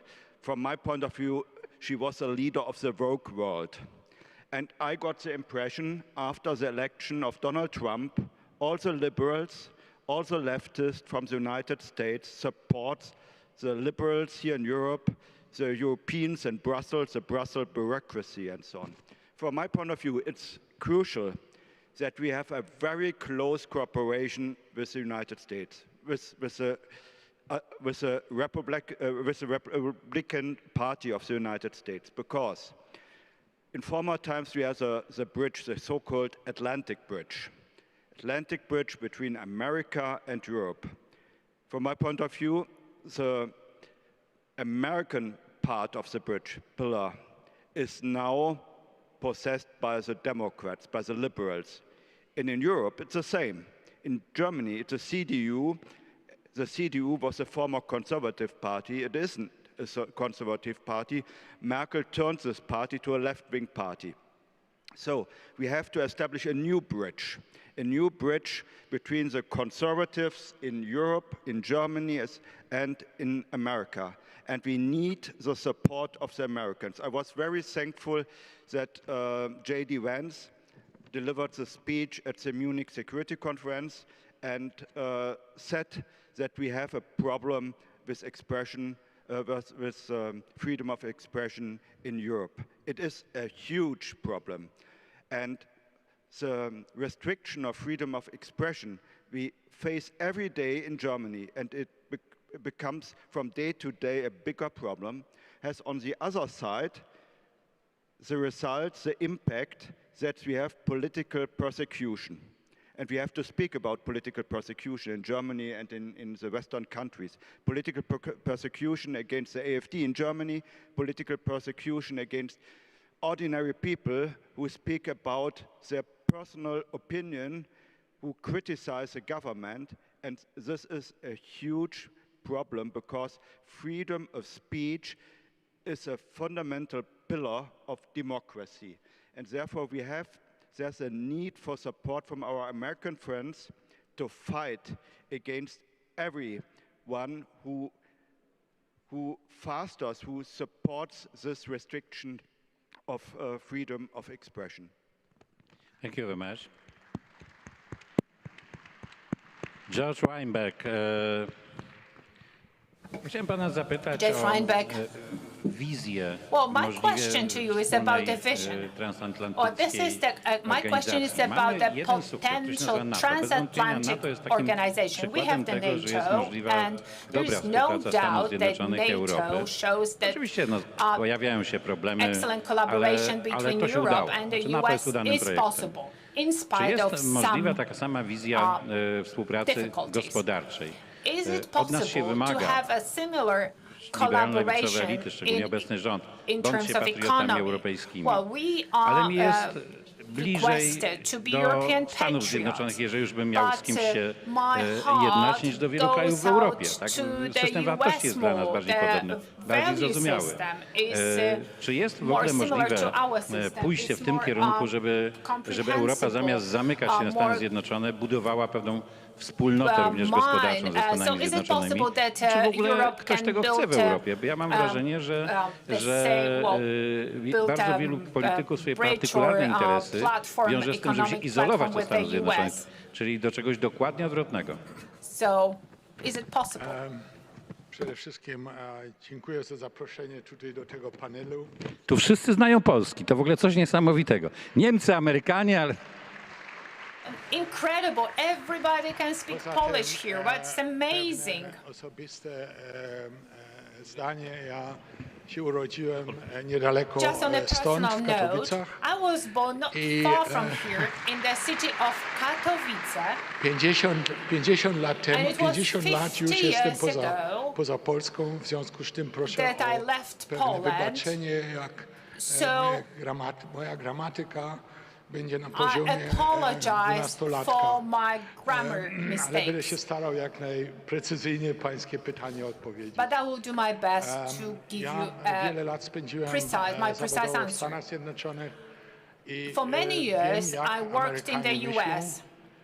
myślą, I understand in the American way of spędzam w thinking. Berlinie, także mam, że tak And powiem, pewne recently, I've lived in porównanie Berlin. między So I mentalnością have this niemiecką, comparison between mentalnością German mentality amerykańską and the i American oczywiście mentality mentalnością polskich and ludzi, polskich Polish przyjaciół mentality, w Polsce. people in Poland, well, my Polish Na to friends. pytanie, żeby powiedzmy pewnym przysłowiem czy sloganem odpowiedzieć, Perhaps I could różnica answer między your question poglądem with a proverb or a Europejczyków slogan. na Trumpa polega na tym, że jego biorą Well, Europeans na słowa na have poważnie. this A jako polityka Europa perception of bierze Trump, Trumpa they nie na take poważnie. him W Stanach and Zjednoczonych whatever jest trochę Trump inaczej. says To, co seriously. Trump czasem mówi, In the to w US, Stanach Zjednoczonych nikt go na poważnie nie bierze, no one ale really jako takes polityka, jako Trump człowieka seriously biorą go na in the poważnie. sense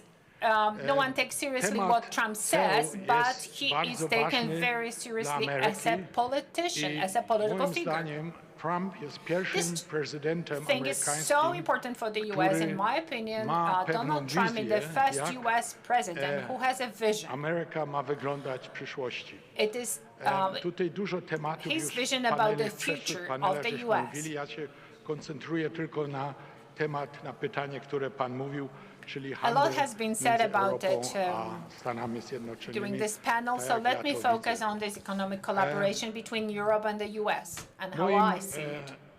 Moją doradcą, czy moim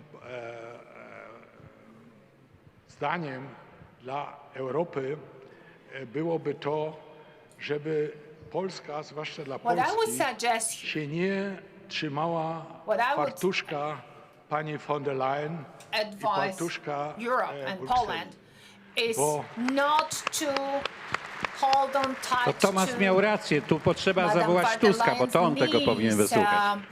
Bo niestety Bruksela be too idzie na close to konfrontację Europe. ze Well, Donald Stanami Tusk should Zjednoczonymi hear that. i przede wszystkim z Well, Trumpem. because I to jest moim zdaniem Brussels bardzo szkodliwe, is going for a bo compromise Trumpa with the trzeba US inaczej and widzieć. Trump, and in my opinion, Stany it's Zjednoczone very harmful mają duży because problem this is not ekonomiczny. the right way to look at Trump. America had The 36 US miliardów is going through a trillions, very difficult stage in I terms of ekonomicznie economy because musi of the Trump heavy zmienić debt. politykę The US is heavily wczesnej indebted, administracji amerykańskiej. and then I to on Trump has przez te to cła change the teraz próbuje policy robić. of Cła early są podatki, cła US administration. są So dochody dla Urzędu Finansowego. hence we have the w tariffs. związku z tym, That's the Trump income, that's the jako, revenue for moim the zdaniem, revenue rozsądny office. człowiek tak zwanego common sensu In my opinion, stwierdził, Trump is a że common jest sense person. asymetria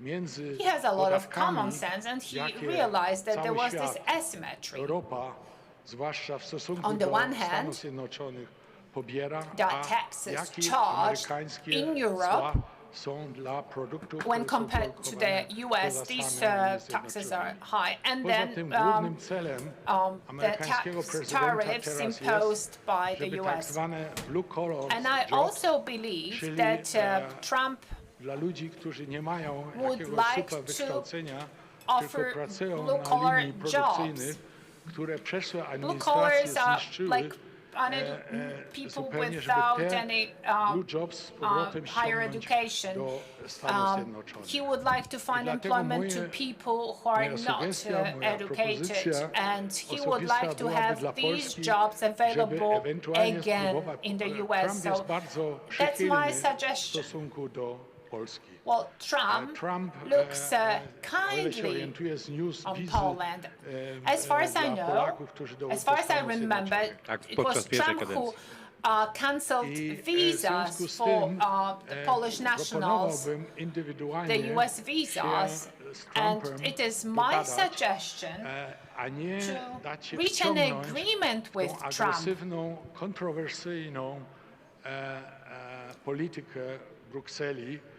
I would advise not to get entangled, not to be drawn into that aggressive policy pursued by Brussels. Trump was very open when he said that he was not waging war against other countries. He was waging war against his own Bardzo dziękuję. No to teraz nasi administration polscy made these politycy, mistakes może in the zacznę od past. Patryka Jakiego, Thank you. Okay, now let me move on to Donald our Tusk doszedł Polish do władzy, politicians. Patryk zrobił Jaki, dokładnie when coś odwrotnego niż nam Donald radził pan Tusk took the office, Georg. he did To znaczy ogłosił something that się was contrary to what przywódcą Georg krucjaty said. antyamerykańskiej. He pronounced Dosyć szybko himself the leader go of schłodzono. Mam wrażenie, że on już tego tak odważnie nie mówi. Nawet zapomniał, że kiedyś nazwał Trumpa ruskim szpiegiem. Mówi, że to nie on, to ktoś inny. Ale generalnie rzecz biorąc, mam wrażenie, że ta wizja Polski dobrze współpracującej z USA, tutaj między innymi pan Georg, ale tak naprawdę jest nam wszystkim bliska, zaczyna nam mocno odjeżdżać. To prawda, bo to nie jest jego wizja. To znaczy wizja współpracy Polski ze Stanami Zjednoczonymi to jest wizja, którą reprezentuje nasz obóz. To, co robił Tusk i to, że on teraz próbuje okłamać wszystkich, że wcale tak nie mówił i nie robił, jakby to powiedział jego zastępca, to się po prostu w pale nie mieści, proszę państwa. I to jest tak, że my musimy zrozumieć, pozwólcie państwo, że ja powiem trochę o Polsce dzisiaj, jak tutaj jestem. Mianowicie jest jakiś też powód, oprócz wspaniałej organizacji telewizji Republika, że ten Cpac odbywa się akurat w Polsce, akurat odbywa się w naszym kraju. Dlatego, że prawdziwa Polska to jest Polska, która widzi inaczej relację transatlantycką niż obecne elity europejskie. Ze względów strategicznych, ustrojowych i ze względów wartości. Ze względów strategicznych, dlatego, że oni nawet nie ukrywają, moje obecne elity europejskie, że oni budują tak zwaną autonomię strategiczną, to znaczy chcą wypchać interesy Stanów Zjednoczonych i Stany Zjednoczone z Europy. I było bardzo wiele decyzji, które podejmowały w tym zakresie, aby to my, jako obóz, jako Polska się temu sprzeciwialiśmy. Druga kwestia to jest różnica ustrojowa, to znaczy widać, że oni idą w kierunku centralizacyjnym, oni chcieliby po prostu stworzyć jedno państwo, a my nie. My mówimy, że państwa narodowe dalej mają fundamentalne znaczenie. No i trzeci element to jest kwestia wartości. I tutaj trzeba to bardzo mocno i jasno podkreślić. Zanim powstały Stany Zjednoczone, które zresztą były zbudowane na tych trzech wartościach, które były tutaj już dzisiaj wspominane, to znaczy na Atenach, w Jerozolimie i na Rzymie, to przez 700 lat największym miejscem na świecie, reprezentującym te same wartości, była Polska. Była największym państwem na świecie, które reprezentowało właśnie te wartości.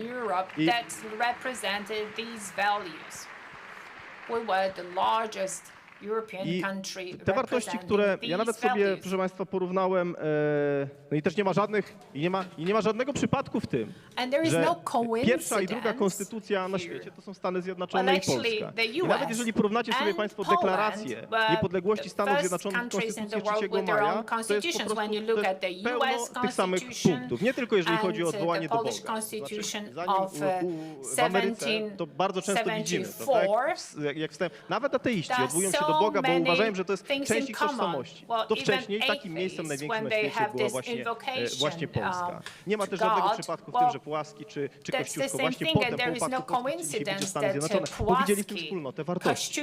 I to jest tak, ja nawet porównując te dwa dokumenty znalazłem takie odniesienie, jak szybko tak. To jest tak, suwerenność oddana w ręce obywateli, rządy prawa, wolność osobista, gospodarcza, religijna czy moralna odpowiedzialność. Ja czytając Russella moral responsibility. I've been reading Russell Kirk, who had read Polish poets, books, Mickiewicz, and he was defending the role of Saul when facing the dictatorship of power and force that came straight from France. So he said that freedom was important, but freedom restricted by Saul.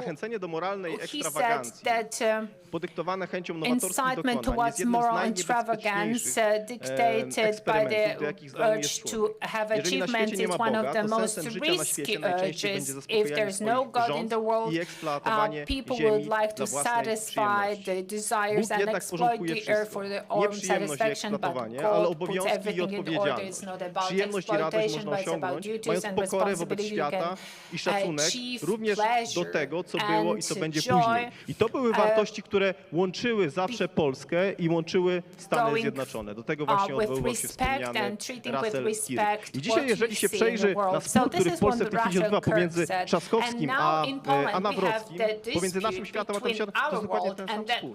To jest spór z jednej strony świata, gdzie jest pewien porządek, gdzie jest pewien ład, to jest spór o migrację, to jest spór o Zielony Ład, to jest spór o wolność osobistą, o to, czy będziemy mogli jeździć samochodami takimi jak chcemy. No i z drugiej strony mamy te kosmopolityczne wizje, które reprezentuje Trzaskowski, które nie są źródłem swoim, ani amerykańskie, ani polskie. Dlatego jeżeli my chcemy realnej i prawdziwej relacji transatlantyckiej pomiędzy Europą i Stanami Zjednoczonymi, jestem przekonany, że trzeba postawić na tych, którzy reprezentują te wartości, które są dla was bliskie w Ameryce. To znaczy wolność, to znaczy suwerenność, to znaczy prawdziwe rządy prawa, prawdziwa praworządność. To jest coś, o co walczymy. W Polsce będziemy walczyli w niedzielę i mam nadzieję, że po tym zwycięstwie będziemy mogli zbudować prawdziwe, silne relacje transatlantyckie. Bardzo dziękuję. Ja tylko dopowiem, że najlepszym dowodem na silny związek historyczny Stanów Zjednoczonych i Rzeczpospolitej dawnej jest choćby system elekcyjny. Ten taki dziwny system elekcyjny, niezrozumiały dla samych Amerykanów, pochodzi po prostu z Polski, ponieważ to w Polsce w tym samym systemie wybierano naszego króla, a jak Amerykanie chcieli wybierać prezydenta, to po prostu skopiowali jedyny istniejący demokratyczny sposób wyboru władcy, czyli polski. I do dzisiaj zostało, no my już nie mamy króla, więc wybieramy już trochę inaczej. Może też należy żałować, bo patrząc czasem, co się dzieje w czasie wyborów. Well, we wish we had perhaps, I'm just joking. So Janusz Kowalski, który jest bardzo aktywny również Janusz Kowalski, he's also very active on the international arena. Różne przyjaźnie w Stanach Zjednoczonych, ale He's w Europie.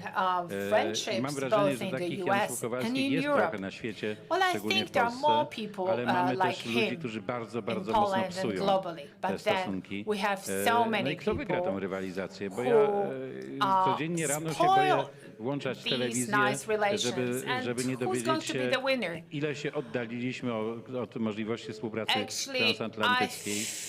I have this fear. I'm so concerned when listening to the news every day that we're moving farther and farther away from the US, and these links are perishing. Przynajmniej do niedzieli. Witam serdecznie polskich patriotów na Cpac Polska w Rzeszowie. Witam serdecznie patriotów z całej Europy i z całego świata. Bo bez względu na to, skąd jesteśmy, każdy z nas w swoim języku może powiedzieć o tym, co nas łączy. Bóg, honor i ojczyzna. I szanowni państwo, tak, dokładnie. My jesteśmy w Unii Europejskiej po to, żeby realizować polskie interesy, a nie po to, żeby realizować w Polsce unijne interesy.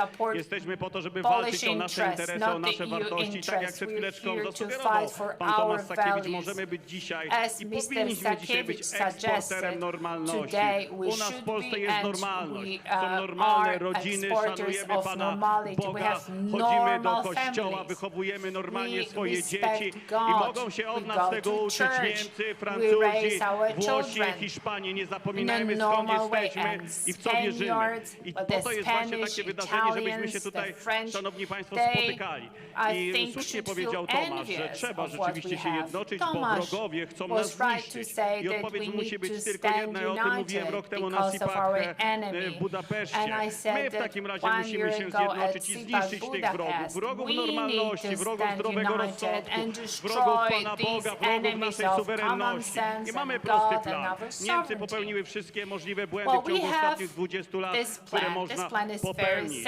I z energetyką, i z suwerennością, i z imigrantami. Im pomożemy, szanowni, powiemy im tak dla atomu, tak dla węgla, tak dla deportacji migrantów. Pomożemy Niemcom. Im więcej takich posłów w Niemczech z polskimi korzeniami, z polskim myśleniem, tym Niemcy w końcu zaczną robić dobre rzeczy. Unii Europejskiej też pomożemy. Zbliża się rok 2027. Musimy być absolutnie wszyscy gotowi. Patrioci z Rumunii, z Węgier, z Niemiec, z Włoch, czy z Francji. Ja, szanowni państwo, powiem, taki mały coming out dokonam. Jestem wielkim euroentuzjastą, szanowni państwo, i mam plan dla Unii Europejskiej. Na rok 2027 zlikwidować Komisję Europejską, zlikwidować, mam nadzieję, że się nie obrazicie, Parlament Europejski. Nie dla Zielonego Ładu, nie dla Paktu Migracyjnego, nie dla umowy z Mercosur. Wszyscy patrioci ze wszystkich państw członkowskich powinniśmy chcieć tego samego. A Ursula von der Leyen na emeryturę, ale nie na żadną unijną. Niech zarobi na własną emeryturę ciężką pracą, a nie szkodzeniem Europie. Dziękuję. Bardzo dziękuję. Mamy już bardzo mało czasu, więc po minucie. Panowie, ja chciałem każdego z was zapytać, bo ja zacząłem dzisiaj Cpac od tego, że ten Cpac powinien być szczególnie się skupić na obronie wolności słowa, bo wolność słowa jest w ogóle podstawą jakichkolwiek innych wolności. Dzisiaj ta wolność, szczególnie w tej części Europy, ale w ogóle w całej cywilizacji jest zagrożona. Każdego z was chciałem poprosić o jedno zdanie. W jaki sposób, jakimi środkami możemy się zjednoczyć, żeby bronić wolności słowa? Wchodzą ustawodawstwa europejskie, które pod hasłem walki z mową nienawiści w zasadzie mogą zakazać wszystkiego. Regulacja internetu, rząd może wyłączyć wszystko. No ale polski rząd poszedł dalej, powiedział, że wyłączy po prostu największą telewizję w Polsce. No to jest już coś, co znamy tylko z Białorusi czy z Rosji. Jak możemy wspólnie bronić wolności słowa? Chciałem was o to zapytać, bo ja chcę, żeby ten Cpac był trochę my question is about defending the freedom of speech. How can we do that? Tego, żeby odbudować naszą cywilizację, żeby dotrzeć do wartości. A można zrobić to tylko w prawdzie i wolności. It's getting to the core of our civilization and we can only do it through truth and integrity. Bo w tej chwili niestety moim zdaniem this is a very difficult question to answer. Demokracja, zwłaszcza w lewicowych okręgach Brukseli, to co widzę w Niemczech, co się dzieje w Niemczech, są dwa nacjonalne programy, które telewizji, które są moim zdaniem w 90% kontrolowane przez Zielonych i lewicową strukturę. Ja oglądam tę telewizję oczywiście, bo jako polityczny człowiek wiem, co muszę wiedzieć, co wróg za idiotyzmy to sprzedaje. TV, these channels, because I must follow up and I must catch up and I must know exactly what they're saying. And they're so blatant in what they communicate. They say such stupid things. Jest duża tendencja, zwłaszcza w Niemczech, Donalda Trumpa z Hitlerem porównywać. Robią programy at least in Germany, to compare Donald Trump to Hitler. Jest przemówienie Hitlera, a z drugiej strony jest TV programs where Hitler's speeches and Trump's speeches are put I oni uważają, że to jest śmieszne. Dla mnie to jest, przepraszam, że tak powiem, żygać chcecie mi, jak ja coś takiego widzę. Ja pozwolę sobie wejść w słowo. W Niemczech wolno porównać Trumpa i swoich przeciwników do Hitlera, a ja zostałem kilka tygodni temu skazany za to, że na okładce mojego tygodnika Donald Tusk miał taki cień pod nosem, trochę przypominający słynny wąsik, a to był tylko cień. No i sąd mnie za to skazał, więc nie ma tu równowagi. Moim zdaniem to jest skandal. Wie pan, tym bardziej, że Niemcy teraz mi się zdaje, że oni mogą Putina własnymi siłami i zmusić do tego, że on się wycofa z Ukrainy. Niemcy nie mają w ogóle w tej chwili żadnej armii, tam jest zupełne rozbrojenie. Jedyna siła, moim zdaniem, the society or the nation is disowned completely, and I think the US is the only country Proszę to that cytować, proszę to cytować. Mówi to ktoś, kto dobrze zna i Niemcy, i Stany Zjednoczone. Well, please quote this person who knows so much about Germany and the US. We have just 11 No wszystkie wasze czołgi ma teraz armia polska, więc wy już ich nie macie. Has all your tanks now, so you no longer have najlepszym uczniem, well, apparently Poland is our top student because the Polish armed forces are so very well organized, and Poland has been the first in the EU that actually did finance a part of that w Europie jeszcze ciągle 6 nacji w ogóle nie ma zamiaru te 2%, a w tej chwili już się mówi o 3,5%, a nawet Trump prowadził 5% na obronę narodową i moim zdaniem Europa ludzie cały czas twierdzą Europejczycy, że Trump próbuje Europę zniszczyć. To jest nieprawda. Europa się sama, że tak powiem, niszczy. Donald Trump Muszę prosić o skrócenie, bo chcę każdemu dać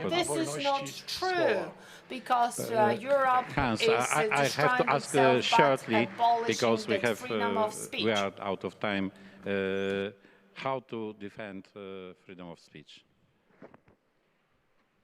First of all, I think you have to speak out what you see. And what we see is a facade of democracy and of rule of law. It's a facade. And on the other side, you see it's a totalitarian society, and we have to speak about it. And this means to support people who are politically persecuted, to give them financial support, to give them media support, and to stand together. And this is, from my point of view, very important. I think Matt Schlepp said this morning, or someone else. If a person is isolated, he is not able to react. So we have to support everyone who is a victim of political persecution because of restriction of freedom of expression. Ja w zasadzie powinienem najmniej pytać, dlatego że i Trump, i Vance bardzo dużo mówią o obronie wolności słowa, ale jak to przełożyć na to, żeby to zaczęło działać wreszcie w Europie, bo ja mam wrażenie, że poza oburzeniem to w ogóle idziemy w drugim kierunku. There's a great lesson to be learned from what we've done at the Epoch Times. Some of you might know that the Epoch Times was actually founded by Chinese Americans and Chinese Canadians in my country and so forth, right? To tell the truth about a persecution of the Falun Gong in communist China in a situation where the propaganda against them was unbelievable. Literally, the regime said, eradicate these people, and came up with all the reasons to do it, the most extreme language. So from outside, these Chinese Americans started to tell the story of these people. And that started to change the people's thinking outside. It started to change the people's thinking inside. They started a movement to quit the Communist Party. Now over 400 million people in Communist China have actually quit the Chinese Communist Party through this process. So the thing is, I think there's a hint to be had here. In places where there is a First Amendment, like in the United States, or where freedom of speech is allowed, absolutely people can help massively, even in a place as extreme. And Communist China is still a much more extreme regime than anything. You know, we can't even compare it. So I think there's a lot of hope. We were looking at, people are seeing a lot of darkness, right? And I understand that feeling, but you have to stand up and speak and you know, support people who are trying to do that. And most importantly, if you're in a position, if you're in a country that enshrines freedom of speech, use that, make coalitions, work together, and I think you can change things dramatically. Just might take a little bit of time. Tomasz, masz duże możliwości obrony wolności słowa w Parlamencie Europejskim w swoim kraju. No, może nie jesteś w rządzie, ale jednak ten głos jest słyszalny. Ja już przedtem mówiłem, że faktycznie na razie ważne jest to, że Donald Trump, administracja Trumpa wykonuje presję na totalitarne rządy w Europie, bo oni w pewnym sensie gwarantują nam wolność słowa. Też media społeczne, Elon Musk, są próby delegalizacji tego, ale Ameryka jest za ważnym graczem, żeby się przeciwstawić tej administracji. Także tu w pewnym sensie Trump jest bardzo ważny dla nas. Jednocześnie jest tak, że musimy wzmocnić własne media. W Polsce jest Republika, jest w Polsce 24. W Niemczech takich stacji telewizyjnych na przykład w ogóle nie ma. To czegoś Niemcy mogą się wreszcie od nas nauczyć, założyć Republikę. Media, etc. So Pan George mówił, że niemiecka stacja że publiczne stacje telewizyjne w Niemczech są dominowane przez lewactwo. Tak jest. Są nawet badania, które tu udowadniają, że 93 albo 97% wolontariuszy w niemieckich stacjach telewizyjnych publicznych głosują albo na socjalistów, albo na zielonych, albo na partię Die Linke. Także 90% wolontariuszy w stacjach telewizyjnych publicznych w Niemczech głosuje na partię lewicową lub skrajnie lewicowe. Także tu jest też jeszcze taki, dlatego ważne jest stworzyć taką przeciwwagę do tej lewicowej hegemonii kulturowej, wzmocnić własne media, które się ma zbudować nowe media. W dzisiejszych czasach to jest łatwiej, bo jest internet, to znaczy, że można łatwiej stworzyć taką inną opinię publiczną.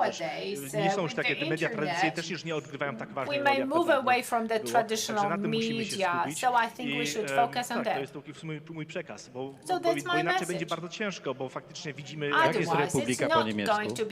Republik, TV Republik. Nie będziemy musieli dużo zmieniać. German equivalent of the word Docencie Państwo, jaki macie skarb, taką republikę. Tutaj poseł mówi, że potrzebna jest republika w Niemczech. No zobaczcie, w czymś wyprzedziliśmy ich. Janusz Kowalski, no dzisiaj dla nas obrona wolności słowa to jest w zasadzie w tej chwili już teraz. Natychmiast, bo my jesteśmy pod wielką presją, bo my musimy się naprawdę jednoczyć w tej sprawie. Szanowni Państwo, bardzo proszę o wielkie oklaski dla Telewizji Republika, która zorganizowała Cpac Polska.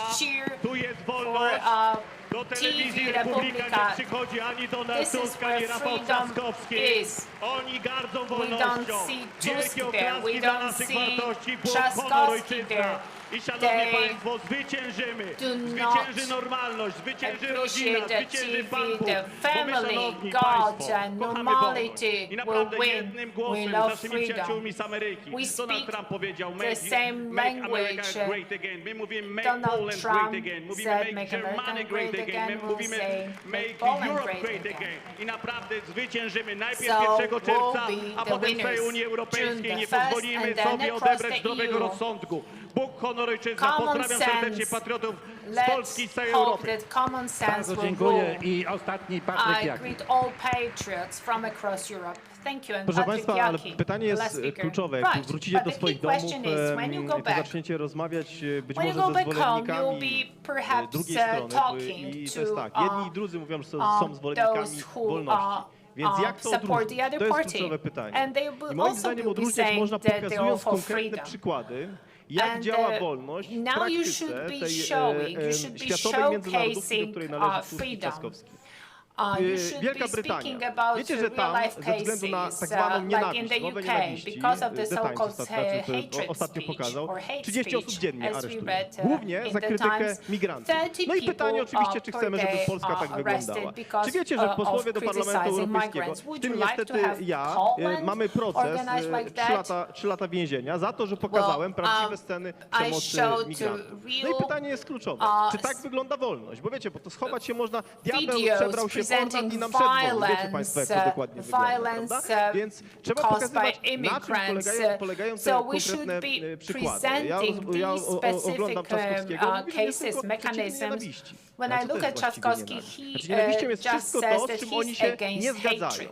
Więc to jest powrót 1 do 1 do czasów komunistycznych. No i ja rozumiem, że my jesteśmy tutaj po to znaczy Republika w ogóle definicyjnie ma w sobie wolność prawdziwą. To znaczy, że każdy może powiedzieć to, co naprawdę myśli. I to jest coś, o co naprawdę warto się bić dla nas i dla przyszłych pokoleń, o prawdziwą wolność słowa.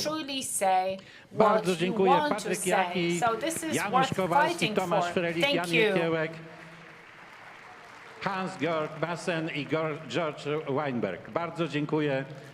Dziękuję za udział. Żałuję, że tak krótko, ale to pierwszy Cpac.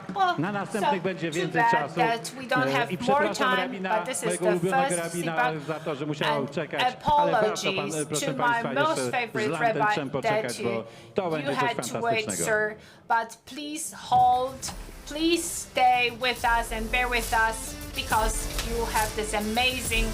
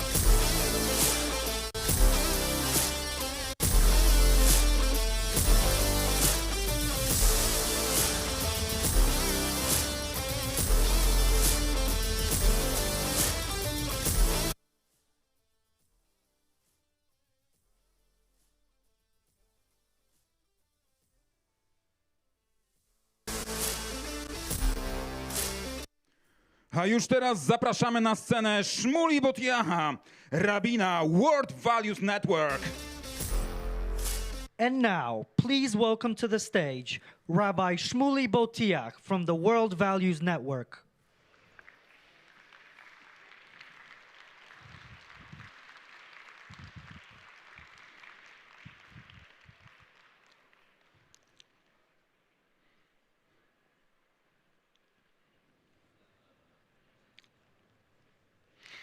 My friends, on the 27th of September in 1982, a man who had achieved world fame at the age of 58, and I just turned 58, sat down at his desk in a small office in Rome. And he wrote a letter to the premier of the Soviet Union, Leonid Brezhnev, and he said, if Soviet forces dare invade Poland, which they were on the brink of doing, I shall resign from the seat of St. Peter, and I will join my Polish brothers and sisters and be run over by your tanks.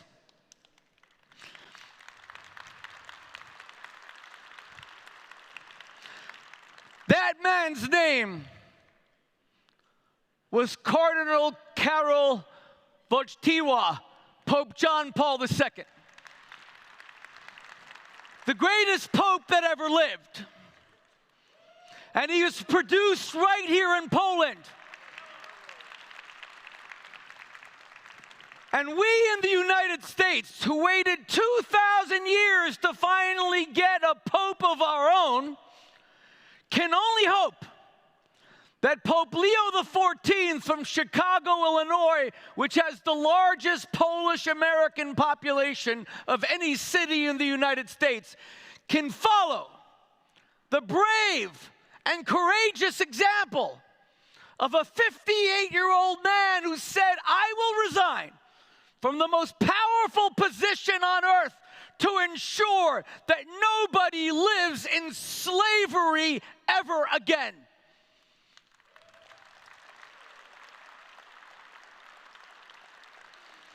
My friends, I'm an American Jew who is tired of France representing Europe.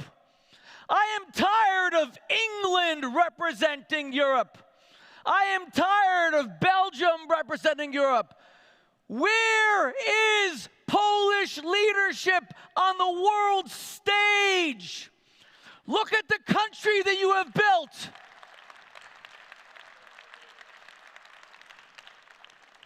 You know what they're doing now? Keir Starmer in Parliament in London, or Emmanuel Macron when he's not being slapped by his wife in Paris. You know what they're doing? They are condemning Jews for defending themselves against the tyranny and slavery of Hamas, while Poland stands with Israel, while Poland stands with the Jewish people.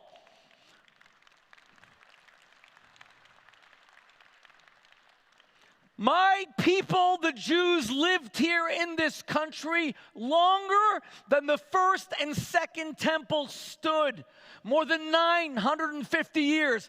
And when we're just commemorating the 80th anniversary of the end of the Second World War, let us never forget what happened on the 1st of September 1939, when the most evil man in the history of the world invaded this nation that was unprepared for an invasion, that was betrayed by Stalin,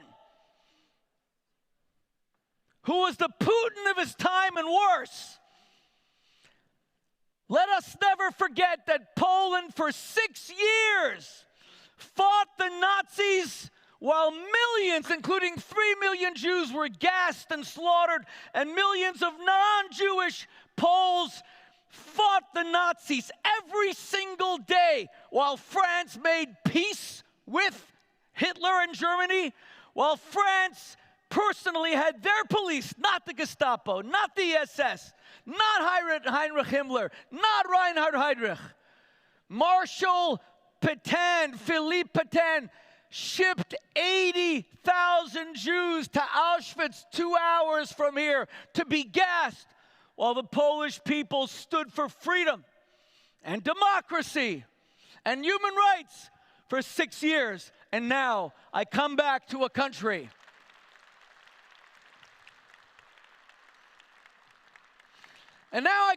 to a country with the most beautiful roads in all of Europe, a country of conservative Poles who want to see government that facilitates commerce and doesn't control its citizens. A country that wants immigrants, but immigrants that embrace the values of the nation which they adopt as their home. Do you see what's happening in my country, the United States of America? I am a Jew who loves my Muslim brothers and sisters. But Islam is not Islamism. Islamism is not a religion. It's a genocidal political ideology that wants to do to the Jews what Hitler did to the Jews, to murder every last one of us. 5 minutes walk from the White House 5 days ago. 5 minutes walk. from the seat of the greatest power on earth, where President Trump is, and Vice President J.D. Vance is, and where Kristi Noem, who's going to speak today, 2 Jews were murdered, shot in the head. When the young woman was shot in the back, she crawled to try to get away. And the Free Palestine thug walked over to her with a gun, and he put it at her temple.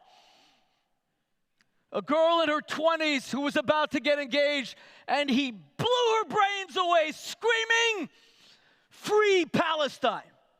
Free Palestine!"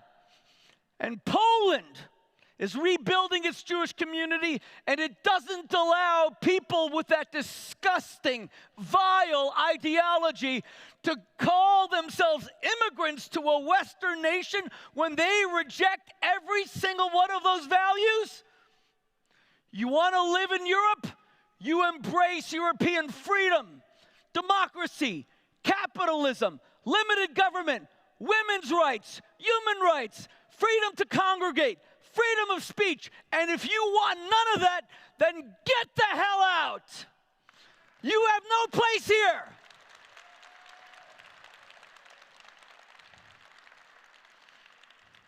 Europe has been overrun by people who hate Europe. Europe is on a suicide watch. And it's happening now in my great nation, the United States of America. Our universities, I live 3 miles from Columbia. Our universities are being burnt to the ground. Do you remember when the Nazis took all the books written by Einstein or Freud and made giant pyres of fire and burned them? That's happening at Columbia today. It's happening at Berkeley today. It's happening at the University of Pennsylvania. It's happening in New York University in the United States of America. It's not happening in Poland. Because Poland has decided, you want freedom? Whoever, so many people tell me, Poland is anti-immigrant. Anti-immigrant? Which country took in 2.5 million Ukrainians when they faced war and invasion? Only Poland. Which country?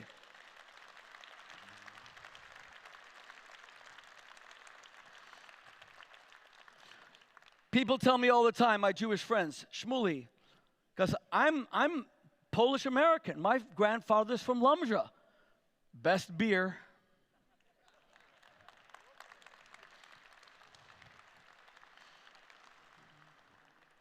My Jewish friends say to me, Shmuley, isn't Poland anti-Semitic? Remember what President Obama said? The Polish death camps? The Polish death camps? The death camps, even my German brothers and sisters, everyone says they accept responsibility for the Holocaust. Maybe. They always say it was done by Nazis, as if some weird group of people came from the moon called Nazis and forced themselves over Germany. That is not what happened. Hitler was voted in a democracy time and time again. It was the German people, not the Nazis, and the people who resisted them was Poland. And I want to tell you something.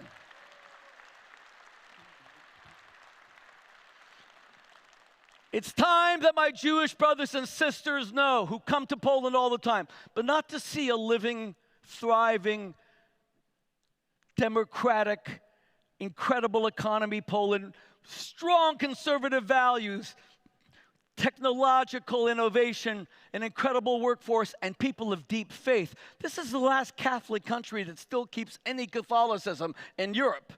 Catholicism is dead in Europe. Pope Leo better come here real quick to show his appreciation. But it's time that my Jewish brothers and sisters came to Poland. And yes, I mourn my 6 million Jewish brothers and sisters who were murdered by the Nazis, 3 million on Polish soil perpetrated by the Germans.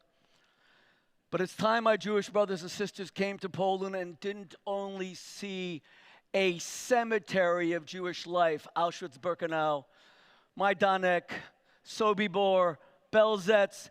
It's time they saw a nation that has risen from the ashes to become and is increasingly becoming a European superpower, a strong friend of Israel at the EU, where we have no friends. A strong bulwark against an increasingly creeping Putin. A strong country that celebrates human rights. And by the way, the final thing I have to say to you, do you know that my people who were cremated by the German Nazis in Birkenau, Grossrosen, Buchenwald, Bergen-Belsen, you know, they have no cemeteries, they have no tombstones, they have no gravestones. They are only ensconced, they are only permanent in our memory. And it is Polish taxpayers like you who fund the museum at Auschwitz-Birkenau, who took Treblinka, where the Germans killed 900,000 Jews from the Warsaw Ghetto, and they turned it into a farm. And the Polish taxpayer and government went and rebuilt a monument so that Janusz Korczak and all the great heroes can be remembered. And I, as a Jew, want to say thank you to the Polish people for ensuring that the 6 million are forever.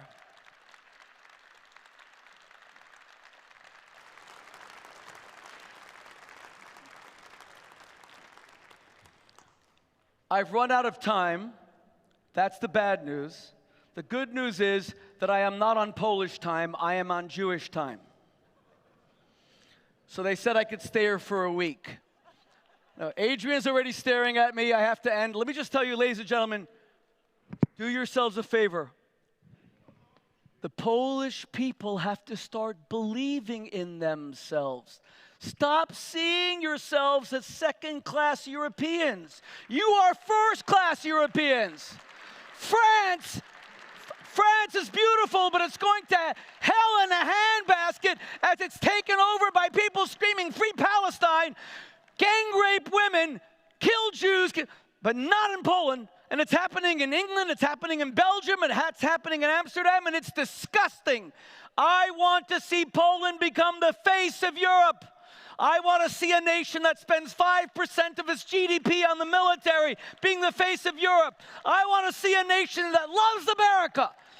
Loves America. Europeans are always saying how much they hate America. Make America and Poland great again. And most of all,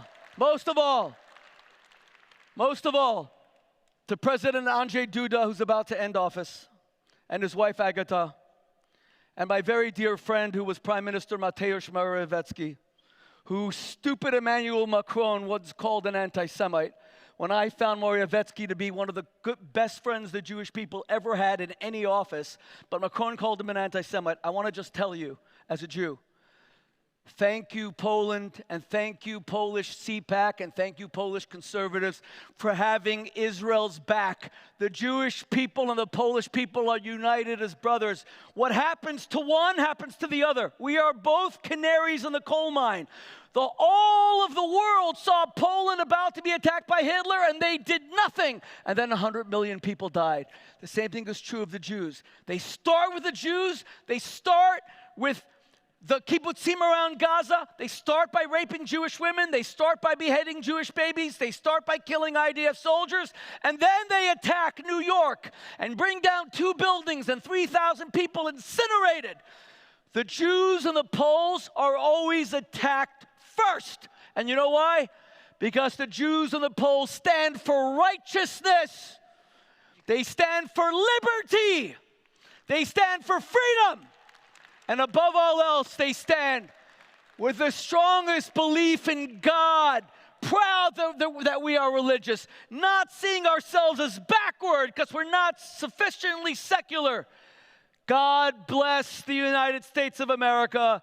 God bless the state of Israel. And God bless the incredible Republic of Poland, who I know in the next 5 years will become synonymous with European leadership, with European democracy, and above all else, making Europe great again. God bless you.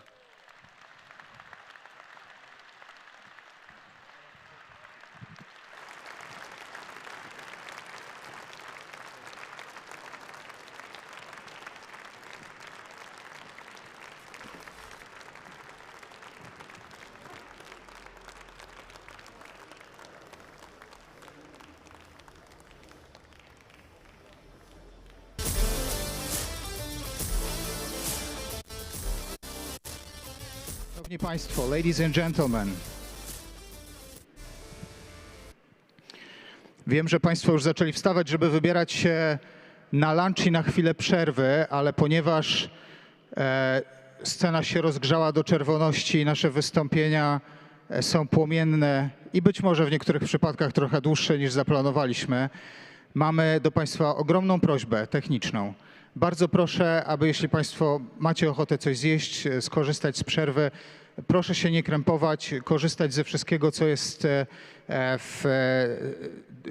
przygotowane w lobby.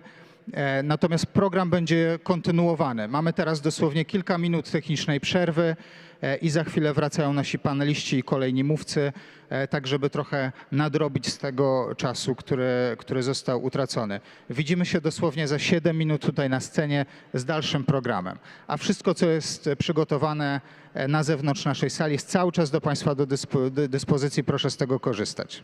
Dziękuję bardzo.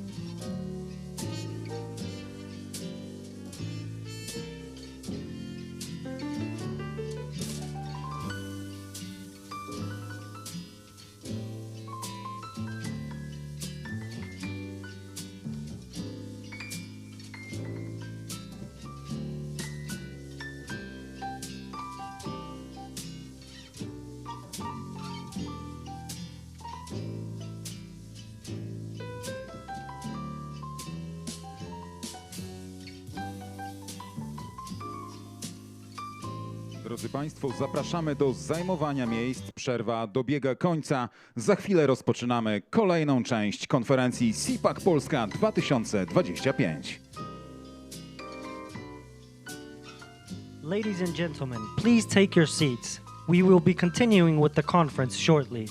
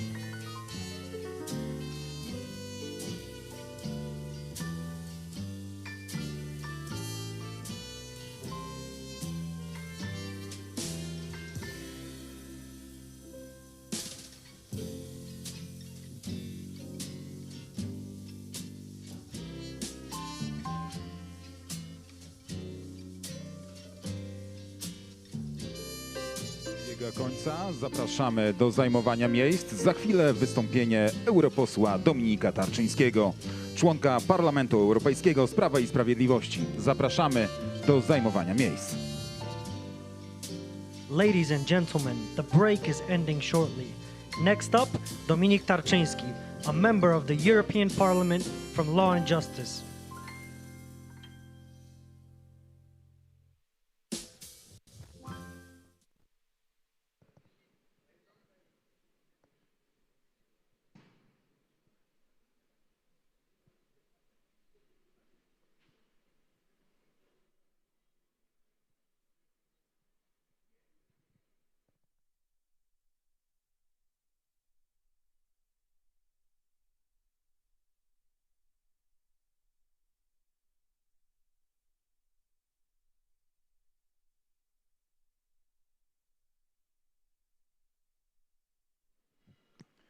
Dziękujemy, że są Państwo z nami na konferencji Cpac Polska 2025, a my szczególne podziękowania kierujemy do sponsora głównego konferencji Cpac Polska 2025, do firmy Zonda Crypto. Thank you for joining us for the Cpac Poland 2025 conference. Special thanks go to the main sponsor of the Cpac Poland 2025 conference, Zonda Crypto.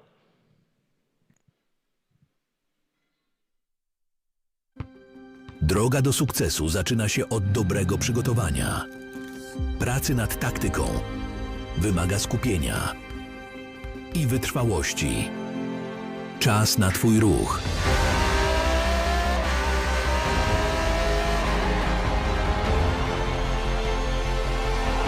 Dołącz do Republiki Kryptowalutowej. Załóż konto na Zonda Crypto już dziś i odbierz $10 w kryptowalucie na start. I przed nami kolejna część programu. Zapraszamy na scenę Dominika Tarczyńskiego, członka Parlamentu Europejskiego Prawo i Sprawiedliwość. The next part of the program is coming up. Please welcome Dominik Tarczyński, member of the European Parliament from Law and Justice to the stage. Dzień dobry, drodzy przyjaciele. Wierzę w to, że ta krótka przerwa obiadowa przydała się. Wierzę w to, że nikt nie kazał wam jeść robaków. U nas jest po polsku, u nas jest normalnie. Zaczynamy od pewnego żartu, ale temat, który chcę poruszyć, wcale żartem nie jest. Dlatego, że ten poziom szaleństw byłby zabawny, gdyby nie był realnym zagrożeniem dla naszej tożsamości, dla tego, kim jesteśmy jako Polacy, jako Europejczycy, jako konserwatyści. I bardzo często, kiedy poruszamy tematy, o których już dzisiaj słyszeliśmy, czyli szaleństwo Zielonego Ładu, Czyli wszystkie te ideologie, które sprowadzają się do tego, że śmiejemy się z nich, po jakimś czasie stają się rzeczywistością.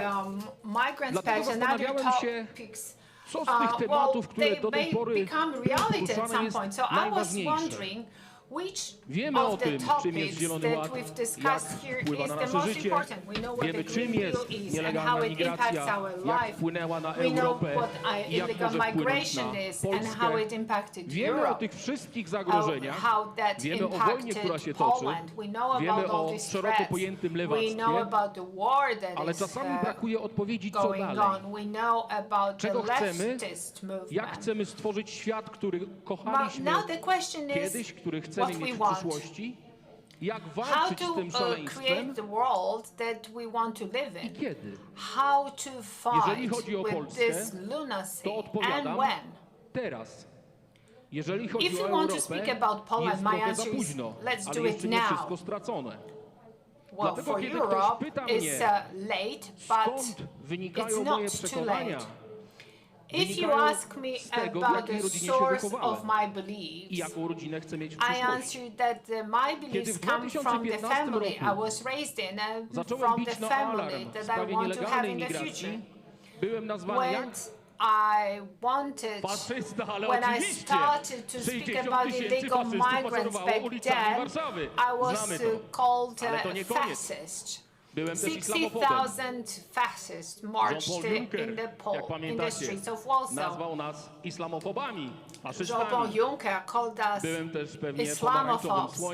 I may have been also called an orange elephant, a pink elephant, etc. And you could consider it a joke. Nas, chrześcijan, but konserwatystów, ludzi, którzy kochają wolność, tradycje, tych, którzy konserwują, podtrzymują ruch konserwatywny sposób myślenia, gdyby to nie wchodziło nam w język, a właściwie im w język.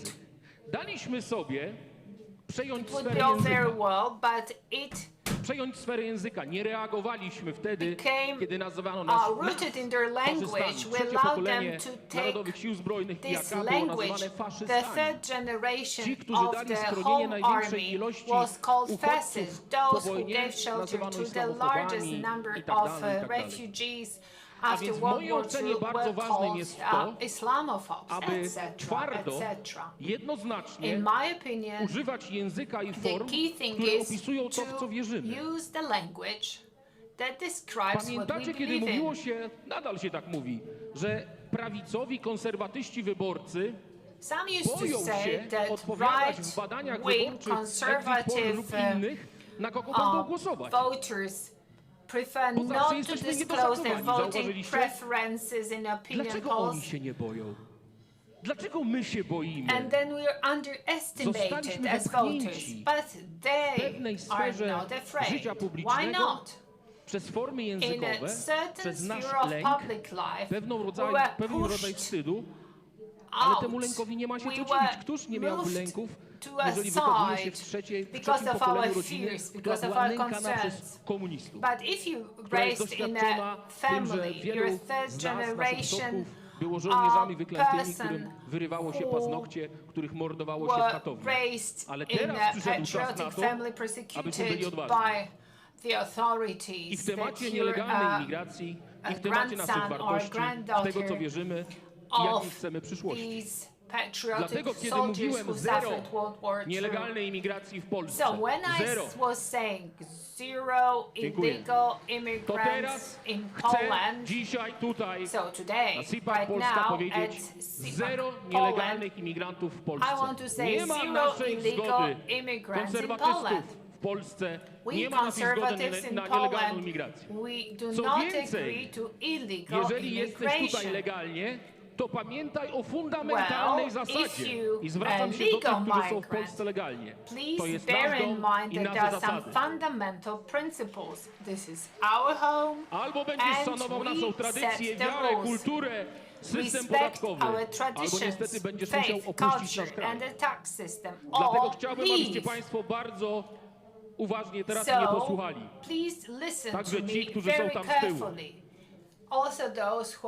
sitting over there in the back. A wierzę w to, że tak będzie, wygramy najbliższe If wybory, we win these elections, dojdzie and I trust do we wyborów will, parlamentarnych, które konserwatyści także we'll have wygrają. parliamentary elections Wtedy, that jeżeli conservatives będzie will taka wola also i win. potrzeba, So złożę then, swój mandat w Parlamencie Europejskim, if wrócę do there's polskiego the will, rządu, I'll zająć się nielegalną migracją come back z wielkim from the planem, który dzisiaj European chcę Parliament przedstawić. to the Wielka Polish deportacja. Parliament with a great idea of this To moje great zobowiązanie. deportation. To moje This zobowiązanie is wobec the was, obligation I rodacy, make to to moje you, zobowiązanie my compatriots. w stosunku do przeszłych pokoleń, do mojego dziadka, komendanta Narodowych I Sił make Zbrojnych, this to moje zobowiązanie promise wobec moich sióstr, to my wobec mojej matki, grandfather, wobec who moich was a przyjaciół, commander wobec of tej national ziemi, którą forces, to kocham. my Jeżeli sisters będzie tylko and to taka my wola, mother and to the a land wierzę, I że będzie love. taka potrzeba, If there's a wrócę will, i if przedstawię there's a wielki need, plan and I trust it wielkiej will, I'll deportacji. come back and I present this Nie plan będzie of już huge gangów deportation. gruźlickich, We'll no longer have które robią to, co chcą w Georgian Warszawie, gangs a prezydent that Warszawy do nic whatever nie they może z tym want in zrobić. Warsaw, and the mayor Nie of będzie nawet Warsaw jednego. can't help Będą that. podstawione samoloty i There won't autobusy, be tak jak even a zrobił to single prezydent Georgian Trump. left.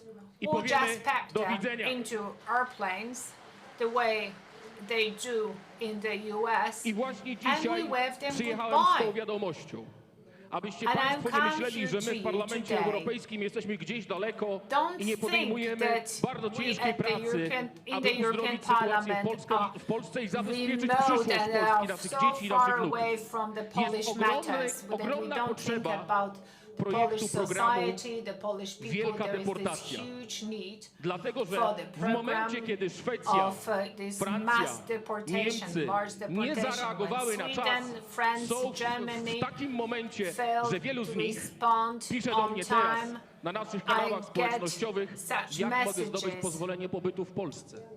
How can I get Ja, to my work jesteśmy w Unii a Europejskiej, residence możesz permit in przyjechać i tak Poland? dalej. And I say, No, ale we're in the chciałbym jakąś pracę, bo u nas EU, trochę you can ciężej. come and Naucz się come języka. over. And I would say, I would like to work here. Nam Okay, kazali mówić po learn the niemiecku. language. Nam kazali We mówić were po forced francusku. to speak A teraz my German. jesteśmy We're tymi, forced to którzy speak mówią, French. And uczcie now się polskiego. we're To jest saying, przyszłość. learn Polish. Study Polish because that's where your future is. Na zakończenie, And finally, kochani, jesteśmy bardzo ważną częścią ruchu we are konserwatywnego a w very Europie. Mam na myśli important nas, part Polaków. of the conservative Mam na movement myśli in Poland. I media, mean tak us, jak Poles. Telewizja Republika. I mean Nie the było mass do tej media pory like TV, takiego wydarzenia Republika. przez ostatnie dziesięciolecia w Polsce. To, co robi Republika, What jest wielkim Republika dziełem, które trzeba wspierać. is doing is a Mówię o great tym, dlatego że piece nie of zdajemy work. sobie do końca It's a sprawy, great project. jak wielka odpowiedzialność ciąży na nas, We are jak not wielka jest aware potrzeba of the aktywności i responsibility partycypacji that we społecznej, aby wyzwolić We się know that ze there is this szpon huge need for public postkomuny participation, i activity, ich narzędzi because medialnych. we're still Dlatego held wzywam back wszystkich by do tego, post-communists aby and their wspierali media Republikę, bo tools. bez wolnych mediów So I nie call uda się on you przeprowadzić to planu support this i wielkiego marzenia, Without them, mojego we cannot marzenia, have this wielkiej plan. deportacji. We cannot have the dream come true, my dream of this huge deportation. Chcę podziękować Tomkowi Sakiewiczowi, With Michałowi that, I want Rakoniowi, to say thank Jankowi, you to całej Tomek ekipie, całemu Sakiewicz, zespołowi Michał Rakon, za the zaproszenie, whole za to, że team mogłem mój plan, for moje inviting marzenie me i here. moje zobowiązanie dzisiaj przed Polską i Europą przedstawić. Bardzo Wam dziękuję. Giving me the Wszystkiego dobrego. opportunity Niech to Bóg present błogosławi my Polskę. plan. All the best. God bless Poland.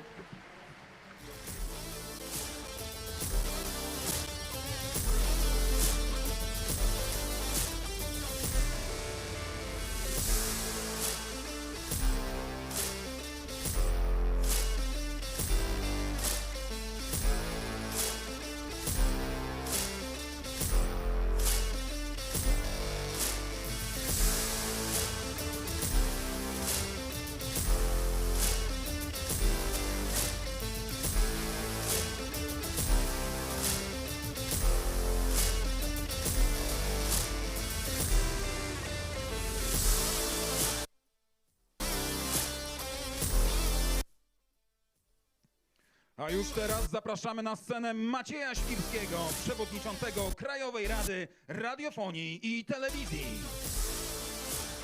And now, please welcome to the stage Maciej Świrski, head of the National Broadcasting Council.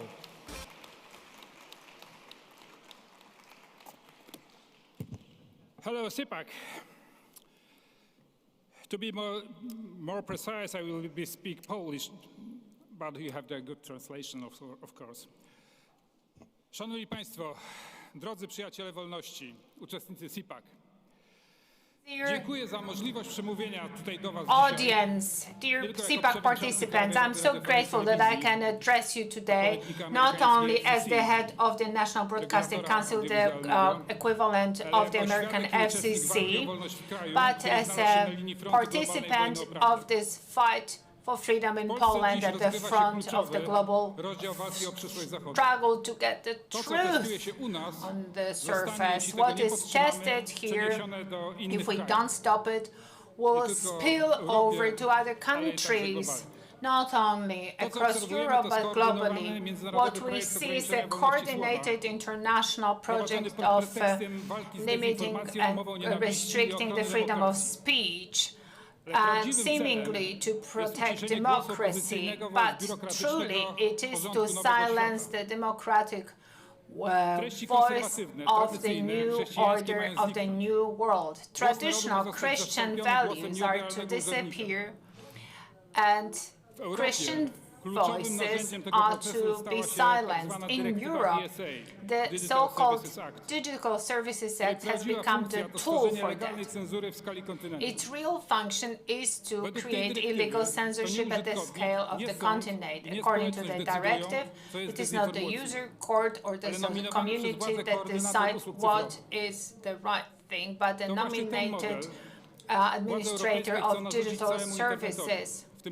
So this is the model that it is to be imposed on all media. So what is happening in Warsaw today affects directly freedom of citizens in Texas, Ohio, Washington, and New York. If globalists rule over US platforms, they will also block the US voices of freedom. They will no longer be the First Amendment. European Compliance Protocol will replace it. Poland never agreed to barbarian censorship because we suffered through communism. Poland has its own institutions and may oppose it. We may oppose destruction of our tradition, our good name, and what we hold saint and holy, like John Paul II. Poland serves as a model for the world, and this is why we have to respond. In December 2023, the government of Donald Tusk took over illegally the public media. Judgment and decisions of the Constitutional Court were ignored, and journalists were banned from entering the premises of the TV. And that was an attack, and the mass media were fictitiously closed down and put in liquidation to stop the message. But it was not enough. In Poland, we have this constitutional body, which is the National Broadcasting Council, and now the same power that took over the mass media wants to try me, the head of that council, before the Constitutional Court, and that is because I refused to submit to that act. The goal is to paralyze the National Broadcasting Council, to ban other TV channels for being active. As long as I remain the head of the National Broadcasting Council, that is not going to happen. In Poland, we also watch how journalists are prosecuted. Journalists of TV Republika are excluded from press conferences of Prime Minister, as it happened during the flood in Lower Silesia.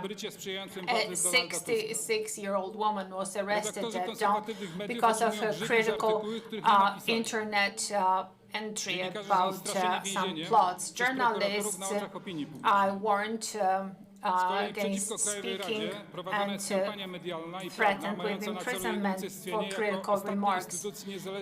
So there are certain actions taken here against that freedom. As the head of the council, I punish unauthorized or inappropriate advertising. So all these actions are taken under the false pretenses of fighting against hate speech.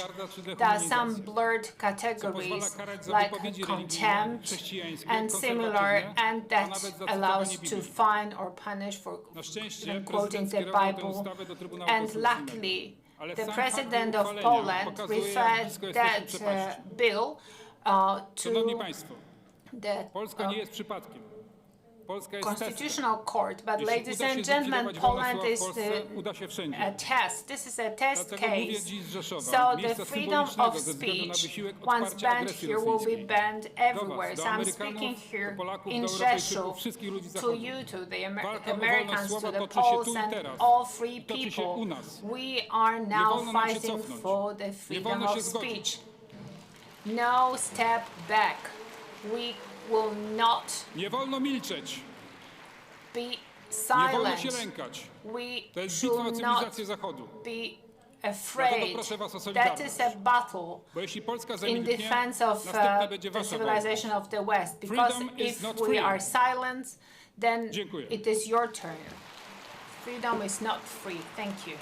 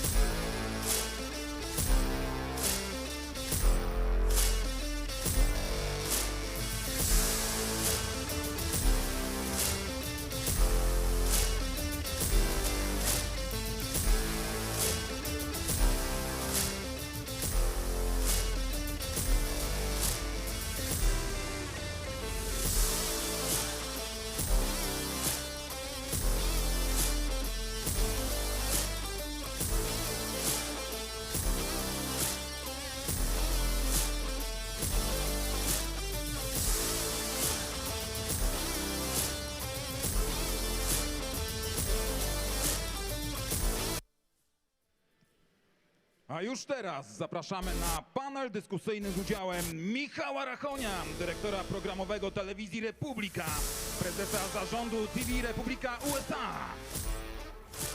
Please welcome the following panelists to the stage. Michał Rachoń, Program Director of Telewizja Republika and President of the Board of TV Republika USA. Powitajmy Jacka Posowieca, dziennikarza, autora, aktywisty, osobowości medialnej. Please welcome Jack Posobiec, journalist, author, activist, and media personality. Maureen Bannon, prezes War Room. Welcome Maureen Bannon, CEO of War Room. Matthew Foldy, redaktor naczelny Washington Reporter. Matthew Foldy, Editor-in-Chief of the Washington Reporter. Powitajmy Matthew Turmanda, dziennikarza, doradcy politycznego, bankiera inwestycyjnego. Please welcome Matthew Terman, journalist, political advisor, and investment banker.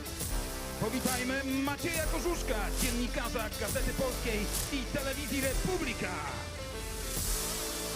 Welcome Maciej Korzuszek, journalist at Gazeta Polska and TV Republika. Powitajmy Terry'ego Jormarka, inwestora, przedsiębiorcę i byłego kolumnistę Chicago Tribune. And please welcome Terry Yormark, investor, entrepreneur, and former Chicago Tribune columnist.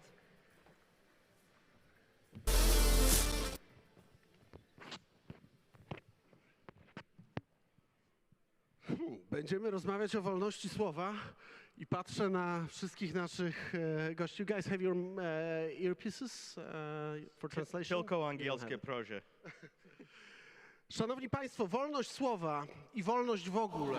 The freedom of speech and the freedom as it is Cywilizacji Zachodu, a is dla nas a zdobycz gain of our civilization and for us a gain of the time after the fall of communism. Something that we thought that freedom is gonna stay with us forever. And then there were further attempts to widzom Telewizji Republika, nie trzeba tego przypominać, do rob us of our freedom, and pozbawienia nas the family of TV Republika know that very good. We've been tried to forbid us to broadcast, and now about the freedom of speech we're going to talk freedom about. of speech. I don't know if you haven't got your translation and earpieces, so we switch to English. It seems to a lot of us that freedom of speech, we just take it for granted. I mean, this is the reality that we live in, that the freedom of speech is a feature of democracy and nothing changes. We shouldn't be worried about anything. And then the liberal left showed us the things that we couldn't even think of. And I will start with you, Maureen, because when I've heard from Steve Bannon that he's going to be imprisoned in a couple of days, and I actually met him 2 or 3 days ahead before he was imprisoned in what was famously called Breitbart Embassy in Washington. I thought that the real reason for which he is imprisoned is not some kind of legal thing that is going on inside American politics, but the huge success of War Room, of the first political podcast of that kind. And it seems to me that putting Steve Bannon in prison was a kind of a threat or a warning sign for everybody who dares to speak loud about the things that are unthinkable of, and things that the mainstream media do not want public figures to speak about. I wonder, what's your take on this? What is the state of the freedom of speech generally in the Western world, not only in the US? Well, I agree with you. I think that they put my father in prison more. It was a political witch hunt. It wasn't about, contempt of Congress charges. It was a political witch hunt. And to silence him, to silence the War Room and getting the truth out, they wanted to silence him leading up to Donald Trump's election in November. And they thought by doing that they were going to silence him. He was able to get his voice heard, maybe not actually behind the mic. However, he was able to get it heard through interviews, written interviews, and also email. So they tried to silence the freedom of speech in the United States with regards to my father, but they weren't able to. And that's very clear that that was the goal, to silence him so that he couldn't help Donald Trump get his sweeping victory in November.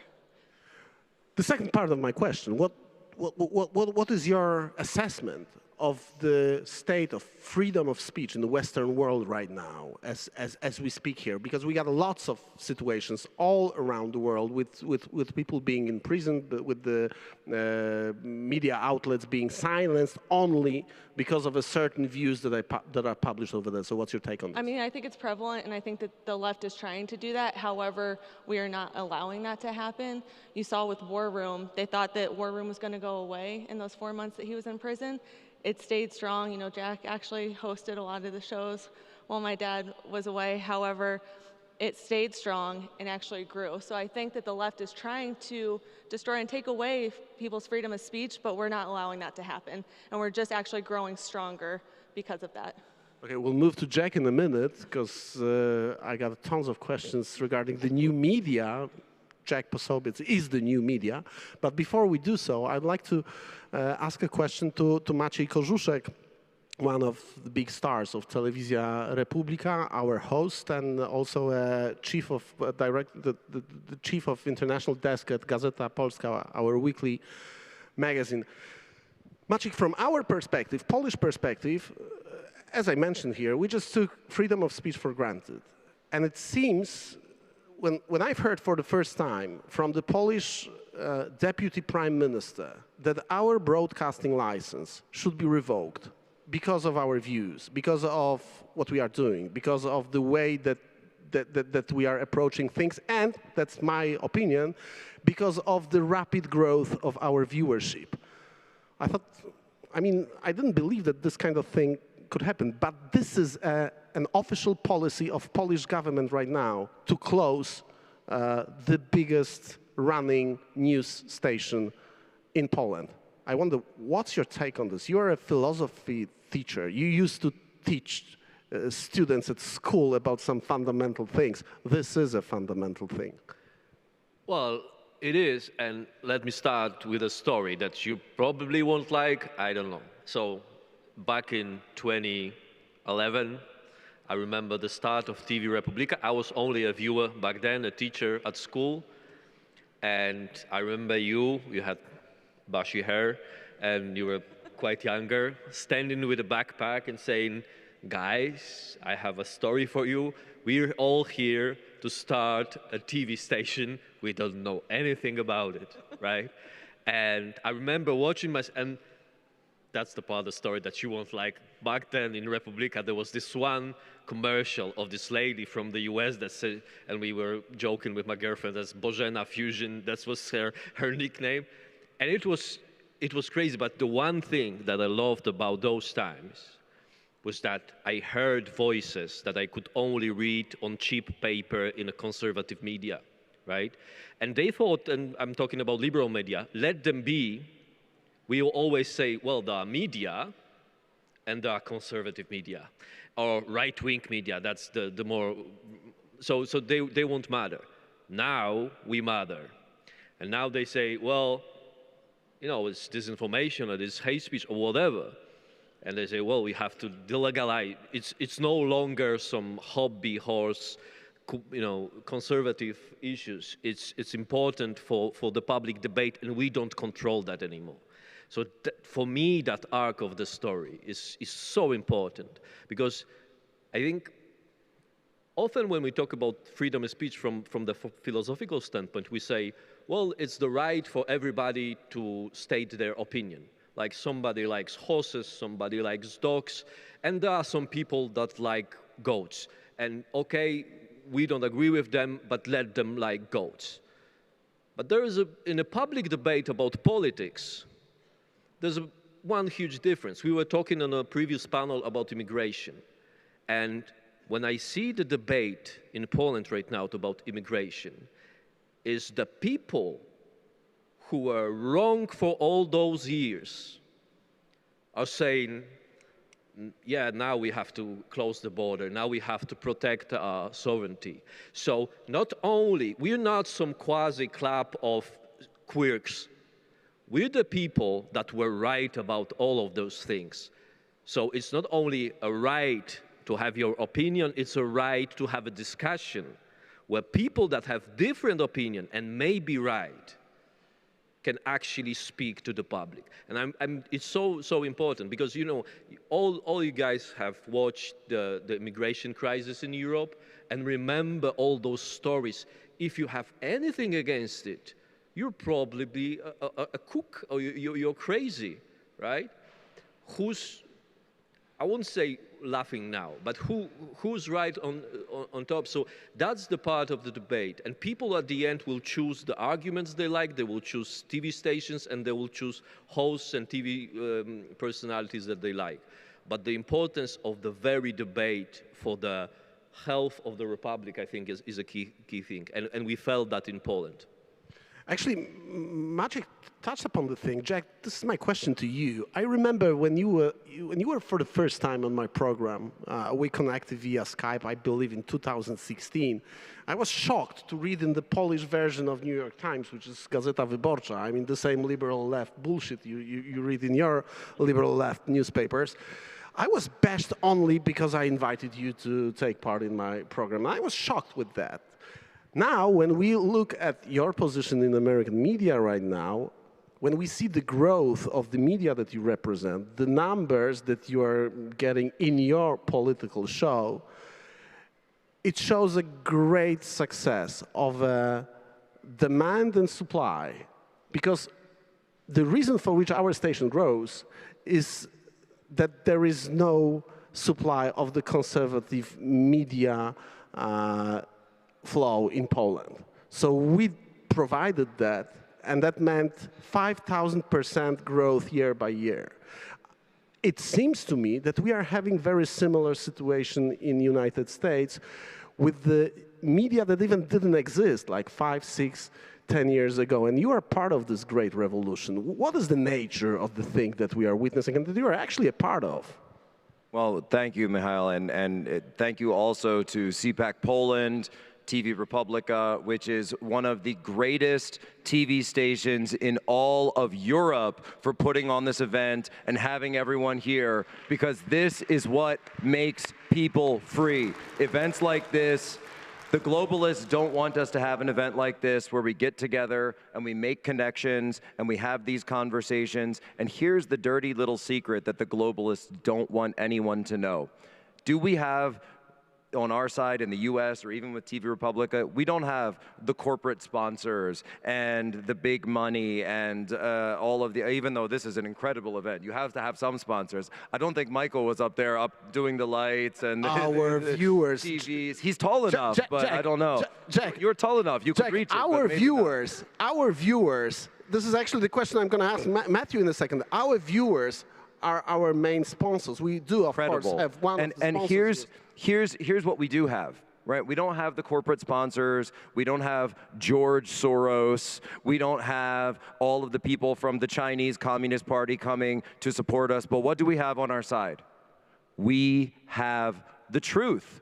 We have the truth on our side. And if the truth is given the ability to be heard through distribution, as you just said, if we have the ability to speak the truth to the public, then it will grow and our numbers will grow, because there is always going to be a market, there is always going to be ears that want to hear the truth, because we are not telling people what to believe. We are telling people that what they believe is actually shared not just by us, but by so many other people, because one of the main tactics that you'll see from New York Times and their affiliates abroad, they want you to think that your beliefs as a conservative, you are far right, you are an extremist, you are so atomized, no one thinks like you, you're an individual, no one else shares your beliefs. Well, look around this room, and I would say to everybody who's watching online, look at the numbers on here. There are more of us than there are of them who believe in the truth, who believe in borders, language, culture, and believe in the faith of Almighty God. And that is the thing the globalists want to defeat.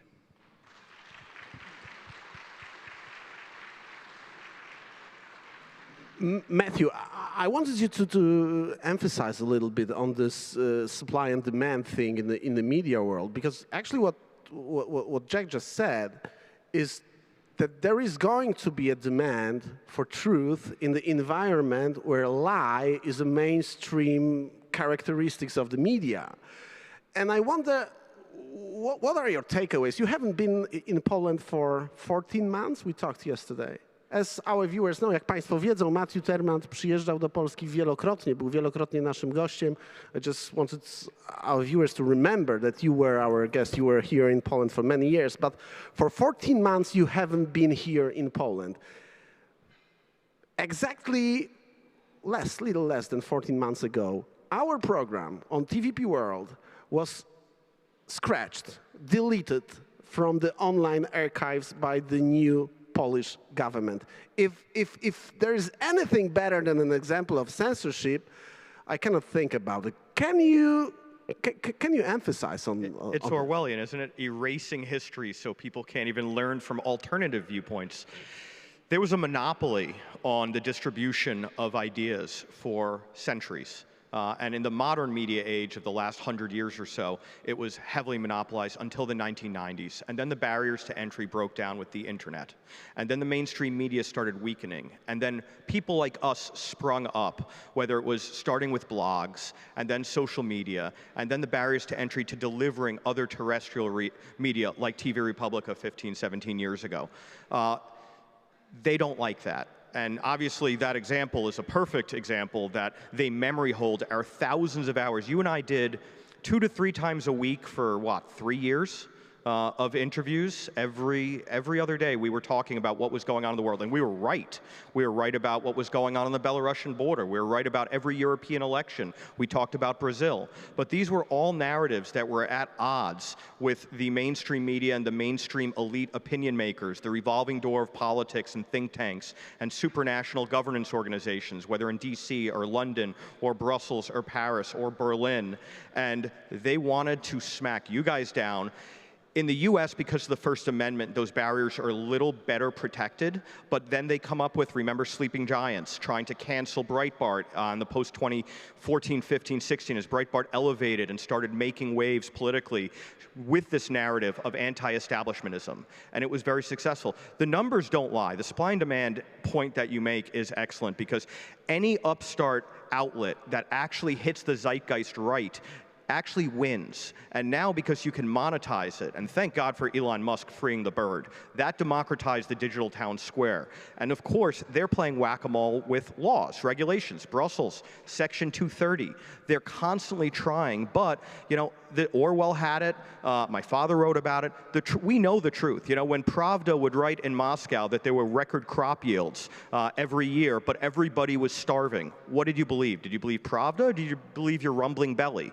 So there's always a will to get to the truth. And of course, the Orwellian aspect of their censorship is that they say, we cannot be platformed because we're a threat. We're a threat to freedom. We're fascists. And that's what he wrote a great essay I recommend everybody reads, Politics in the English Language, in the 1920s or 19-teens. And it says exactly this, that they're going to take a word like freedom and slavery in 1984. They're going to take a word like the truth and they're going to bastardize it. But we are manifold, we are plenty, and they cannot whack-a-mole us all the time, forever, in perpetuity, and that's why we're winning, and that's why TV Republika is winning. Our show on TVP World, and TVP World came out of nowhere and did amazing. They beat that up. TV Republika has filled that void with you and your leadership and your incredible charisma, and here we are. Terry, Matthew mentions freeing the bird by Elon Musk, and that puts me to the question that is actually very, at least for me, very interesting, because we all are active online. Most of us are active on former Twitter and now on X. And I remember my account being shadow banned constantly since my account was established, I believe, in 2009. I couldn't get any real traction on this platform, and I couldn't really understand why. When Elon Musk took over, I realized that the same, I didn't change anything in the way I run my X account, but my numbers just skyrocketed. So it shows. You did have me on more, though. So yeah, that's the reason. So it brings me to another side of this debate about the censorship, about the freedom of speech right now, the technology and the way that the big online platforms can control the narrative, can control the content that we are trying to get. Terry, your take on this? Well, you're looking at some of the guys right here, and one of them is Newsmax, right? The American media has failed us. It's failed the public. TV Republika, you guys are the home of free speech. let me take everybody in this audience behind this curtain a little bit. When we were sitting at the table back here, we didn't discuss what we were going to discuss here. You never asked me what I'm going to say today. I came here on short notice, thankfully, and we didn't ask any questions. I could say whatever I want right now. TV Republika is the home of free speech. Thank you, man. And I just want to also take a second. For TV Republika, I met Mihao. They were kind enough to invite me over to the inauguration of Donald Trump in November. And I remember you meeting with Cpac, and at the time it was just an idea. You don't know this, when I was growing up for many, many years, I said, man, it would be an honor to just attend Cpac. And in Washington, D.C., I remember you and your team were meeting with Matthew and his team, and you said, I would love to bring Cpac to Poland. I cannot believe, standing here on stage, my first Cpac, here with you, for what you put together and your ideas, and look around. You have a sold-out crowd, and I know this is going to be the first of many.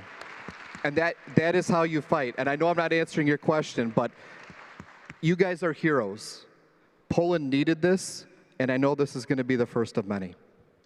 Terry, thank you very much for those kind words, but everything that we can do is thanks to the people who are gathered here, to our viewers. Because actually the condition under which we could even think about doing the things that we are doing is that because of the crowdfunding model of building our station. We are funded by our viewers, full stop. We are banned from the advertising market in Poland. We are getting like a slim percentage of the money that we should get from the advertisement market. We don't get those money because of the way that the media cartel works, but we are supported by our viewers. So this is maybe the time that we can say thank you. I mean, really thank you. Bardzo Państwu dziękujemy. Wielkie rzeczy możemy robić tylko i wyłącznie dzięki Państwa wsparciu. Bardzo za nie dziękuję i bardzo nie proszę, pamiętamy o tym każdego dnia, kiedy przychodzimy do pracy. The technology that you talk about has allowed you to take that business model, right? So thank you for looking at that technology and utilizing it like the other gentleman here on stage.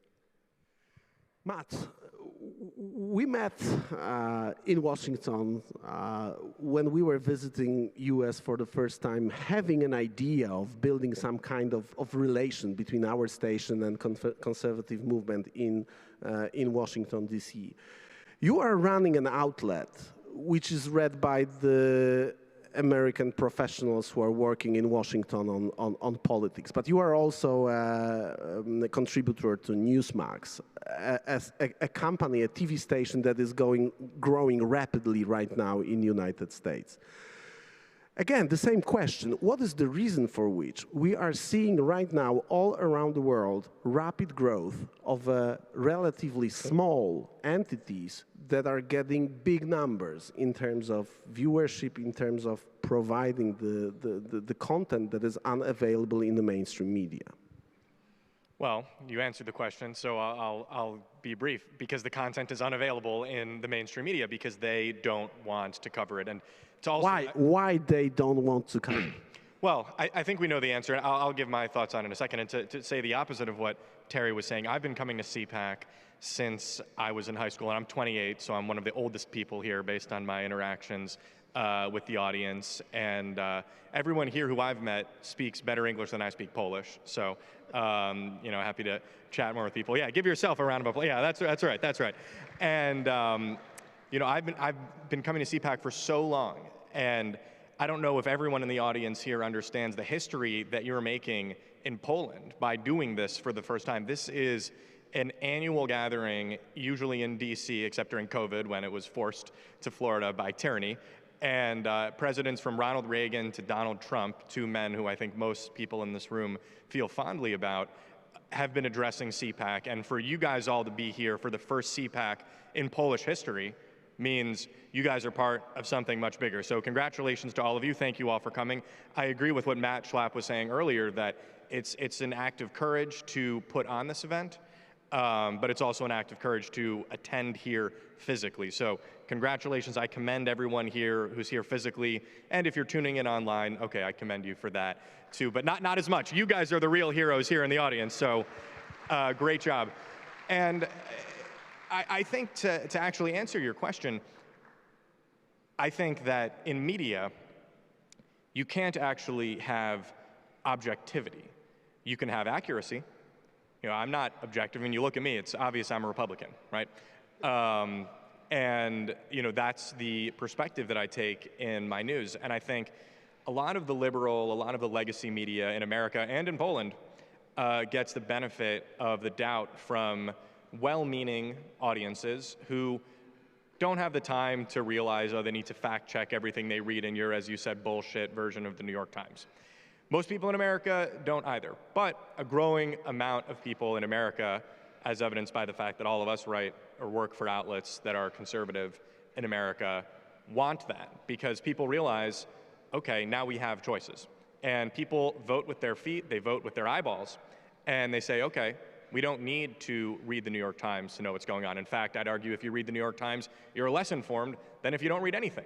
And the same thing is happening in Poland. And you know, the shortest way I can answer the question of why is because they're all liberal activists. We all know this. This isn't news to anyone. If you look at where the people who work at CNN and ABC come from, they all come from journalism schools. You know, I don't think any of us studied journalism on this panel, right? I don't think so. We all wanted to do other things, but then all of us decided that, you know, for better or worse, we want to do journalism.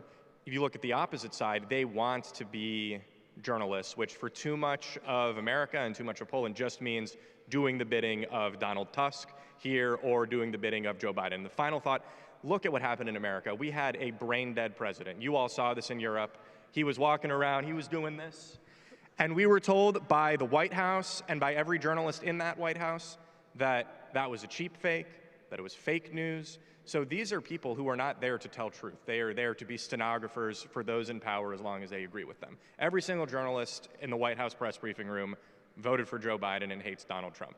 Now, Donald Trump is changing that by having new people in the press briefing room, which is long overdue. And finally, everyone in this room is or can be a journalist. I hope you all have iPhones because they're easier to use. I don't know how to use your Androids. But if you have an iPhone or an Android and an internet connection, you too can be a journalist. And that is what the credentialed journalists in Poland and across the world hate. They don't want you all to tell people what actually happens. They want to have the monopoly. And I'm happy to be on a stage with people who shatter that monopoly on a daily basis. Well, you are the media. We are the media. We are the media now is something both Elon Musk and Andrew Breitbart said back in the day. We got 10 minutes, so I'd like to ask the same question to all of you, because Matt Schlapp mentioned it here on this stage, and also, hello, Matthew. I also heard a very interesting discussion in Washington during the first day, the Cpac International, during the very interesting conversation over there. So my question to you is, what can we do on the media front to try to build a kind of an international cooperation of the people who are thinking to some extent in a similar way to oppose this existing and very powerful global online, well, not only online, global media flow? Because even though conservative media are successful respected in the country, in the US, in Poland, in different states, we got some successful conservative media, there is no international outlet, there is no international media entity that gives the people kind of globalist, I don't like this word, but international view on the fundamental conservative values that we share. That's the same question to all of you. Jack, you start. Well, you mentioned something that I talk about sometimes because it's there's an irony here, because in order to fight globalism, which is a worldwide threat, it requires an international alliance of anti-globalists. So that's the paradox of this. A paradox here. And so the issue is quite simple. It's because we have many differences. We have differences in language. We have differences, in some cases, in religion. We have differences in our beliefs in many cases. But what we share is a rejection of this idea that everyone can be the same, that all people are interchangeable, that there is no God, that you should allow your borders to be open to international migrants from the third world and have them run over your country. No. Poland is Poland because of the Polish people. The same with America, the same with every country in the world. And if we can all agree on those basic key issues, then it doesn't matter if you're in Japan, if you're in Korea, if you're in Mexico, if you're in Poland, you're in America. That's how we can share with organizations like Cpac and what Matt Schlapp and Mercy have put together to be an international like the hub of a wheel where everyone can come together and share what we have learned, share in instances where you are under attack in Poland. How can we help TV Republika? People are being arrested from Law and Justice. They're put in jail, political prisoners like Poland saw in the 1980s and from all this time during the communist era. We can raise that awareness in the United States, and because we have a president like Donald J. Trump and a State Department under Marco Rubio, we have the ability to put pressure now in all of these cases. Maureen, your take? Well, I agree with Jack, but I also think that it takes everyone in this room, and we say it on War Room, being a force multiplier. So getting the information out that you're learning either on TV Republika or War Room, Breitbart, Newsmax, OAN, different stations, getting that information out into the general public. So if that means on social media and other channels, because we can only help so much for what we know. So if you push information out of what's going on in Poland, the United States can help, and also conferences like this, different Cpacs and everything else. We had our friends from Argentina who were in Cpac in Washington, and we started over there sharing information between Argentina and Poland. No one could think of this kind of a link, but because we met there and because there are certain issues that might be interesting for both of our states, we do have this kind of silent contact to share information that might be interesting for both of our states. I think, and this is actually the thing that we managed to do with Matt some time ago, the information that was published by Matt's outlet got a real traction here in Poland. And based on what I saw in US-based, at least social media, it also got some traction in US. I think that this is also a kind of a pattern that we may try to follow in the conservative or Republican world in terms of creating this this media cooperation of the conservatives. Matt, your take. And the story Michael's talking about is I wrote a story about how Donald Tusk was a total liar, which I think everyone in this room has seen. He said that Donald Trump, the better Donald T, had been a Russian asset for 3 decades. He said that last year. And then Trump wins, and then Tusk says, wait a second, I never said that. But that goes to the power of everyone in this room. All that matters is that you have a camera and a video, and then you can hold those people in power accountable. And I think the other thing, to add to what others were saying, is that, Michael, you're totally right. You look at Argentina and Poland, I can't think of much that these countries have in common, other than they both love eating meat and are very Catholic. But, there is an international left. And unfortunately, America exports a lot of that. Harvard is basically an Islamic State recruiting center now, unfortunately, although hopefully not for much longer. And a lot of what the problems that we have in America are similar to what you have in Poland, because we have horrible people like George Soros exporting all of this filth. You have these prosecutors who don't prosecute crime in big cities. You have George Soros-backed prosecutors throughout Europe. I think that the more that all of us from whatever country or wherever we sit can understand, we're really dealing with actually a lot of the similar problems. Sometimes you got to identify a problem before you can solve it. And, critical race theory and Marxism, originally came from Europe, and then it grew in America, and now we're returning the favor. But the more that, for example, we can push back on that together, whether it's happening in, a city that starts with P in America, Paris, Texas, or Poland, or Paris, France, or Pittsburgh, we can all try and highlight that so that hopefully we can beat it together. And to Jack's point, I mean, you really see Cpac as like the International Justice League. You know, you've got people, you've got like a model UN that doesn't hate the West sitting here today.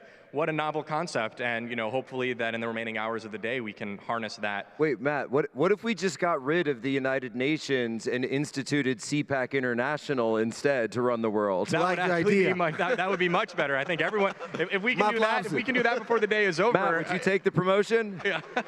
Secretary General. Secretary General. Mr. Secretary General Matt Schlapp. Matthew, your answer to this question. Well, obviously it's easy to say, engage, support, attend. That it's trite. It obviously needs to be done. But you know, when you say Donald Tusk calling Trump a Russian asset, that's fake news. Well, Gówno Wyborcze, Donald Tusk's paper of record here, said I was a Russian asset, and I had to sue them. I had to sue Tomasz Piątek, a journalist many in this room know and are disgusted with. We have to police, just the way we have to call them out and we have to police them on their fake news, I think to be more effective and to shift the Overton window and get people from the center to the right or from the center left to the center, we have to police the fake news on our side, of which there is plenty. We have a lot of clickbaiting engagement farmers, whether it's social media, fake news, you know, in the US it's the QAnon midwit press. Here we've got Grzegorz Braun making all sorts of noise. We on the right have to call out other righties if we're gonna actually start winning and lose their ability to give us these nonsense monikers, because they take our worst actors and our fakest news purveyors and they say, see, this is what the right is. This is the right-wing press. To Matthew's point, if our friend from Japan can take 20 hours to come here, and if we can all come here from America, then you guys have got to come to the next Cpac in America. It's a great time. That's true. Maciek? Yeah, so just one word of a warning, right? So if you are conservative and you hear the word international, you have certain associations, right? So one warning that I would give is that we cannot make the same mistakes that the left has done. Because what happened, and I was talking in the previous panel about that, they created this international of global elites, trans-border global elites that have much more in common with each other than with the people. And that's a problem because then you have Polish liberal talking to a liberal from Argentina or from Brazil or from whatever, from the United States, and he says, you know, but those Polish people, they will never be a liberal democracy. They're so Catholic, they're so nationalistic. We have a real Poland is great, if not for the Polish people, right? For all the liberals. So we cannot make that mistake. But there is an importance of working together and understanding each other, and always looking from the perspective, like for Jack, the problem of Ukrainian grain on Polish border is a marginal problem. For me, as a Polish person, as a representative of Polish people, it's the main problem. We always have to understand that. But one thing I just to finish have to say, when Matt Schlapp was sitting there, Mr. Secretary General, and Mr. Secretary General came to Poland and in Republika said, if you want to close this TV station, you have to know in Cpac, we are watching you. I don't know really what that means, but they are watching us, and that's really good, because I'm not thinking about myself. I'm a crazy person. I don't like people liking me too much, so I'm happy when liberals are saying I'm stupid. But I'm always thinking that we trying to build a big media organization are also hiring young people. And I would want for those young people to have the basic comfort of work and saying, well, nobody will come here with shotguns and cuffs and throw us in the jail. Nobody wants to be not everybody wants to be a hero. So Matt saying those words had a huge effect for people to have a little bit of courage. So one of the most important messages for conservatives all around the world that we can always share is the words of John Paul II, don't be afraid, don't be afraid. Terry, your take. In this last election, when we needed you guys the most, you were there. TV Republika came to the United States along with millions of Polish Americans. I'm from Chicago. There's 1 million Polish Americans in Chicago.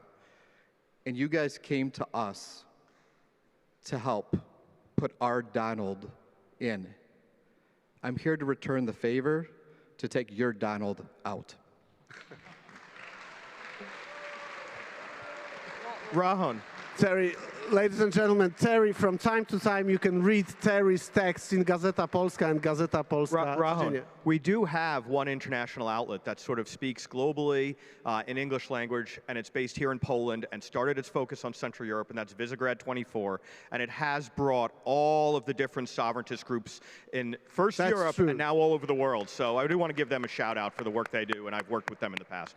I don't know if Visegrad 24 is somewhere here. I know he is here. I don't know if he wants to show up. If no, we know who's that guy is. But this is a mysterious man. Yeah, this is a huge success of a Polish journalist who managed to create an international online outlet, very important for the conservative world. I don't know how it happened, but we actually didn't cross the line of a time. It's exactly the moment we should finish.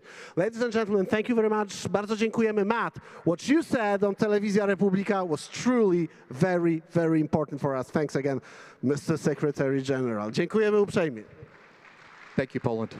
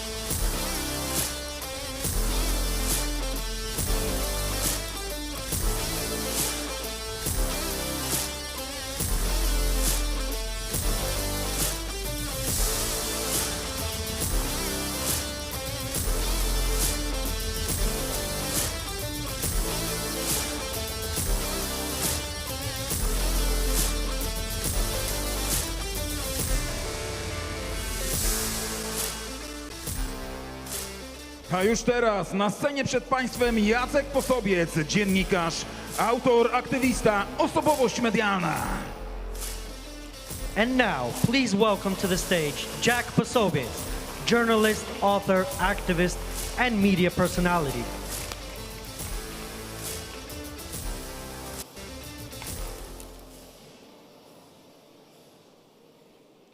Dzień dobry, Polsko!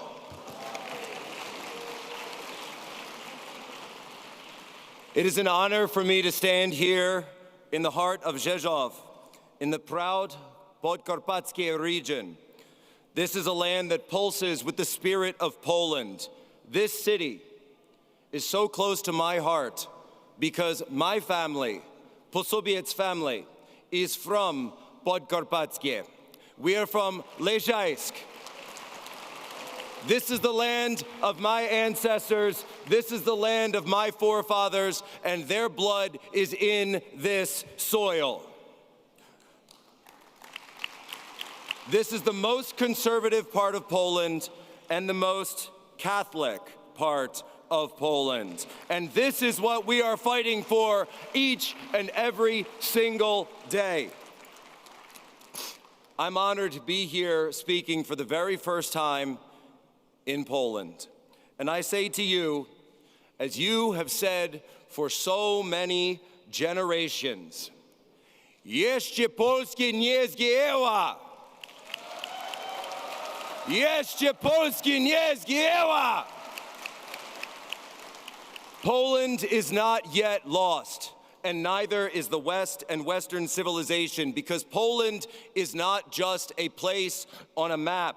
Poland is a testament to faith, to the unyielding courage, the eternal home of the Polish people, the home of Saint John Paul II, the greatest pope in modern history.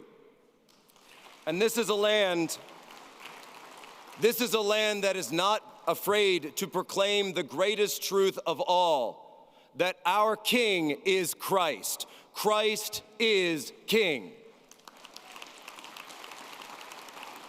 And so I come to speak to you today as a son of Poland and a proud son of Podkarpackie. We must renew our fight in the defense of Western civilization and Western values. Poland understands this history, from the triumphs of Grunwald, to the miracle on the Vistula, to the defiance of the Home Army, to the Warsaw Uprising in 1944, to the workers' movement that has shattered communism once and will defeat communism every single time it comes to Poland. Poland will always defeat Marxism in all of its forms. And as the great saying goes in Poland, Bóg, honor I ojczyzna. Bóg, honor I ojczyzna.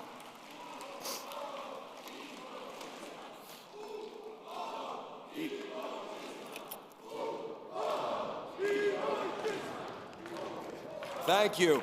In 2017, Donald Trump came to Poland and he declared that the West will survive because the West will be defended. He spoke of Poland's heroes, heroes that many Americans know, like General Pulaski, like Kosciuszko, who fought against impossible odds to aid the United States of America. And today, we must follow in the footsteps of those heroes as we fight for freedom in all of our lands, not just for us, not just for ourselves, but for our children and for our children's children. And if my ancestors in Poland understood that, then I will carry on their tradition and I will fight for freedom wherever I have to in this world. In 1979, 1 million Poles came to see Pope John Paul II, born not far from here, and they chanted, "My chcemy Boża," we want God.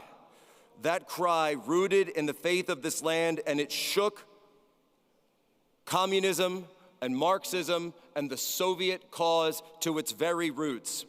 And so to my fellow Americans and to the people of Poland, I say, look to Rzeszów. Look to this event that is being held today, where people have come together to defend their freedom, to defend their way of life against Brussels, against Obama, against Soros, against any figure who would come and try to destroy our way of life. We say no. This is the land of Jan Sobieski, the glorious king who defended Christendom from the barbarians when they tried to come in 1683, who turned back the horde at Vienna with the glorious Polish winged hussars sent from Almighty God himself. This is the region where the churches are filled, where the flame of history burns strong. Let us stand together as our ancestors did, and we will defend the West from town to town to town from those who would dare to tear it down. Za wolność naszą I waszą, za wolność naszą I waszą, for our freedom and yours. This is our sacred mission. This is our sacred duty. And so standing here in Poland, I feel the weight of my ancestors on this soil. My family has carried the stories of this land from Lejajsk and Rzeszów all the way back to America, and now we return here. There is no people in this world that is more close to my heart than the Polish people. And I will always be fiercely proud of my Polish heritage.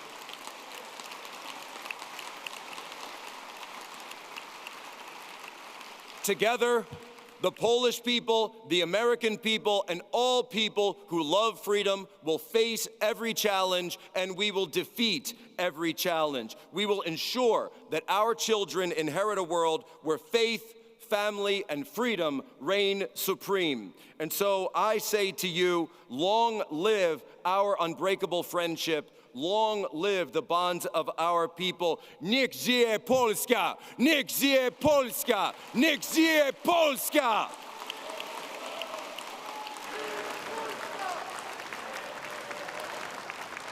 Thank you. May God bless America. May God bless Poland. And may God bless the unbreakable people of our countries. Thank you.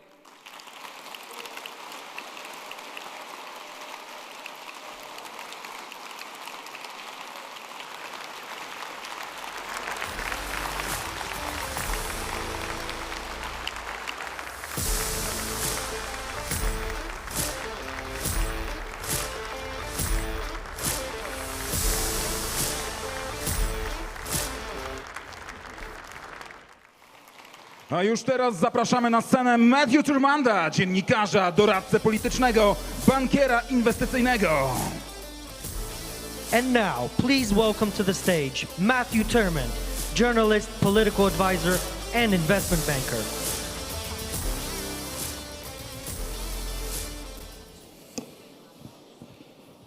Jack, like everybody else in this room, is taller than I am. So. What a room. It's a great pleasure to be here in Rzeszów for Poland's first Cpac. I've attended Cpacs across the world, from the USA to Europe to Brazil. It's great to see that in my other home country, the country from which my family line on both sides hails, hosts its first of hopefully many, many more. The debates and information sharing that come from Cpacs being held are integrally important, especially here in Poland, which stands, once again, at a crossroads. This is a very important time for Poland, with the second round of the presidential election about to take place this coming weekend. As many of you know, I've been a dual Polish and American citizen for now approaching 2 decades. Many of you present here today who are Polish know my father's history as one of the strongest anti-communist writers and dissident voices during the time of Poland's People's Republic in the 1950s and 60s. His history is important in its parallels to where we are in this current moment of time today. He fought communism tooth and nail while in Poland and then later in the United States, and he used his pen and his voice, and even his promotion of jazz music when he started the Sopot and Warsaw Jazz Festivals in the 1950s, as jazz was the ultimate form of freedom of expression in music, given its free form and its history. He documented the Soviet stranglehold over the Warsaw Pact nations from its rise in the post-Yalta 1940s and its oppressive nature in policing thought and expression throughout his time in Poland until escaping to the United States in 1966. His diary from 1954 is an incredible account of what living stifled under the thought police was like. He would be saddened to see that these same mechanisms are still existent today from those who then would have been full-throated communists of the Soviet mold, but now refer to themselves as this contemporary so-called liberal left.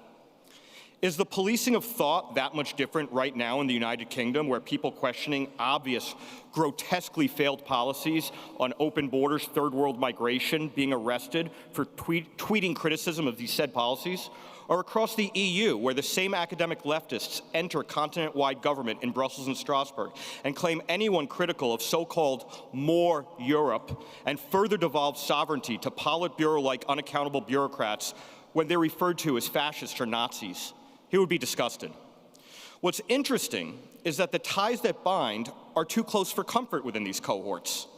José Manuel Barroso, the former Portuguese prime minister and top bureaucrat, was an avowed Maoist in his younger years. And though he tacked to the supposed center for political expedience in his more recent years, his views on governance and political power did not, as we saw in his actions pushing down top-down autocracy as head of the European Commission, differ.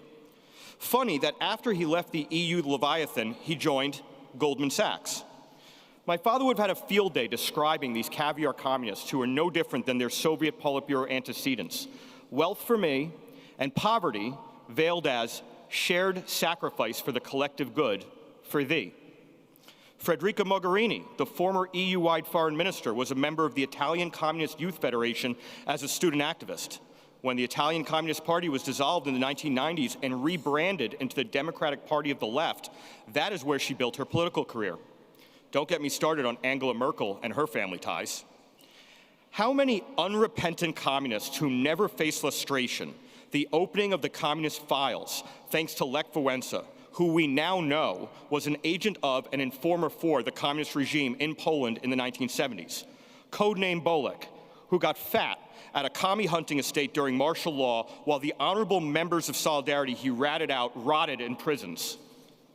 How many of these unrepentant commies entered the Polish government thanks to his power-sharing agreement at Magdalenka and the Roundtable talks in 1989? And how many of them then entered European Union politics upon Polish ascension a quarter century ago? Our very own Dominic Tarczynski frequently speaks clarifyingly on this subject. These rotten apples now clamor for more Europe and the continued degradation of nation-state sovereignty from their well-fed perches in Brussels. Like the old saying amongst their ilk goes, workers of the world unite.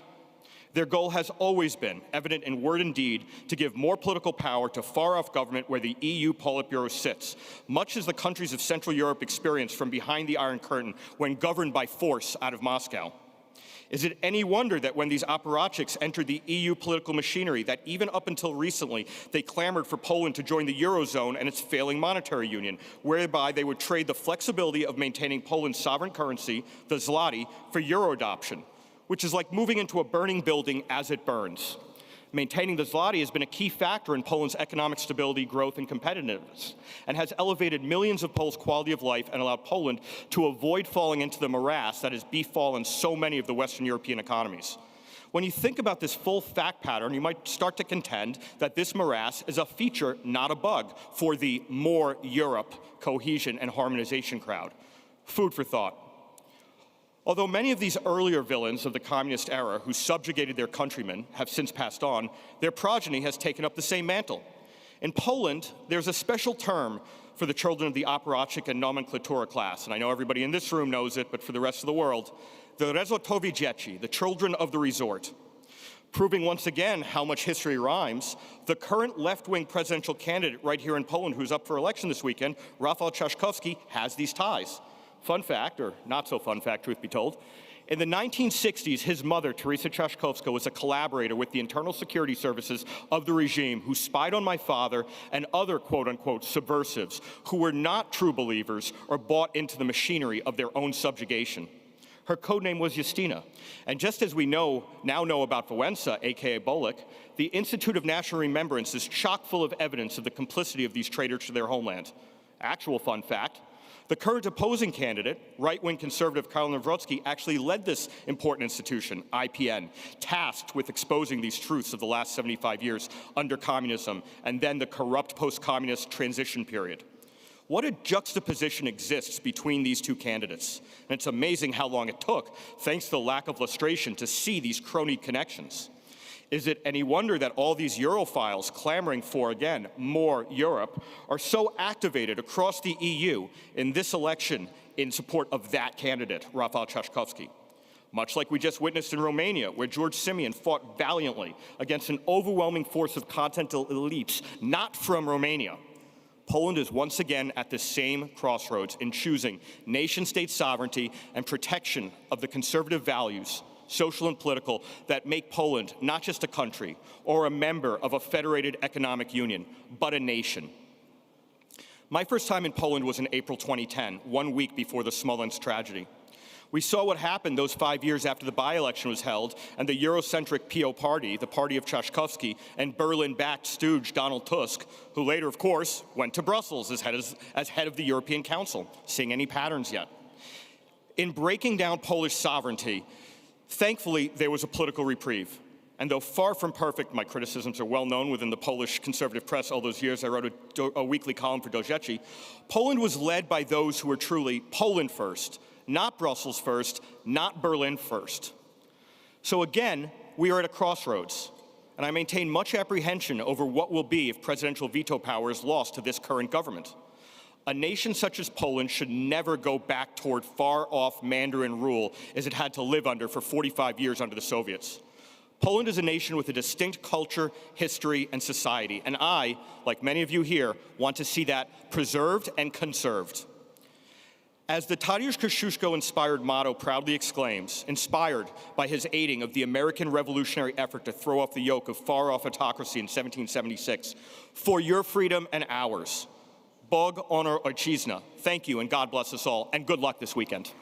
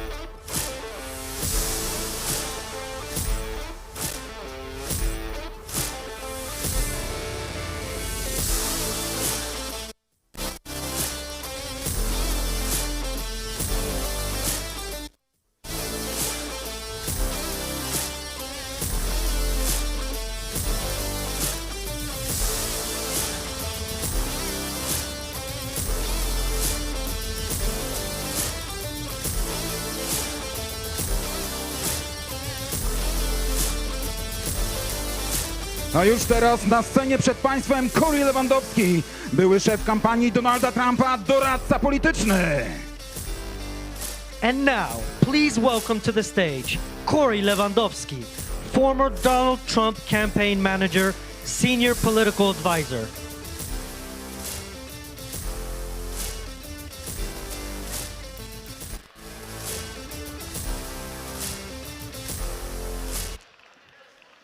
Thank you. It's great to be home. Thank you, Cpac, Poland.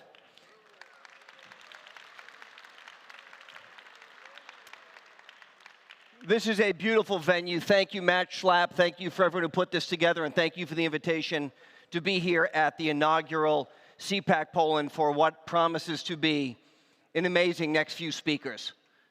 You know, Poland is such a special place for me, having my family heritage here and having the opportunity to see the similarities between our two great countries.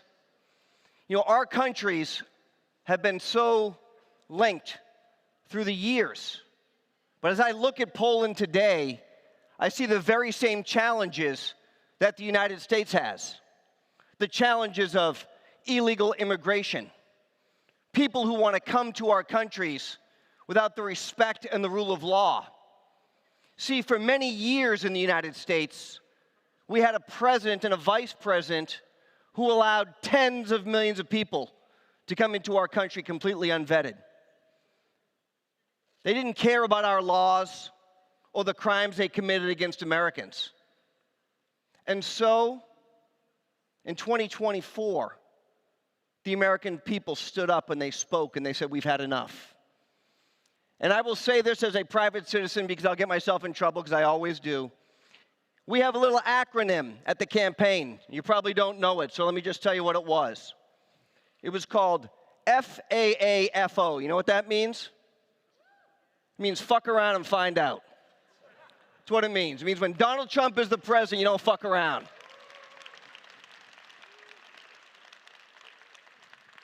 On Sunday, you have a chance to send the world the same message that they received in November of last year. You have an opportunity to put a president back into office here in Poland who believes that illegal immigration is the single biggest problem that will face your country. And everybody knows where Carol stands. And everybody knows where his left-wing, liberal, George Soros-funded opponent stands. Look, walls work. Borders work. The rule of law is in place for a reason. You know, I am told that you have the opportunity here to say anything because of freedom of speech that you have. But your European Union, your parliament, they're trying to limit that. We've seen what happens in other places. I just want to bring you back to when Donald Trump visited Warsaw in 2017. Does anybody remember that? The very first trip he made as President of the United States. It was a moment that echoed the spirit of another great American president, Ronald Reagan, who stood shoulder to shoulder with freedom-loving nations during the Cold War. You know, like Reagan, Donald Trump was treated like a rock star when he came here, and tens of thousands of Poles came out to see him. And that very first trip that Donald Trump made, when he was the first time elected President of the United States, to come to this great country, to reinforce the relationship that these two great nations have had together, has only grown stronger with President Duda. But on Sunday, that can all change. You could have a president here who's much like Joe Biden or Kamala Harris, someone who thinks that everybody else has the right to come to this country. You have 2 million people in this country already that have come from a war-torn country that you're paying for. We had that same problem with Mexico and El Salvador, and we saw the criminal element come in. The same gangs you have coming in from the country of Georgia is what we saw pour into our country. But we did something different. We said if you're a gang member in our country, we're going to send you to a very special place. It's called El Salvador. Has anyone ever seen the prison in El Salvador called Cpac? It's no games, okay? It is a place to go when you come into a country illegally and you commit heinous crimes against the people of our great country. And so we have deported people who are not upstanding members of our communities. They're the ones who have 17 face tattoos, not very handsome. They're out killing our innocent Americans every day. 18th Street gang members, Tren de Aragua. You know them. And now they're saying, we don't want to go. Let us stay in the U.S. Let me tell you what happens if you don't finish your border wall. Let me tell you what happens if you don't elect the right person as president here on Sunday. In a very short period of time, we experienced it in 4 years. Your presidential election is 5. You will see a dramatic change in this great country. You will see a change that is almost irreversible. You will see something happen in your lifetime that will not only affect you, but it will affect your children and your grandchildren and will be almost impossible to get back.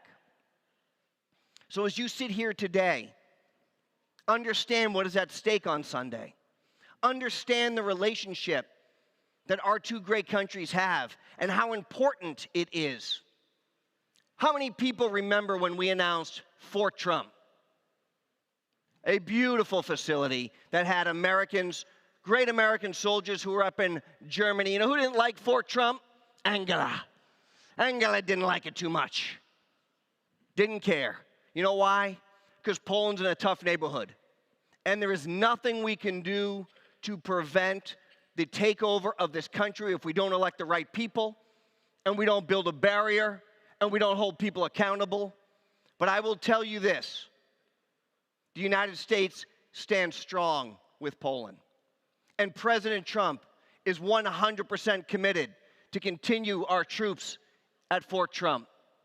And we will do everything within our power to ensure you remain the beacon of freedom in this area.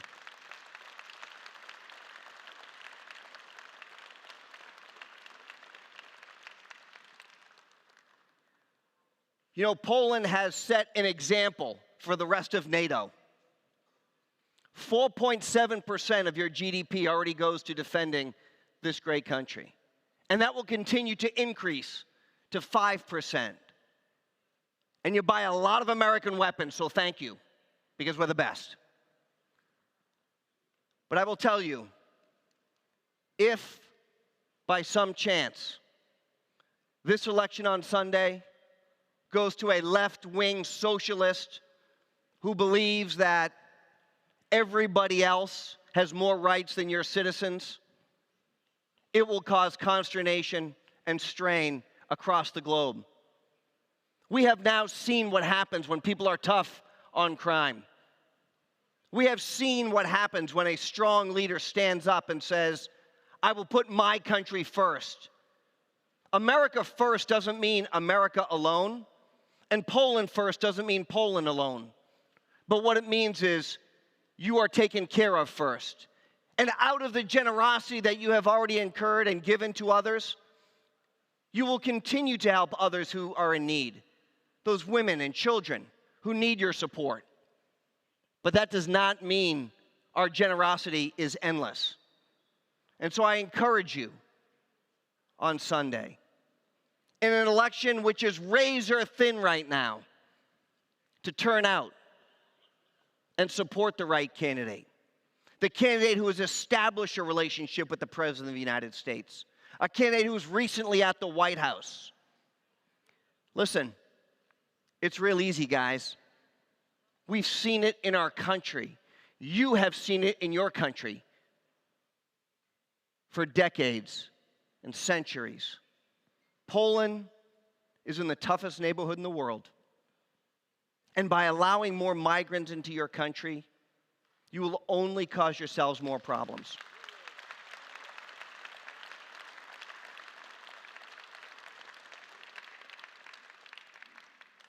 Together, our nations can lead the way, showing the world that freedom isn't just a word, it's a way of life. So today at Cpac 2025 here in Poland, let's commit to fight for that freedom. Let's fight for the next generation and the one after that, so that your children and your grandchildren will have the same luxuries that you have had without the crime that comes with the illegal immigration. Let's stand with President Trump, President Duda, with the heroes of our past, and every patriot who fights for the sovereignty, the values, and the things that we hold dear. As President Trump said after he was shot that fateful day in Butler, Pennsylvania, he stood up and said 3 words, and you all remember them. Fight, fight, fight. Thank you. God bless Poland. God bless the United States of America. And let's go fight.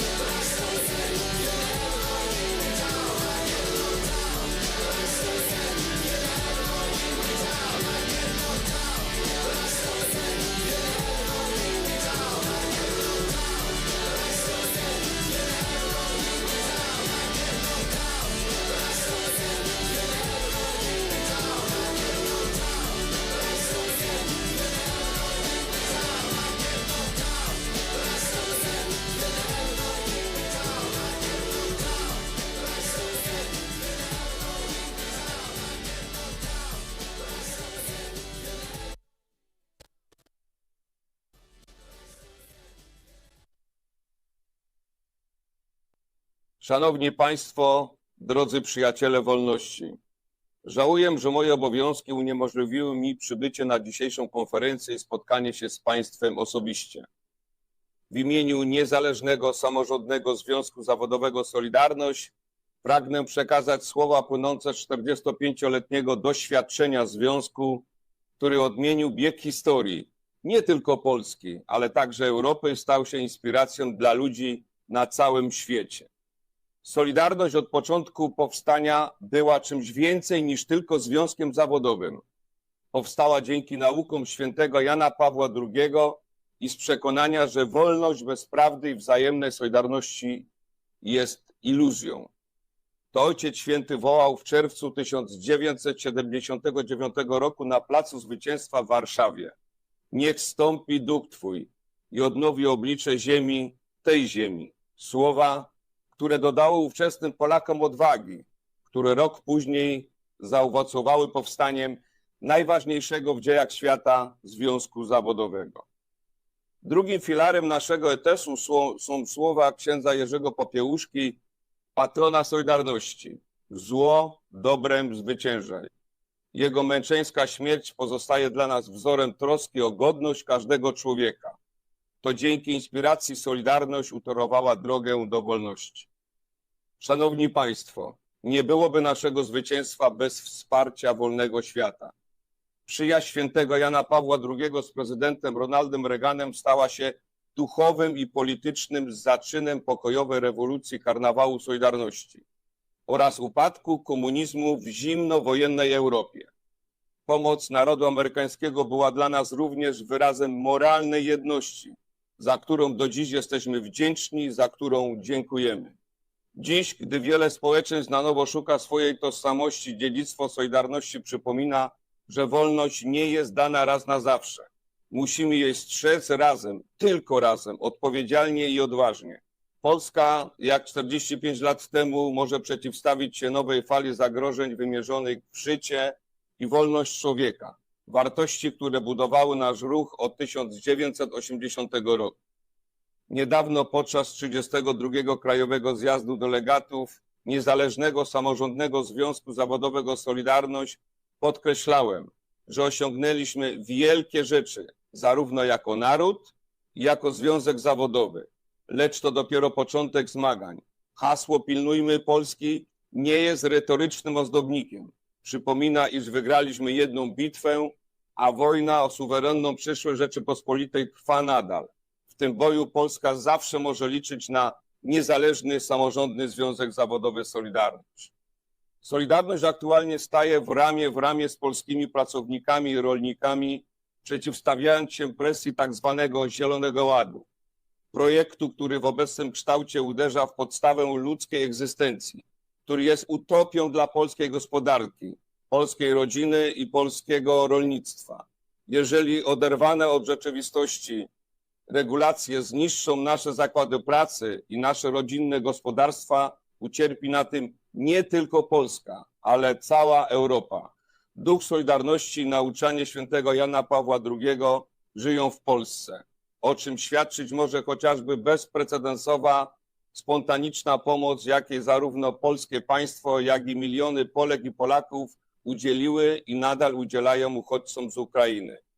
Nie ma chyba kraju, w którym zwykli obywatele zrobili tak wiele dla narodu ukraińskiego. Otwarte domy, wolontariat na przejściach granicznych, konwoje humanitarne, zapewnienie bytu, pracy i modlitwa. Tu także nie mogło i nie zabrakło Związku Zawodowego Solidarność. To nie przypadek, jak podkreślał wielki przedwojenny filozof polski Felix Koneczny. To właśnie Kościół jest politycznym wychowawcą narodu. To właśnie Kościół poprzez formację sumień nauczył Polaków, że solidarność to imię miłości społecznej. Państwo polskie zbudowano na fundamencie chrześcijańskich wartości. Owoce tego wychowania widzimy dziś w spontanicznym i bezinteresownym zaangażowaniu Polaków na rzecz cierpiących sąsiadów nie tylko na Ukrainie, ale również na Białorusi. Już 1 czerwca słowa "Pilnujmy Polski" nabiorą szczególnej wagi.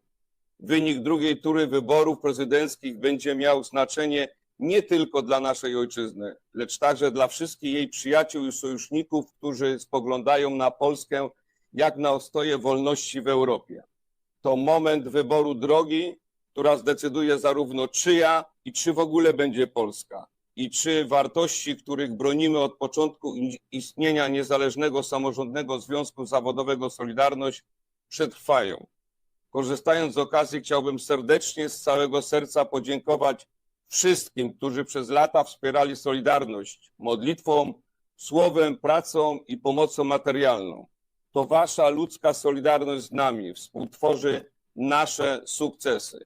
I proszę, pilnujcie Polski, obserwujcie uważnie to, co dzieje się w naszym kraju i mówcie o tym głośno w swoich społecznościach i mediach. W ten sposób znacząco wspieracie naszą walkę o wolność naszego kraju i godność ludzi, którzy tu żyją i pracują. Wasz głos dodaje nam odwagi i chroni prawdę. A moich rodaków, Polaków w kraju i za granicą proszę, nie dajmy zabić poczucia wolności i moralności w naszej ojczyźnie. Nie dajmy się zdemoralizować od środka i zagłosujmy na człowieka, który ideały Solidarności ma nie tylko na ustach, ale i w sercu, dla którego te ideały to zobowiązanie. Tak, abyśmy nie byli Polakami mądrymi po szkodzie, abyśmy za kilka lat mogli z dumą powiedzieć: ja też oddałem, ja też oddałam i oddam swój głos w tych wyborach. Zagłosujmy solidarnie na doktora Karola Nawrockiego, człowieka, który wraz z Solidarnością będzie pilnował Polski. Niech przesłanie Solidarności świętego Jana Pawła II, błogosławionego księdza Jerzego Popiełuszki oraz prezydenta Ronalda Reagana przypomina nam, że wierność sumieniu i wspólnota ludzi dobrej woli potrafią zmieniać świat. Razem rozniećmy światło nadziei, które przed laty zapłonęło w Polsce i rozproszyło mrok w tej części naszego kontynentu. Proszę przyjąć wyrazy najwyższego szacunku oraz życzenia owocnych obrad. Bądźmy razem w obronie wolności. Niech żyje Polska, niech żyje Solidarność. Dziękuję bardzo. A teraz przed Państwem na scenie poseł Konfederacji Przemysław Wipler. Ladies and gentlemen, please welcome Przemysław Wipler, Member of Parliament from the Confederation Party.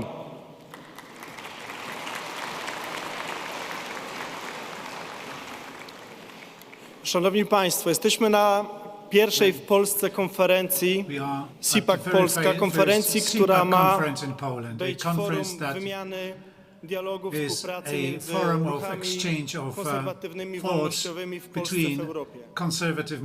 W takiej sytuacji, w kontekście historycznym, w którym jesteśmy, nie sposób jest nie odnieść się do bardzo ważnego wydarzenia, które będzie miało miejsce w najbliższych dniach do wyborów, drugiej tury wyborów prezydenckich. Młody chłopak zacząłem działać prawie 30 lat temu w polskim ruchu wolnościowym.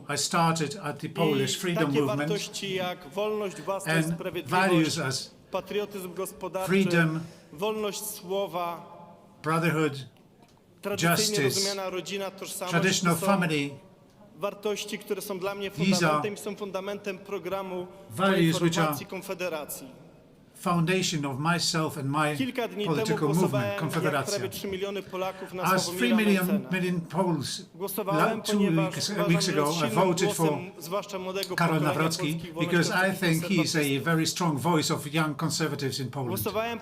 I voted for him because he is a personification of that values. But in a few days, we are going to choose between two persons, two candidates who passed for the second round, and we need to decide what are we stand for.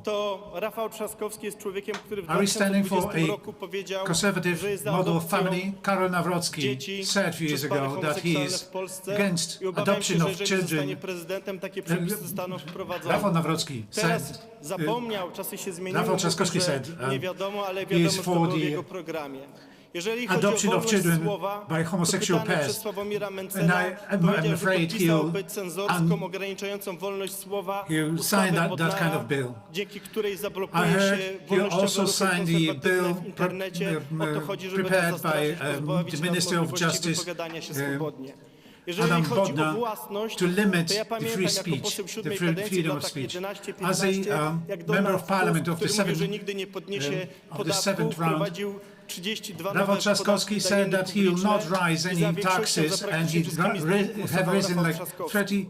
32 Dlaczego jako prezydent miałby forms of wetować nowe taxation. podatki, czyli pozbawienie nas Why should dorobku naszej Rafał pracy? Trzaskowski put further taxes Rafał on our work? Trzaskowski mówi o patriotyzmie Rafał Trzaskowski gospodarczym, speaks about a po patriotism Warszawie and jeżdżą koreańskie tramwaje, we see Korean chińskie trams on autobusy, the streets of a metro Warsaw, budują Turcy. and the Rafał metro line is Trzaskowski built by the Turkish jest company. uosobieniem Rafał Trzaskowski is tego, a co jest personification zagrożeniem of dla what is the konserwatywnego threat stylu of życia, a conservative tego, co jest way of ważne life, dla mnie, mojej what rodziny, is important moich for me, najbliższych, for my naszego ruchu politycznego. family and for my Dlatego political apeluję formation. do was wszystkich, That's pójście na why I najbliższe ask wybory you all i here, zagłosujcie go przeciw Rafałowi voting and Trzaskowskiemu. vote against Rafał Trzaskowski. Nie wiem,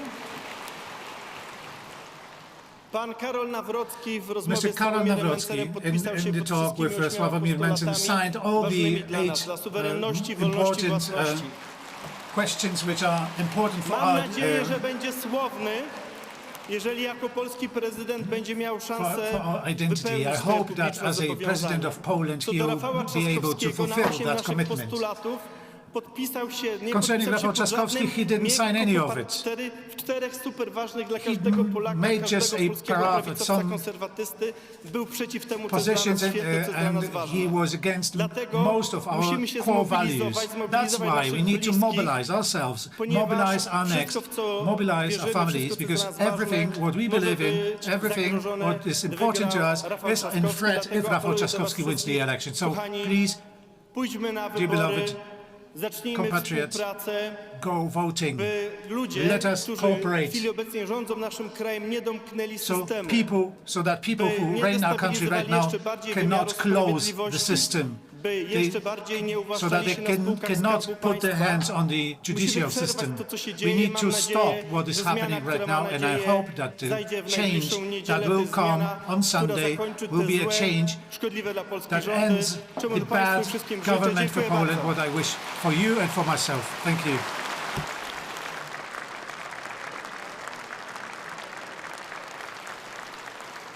Szanowni Państwo, zapraszamy na scenę Karola Nawrockiego, prezes Instytutu Pamięci Narodowej, kandydat na prezydenta RP.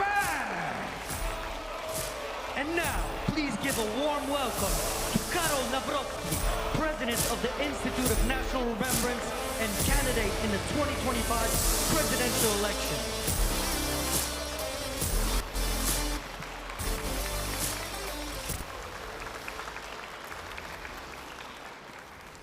Bardzo Państwu dziękuję. Cóż za przyjęcie. I thank you. Rzeczywiście jest nadzieja na to What a welcome. i wielka wiara Well, w to, że w we have this najbliższą hope niedzielę and we have faith wygra that wielka, this ambitna, Sunday, pełna aspiracji, great, marzeń, ambitious, normalna Polska normal będzie to Poland początek full zmian, of aspirations and także dreams naszej will be wspólnej the winner, Europy. and Bardzo that is dziękuję going to be przede wszystkim, expression drodzy of our państwo, dreams panu posłowi in Europe i that we środowisku share. So I thank you Konfederacji very za te much. I słowa, would like które to są thank dla mnie bardzo the dobrą group informacją. of the W circles związku of z tym, że Confederation w tych for these wyborach, words. That is a tych great wyborach i 1 declaration of czerwca support. In będzie się these elections decydować on June nasza wspólna 1st, przyszłość. our Przyszłość future naszych dzieci, will be przyszłość naszych decided, the wnuków. future of our I w tej children, drodze the future of our wszystkie grandchildren, środowiska patriotyczne, and all które Polskę patriotic kochają groups i które and wierzą, że environments, Polska to jest all wielka everyone sprawa, who loves powinny Poland, być razem. who believes that Poland is a great case, they should come together. Drodzy Państwo, chciałem przede wszystkim na początku Ladies and podziękować gentlemen, organizatorom first konferencji let me start Cpac by saying i thank Matowi you Szlapowi, to the ale też organizers polskiej of this drużynie Cpac conference, z Matt Schlapp Republiką, z and the panem Polish marszałkiem team with Ortylem, ze TV wszystkimi Republika, współorganizatorami with tej Mr. wspaniałej Ortyl, who is konferencji, the która łączy head of the regional, speaker of the konserwatywne regional w Polsce, w assembly, Europie this i conference na that całym unites all the świecie. conservative Bardzo Państwu groups dziękuję. I tu muszę across the world. world and in Poland. I thank you. Let me add that today you played the role that unfortunately should be played by the Polish government and the Prime Minister of Poland, Donald Tusk. The Polish presidency in the EU Council is a form of obligation and commitment for today's government of Donald Tusk. The Polish president wanted to organize the Polish summit with the president of the US in Warsaw. It didn't happen. Well, it didn't happen because Mr. Donald Tusk wants to chase civic candidate, the candidate put forward by people of Poland, and he doesn't want to focus on what is the utmost event, but very important event. And then we have the aggression of China and ally of China, Russian Federation, that put the world on this whirlwind of turmoil. And Poland is in the process of decision-making. So we need to know, we need to be aware that this transatlantic shift, where combined forces of the US and Poland and Europe will be going in the same direction towards the democratic, strong world. That's the forum, and these are the agreements. That's the agreement that we see. And it's so important because Europe is in crisis today. And today Europe needs the votes of conservatives from Poland and from other regions in Europe to wake up. It's a wake-up call. Europe should not be dormant. Europe should not be pushed to the margin of geopolitical changes. Europe should preserve its identity. Europe made so many mistakes in the past, and now Europe needs the strong conservative voice that comes also from Poland. Well, let us now mention that informal pact that Angela Merkel and Europe had with Vladimir Putin, and millions of euros paid to Russia, and that encouraged post-Soviet imperial Russia to attack Ukraine, and that was a mistake. Then we had the climate pact that is destroying the Polish economy and economies of other European countries. These two major mistakes, they call out and cry out to us that it is us Poles, it is us Europeans who should not be trying to get engaged into another problem, which is about to become a reality here. So I'll be aiming at unilateral revocation of this migration pact. I will be for defending our borders. Today, we have the right to defend Polish borders, Polish eastern border and Polish western border. We have the right to do that, and the President of Poland, even more so, has this responsibility to guard the security of the country instead of pushing us into that migration pact. I want to remind you what happened in 2015. Under the pressure of Germany and Angela Merkel, who was the promoter of this open door policy, Europe began to be flooded by foreign migrants incoming from Africa and from the Middle East, whose culture was so different from ours. And Western Europe, the old EU countries, couldn't handle these migrants whom they allowed into their countries. And I could list here so many cases. It's not only at Paris, it's not only about criminal rings in Stockholm that were started by migrants that come from very foreign cultures in terms of their culture.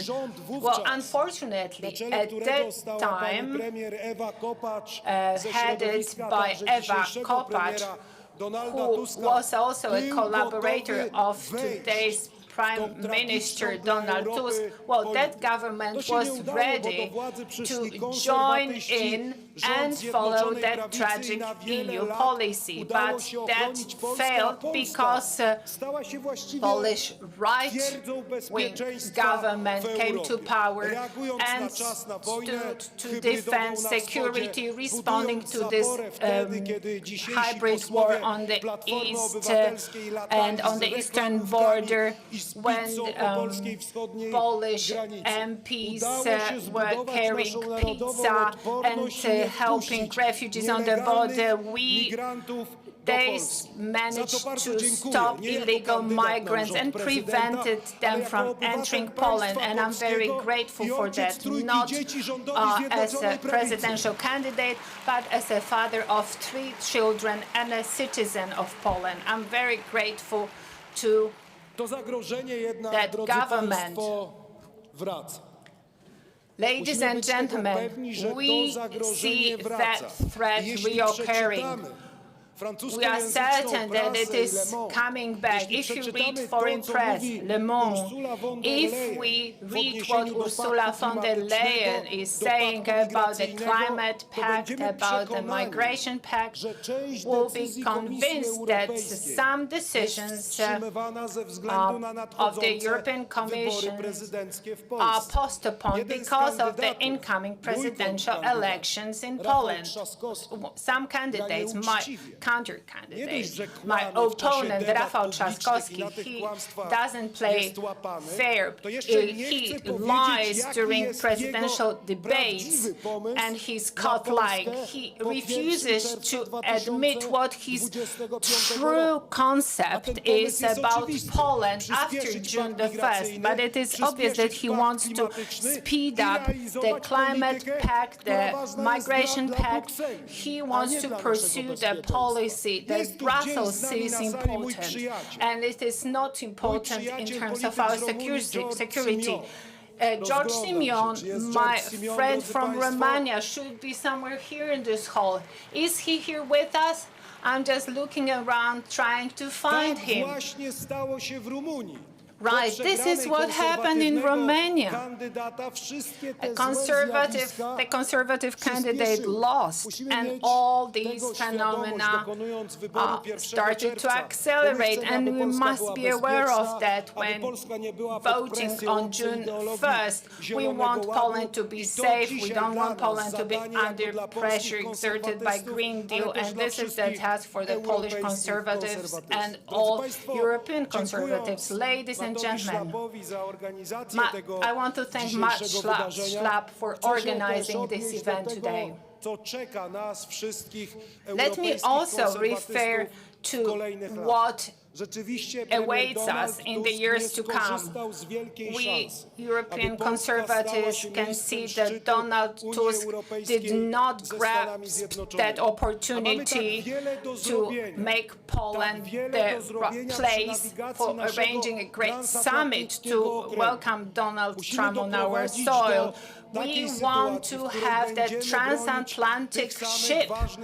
We want to defend these values that we share together. We need to make sure that Europe and the world grow and develop in spite of these trends which pose a threat for us. For us, relationship with the US is based on the deep foundations of values such as freedom, democracy, and sovereignty, and many, many years of shared values.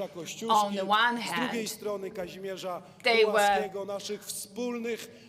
followed and pursued by Kościuszko, and on the other hand by Pulaski, our great heroes and so many generations of Poles of Polish origin in the US. They were fighting to win over National Socialistic Germany. But ladies and gentlemen,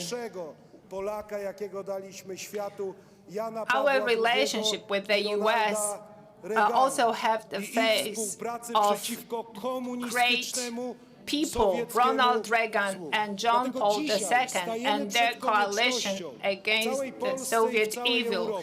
And today, here we stand in Europe and in Poland. We want to have good relationship with the US. We have tens of thousands of US soldiers on the Polish soil. I met with the representatives of the US Army when I was overseas in the US, and I also met with Mr. Trump, the president of the US. I will be the president of Poland, so I will make sure that Poland becomes the EU leader in the transatlantic relationships. We are the best player, we have the best cards to have that and achieve it. And finally, well, I wasn't planning on speaking so long, but let me refer to just one more thing. Well, actually, there was a bill passed in the Polish parliament, the so-called hate speech bill, to restrict the freedom of speech of people like me or Mr. Wiple, to prosecute people like us for sharing our opinions, for speaking out. So we are citizens, conservatives, people around the world. This is what we should do in the years to come.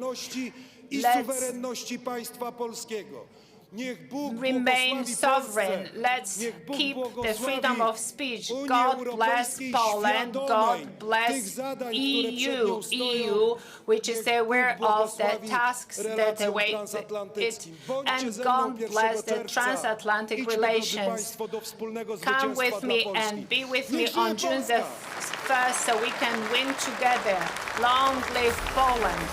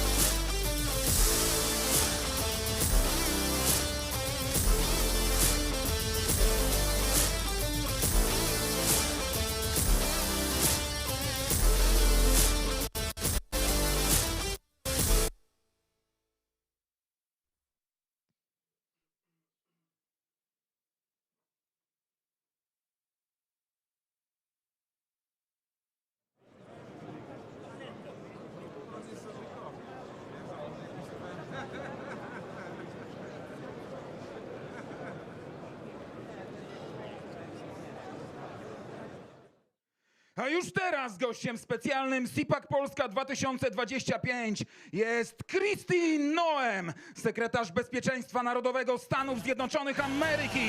Powitajmy ją gorącymi brawami! And now, I'm thrilled to announce that the special guest of Cpac Poland 2025 is none other than Christine Noem, the United States Secretary of Homeland Security. Please welcome her with a warm round of applause.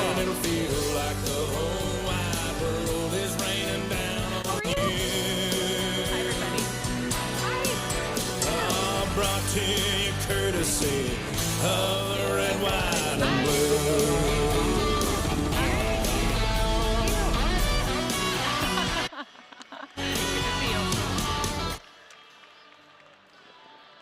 Hello. Love the hat. Thank you, everybody. Good evening. Good evening. I am so excited to be with all of you tonight. Listen, I had this big fancy speech that I'm sure 15 government staffers wrote for me that was fantastic, but I'm probably not going to use it. Is that okay? Does that sound all right with you?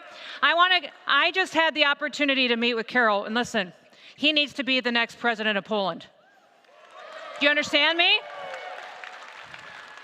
There's 3 things that I've learned in my life, and I want to talk to you about them today. Does that sound fine?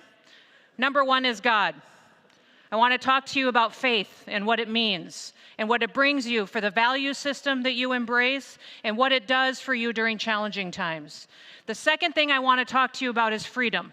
And I'm going to share with you a few of my own personal stories of how I've had to fight for freedom in my life and what it has meant for the people that I've had the opportunity to lead, but also how it has helped our president make America great again. The third thing that I want to talk to you about is how leadership has consequences. It matters who's in charge. I have watched over the years as socialists and people that are just like this mayor out of Warsaw, that is an absolute train wreck of a leader, have destroyed our countries because they have led by fear. They have used fear to control people, and they've used fear to promote an agenda that is not what liberty is about, that is not what freedom is about. So that's what I want to talk to you about today.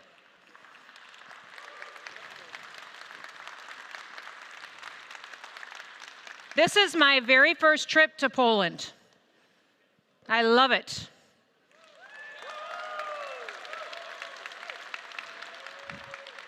I want to thank you for inviting me to come here and be at Cpac Poland. I want to thank my dear friend, Matt Schlapp, his beautiful, lovely family, and Mercy, all the work that they do. Would you give them a round of applause for me, too, for all that they've done?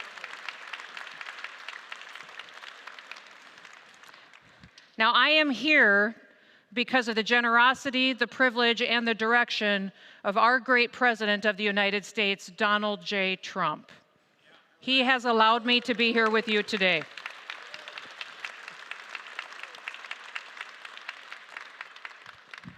Now, President Donald J. Trump was here 8 years ago with a message for Poland. I don't know if you remember what that message was.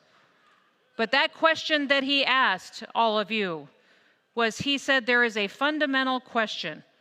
Does the West have the will to survive? Do we have the confidence in our values to meet our challenges head on? Does the West have the courage to respect our civilians, to make sure that we have strong borders, to preserve our civilizations, and to protect ourselves from those who would destroy us? Does the West have the will to survive? Well, listen, President Trump knows that the West has the will to survive because of you, because of Poland, because how you've met challenges head on and you've stood up for freedom, and you've gone through those difficult times and led by example. And he's incredibly proud of you and the partnership and the alliance that we have with the people of this great country.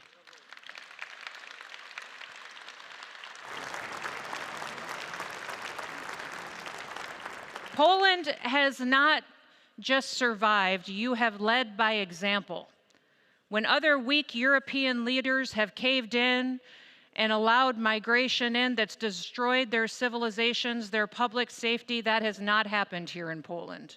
You have enforced your borders. You have protected who comes into your country, enforced your visa programs. You've done good work to make sure that this country has a different story, but you have much more to do.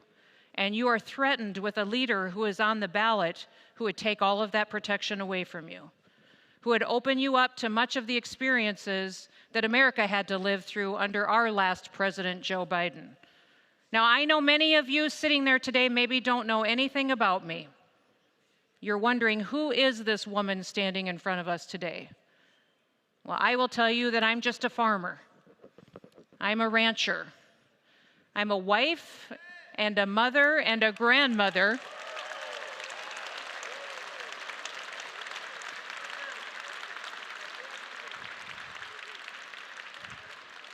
And growing up, all I ever wanted to do was to work with my dad. My dad was a cowboy. Have you ever heard of a John Wayne? My dad was like John Wayne. He was like him. In fact, the way that he woke up us children in the morning was by yelling up the stairs, "Get up! More people die in bed than anywhere else." I didn't know if that was true or not, but we got up and we went to work. But he was very, very tough man, but he also taught us about freedom and liberty, and that the government doesn't give us our rights, that our rights come from God, and that they must be protected and defended, and that we're only one generation away from extinction, which is part of a quote that our great president, Ronald Reagan, once said to remind our people of how precious our country is. My prayer for all of you is that you don't forget how precious your country is, how it's worth fighting for every single day.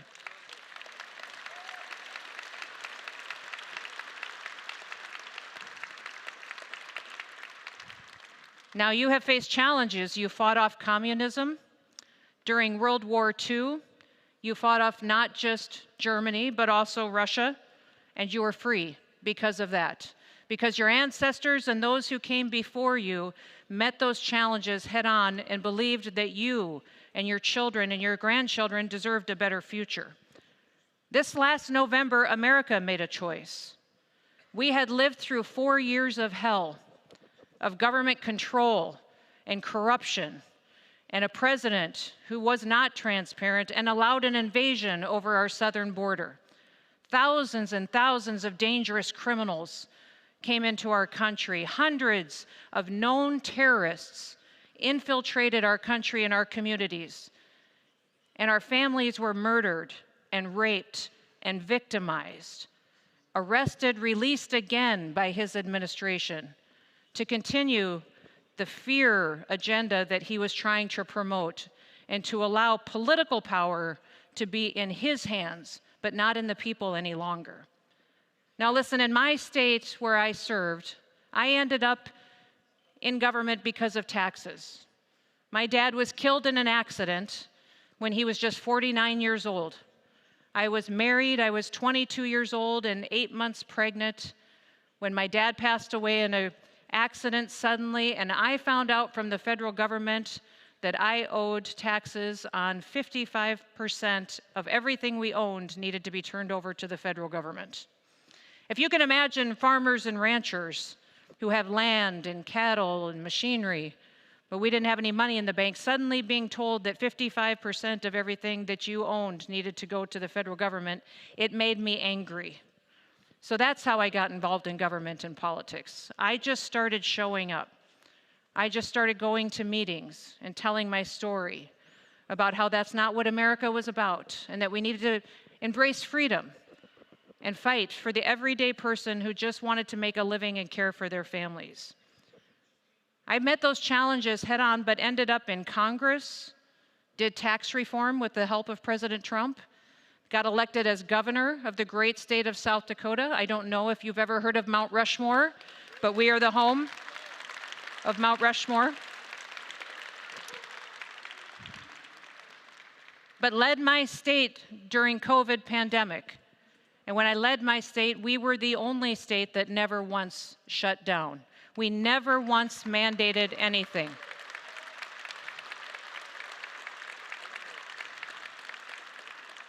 We didn't close a single business.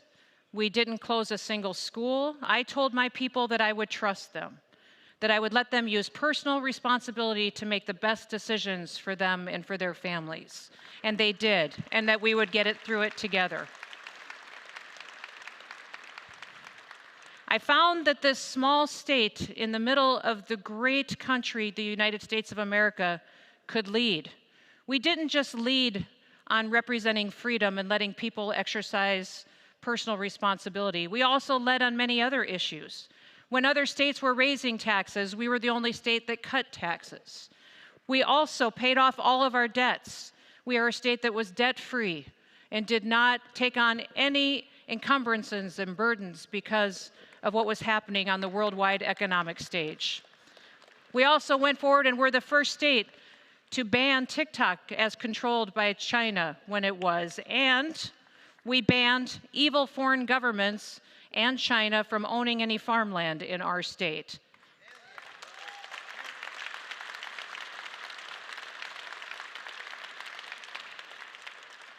Every time we took a stand on these conservative principles, other states followed.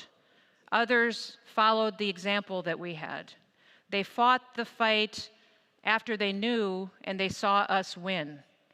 That is what we need Poland to do now. We need you to elect the right leader.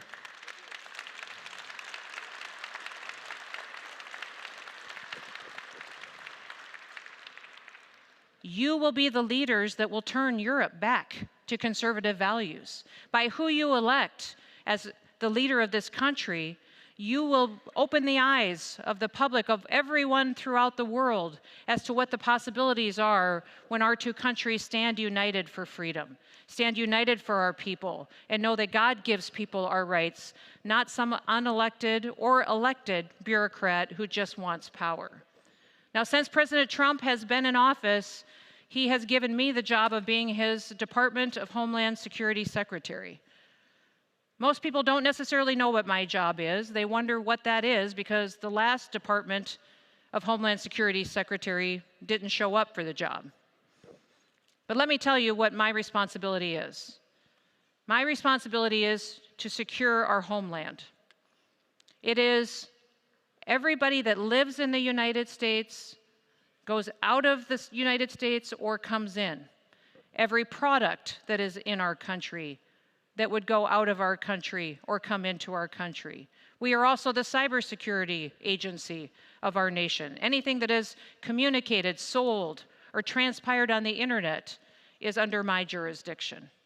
It is our mission to secure the American homeland with honor and with integrity, and we do that every single day. And the reason that I asked President Trump for this job is because I knew it would be his #1 priority. We were, before President Trump was the president, being invaded over our southern border by dangerous criminals that wish to destroy our country. And the president's directive was that we should have a secure border, that we should know who comes into our country, and that Americans were the ones who deserved the rights and the freedoms our Constitution promised. And on day one, he told me to get the border closed. And today, encounters at our border are down 93% since he has been in office.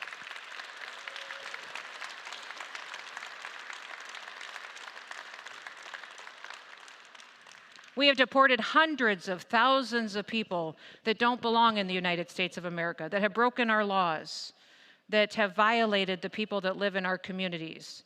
Our people are safer now because of President Trump's leadership. They have their homes back. They have their communities back. They can walk down their streets safely and take their kids to school, because now we know that the individuals that are in our country love our country and want to be a part of its future and a part of its history. Donald Trump is a strong leader for us, but you have an opportunity to have just as strong of a leader in Carroll if you make him the leader of this country.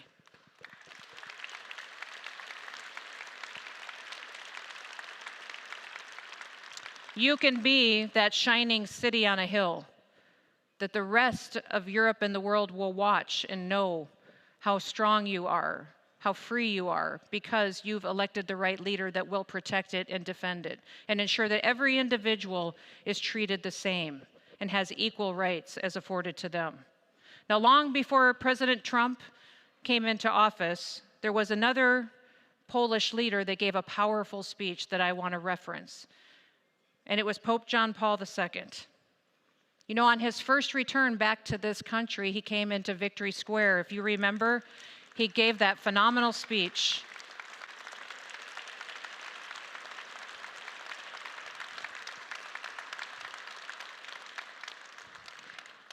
He gave that phenomenal speech to over 1 million Poles about what was important.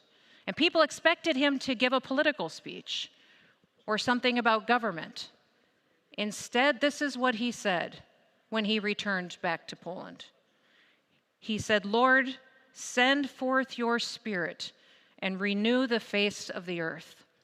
He brought us back to our faith.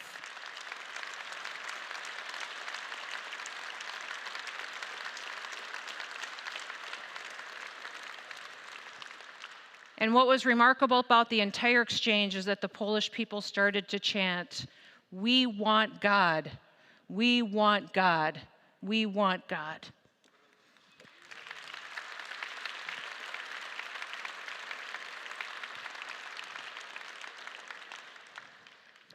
We are at a point in our history where we will find out what our values are. We will find out what faith means, how much we trust each other, but also how much we're willing to fight for the freedom of the next generation that we are blessed to have in front of us today. If you elected a leader that will work with President Donald J. Trump, the Polish people will have an ally strong that will ensure that you will be able to fight off enemies that do not share your values. You will have strong borders and protect your communities and keep them safe and ensure that your citizens are respected every single day. You will continue to have a U.S. presence here.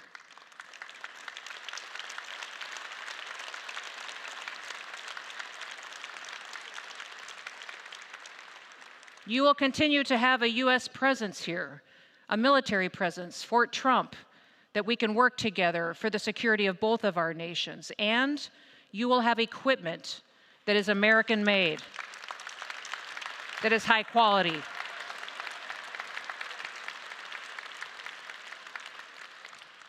When the founders of the United States of America were first starting our country, they knew they were starting the greatest experiment that had ever been undertaken.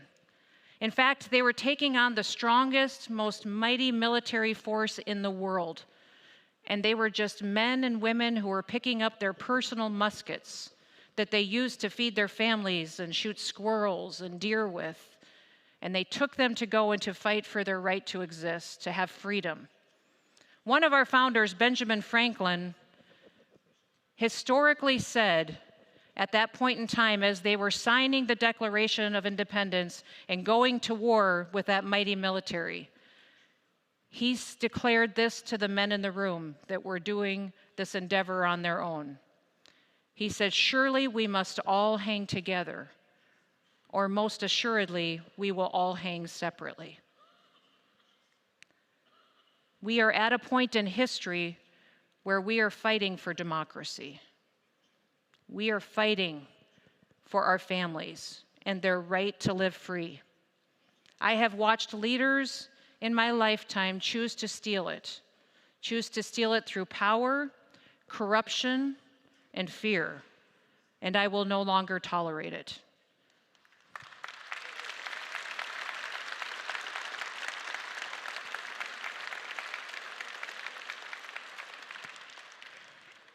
And let me tell you why. I could have come here today and given you a speech that you would have said that was very nice, wonderful, and then go home and have some of your good Polish vodka and have a wonderful evening and enjoy.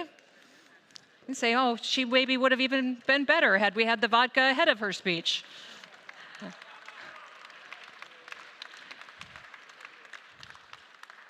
But I'm going to be honest with you. We do not have time for nice words. We do not have time to dance around the dangers that threaten our societies. Leadership has consequences. The people who gave us the United States of America, when they stood around that Declaration of Independence and started our country, they pledged their lives, their fortunes, and their sacred honor to do that for us. And then they went to war with the biggest military that had ever existed. I gotta tell you, our lives just aren't that hard. We've never been asked to do anything that difficult before. The very least you can do is when you leave here this evening, this weekend, for the next 3 days, you go out and talk to as many people as you can. Your country's future depends on it. Leadership has consequences. You need the right leader to lead this country. America wants to be your strongest ally to help protect your freedom and your prosperity and from the threats that endanger your families that live here. And you will be blessed. You will be blessed.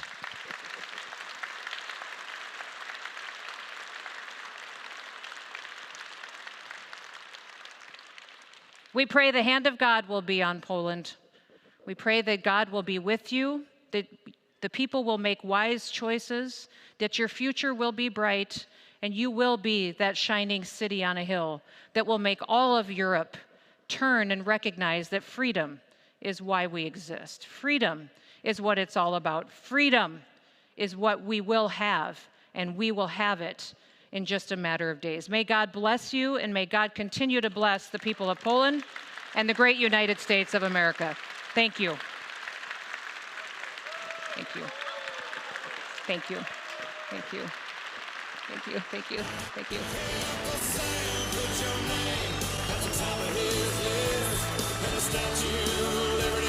Shaking her fist, and the eagle will fly, and it's gonna be here when you hear Mother Freedom start ringing her bell, and it'll feel like the whole wide world is raining down on you. Brought to you courtesy of the red, white, and blue.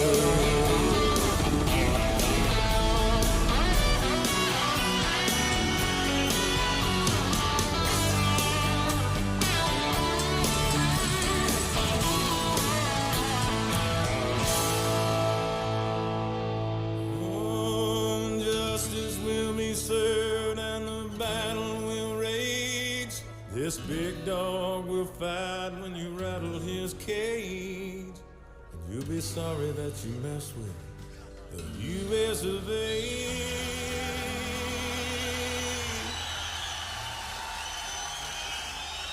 'Cause we'll put a boot in your ass, it's the American way. Hey, Uncle Sam, put your name at the top of his list, and the Statue of Liberty started shaking her fist, and the eagle will fly, and it's gonna be hell when you hear Mother Freedom start ringing her bell, and it'll feel like the whole wide world is raining down on you.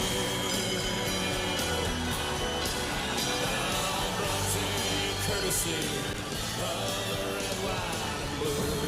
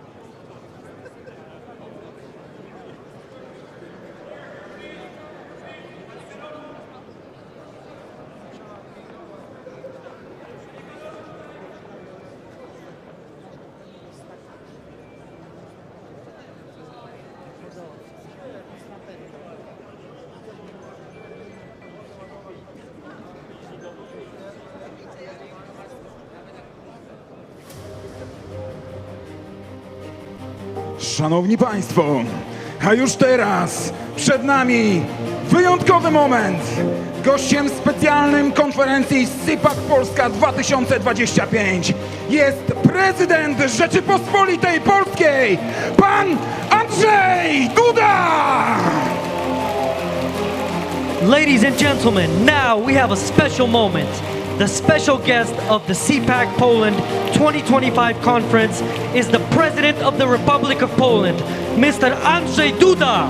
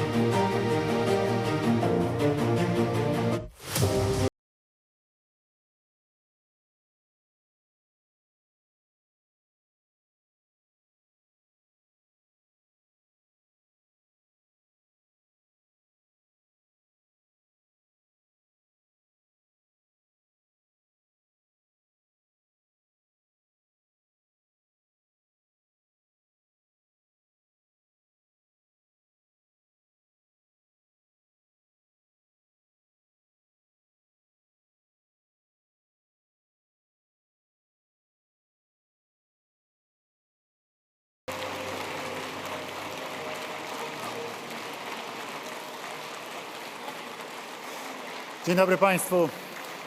Good afternoon, ladies and gentlemen.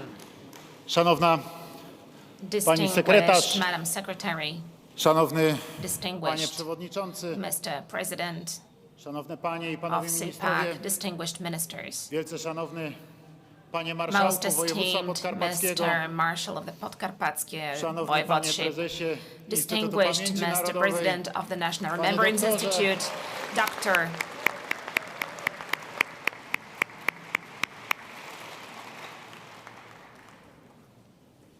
Szanowni Państwo Posłowie, Senatorowie, wszyscy dostojni Esteemed przybyli goście, deputies to Polish Parliament senators, Wszyscy all wiecie, szanowni esteemed państwo, gathered guests, ladies and wszyscy gentlemen, przedstawiciele, representatives sympatycy i and zwolennicy enthusiasts and supporters of the conservative milieu and conservative circles here in the Republic of Poland, and also our guests from the United States of America, distinguished ladies and gentlemen, uczestnicy participants of Cpac Poland conference. Ogromnie się cieszę, I am delighted to be able to be here with you today in Rzeszów, and I'm deeply grateful to the organizers, to the Polish conservative circles led by Television Republika, and also I'm grateful to the American Conservative Union led by its president, Mr. Matthew Schlapp.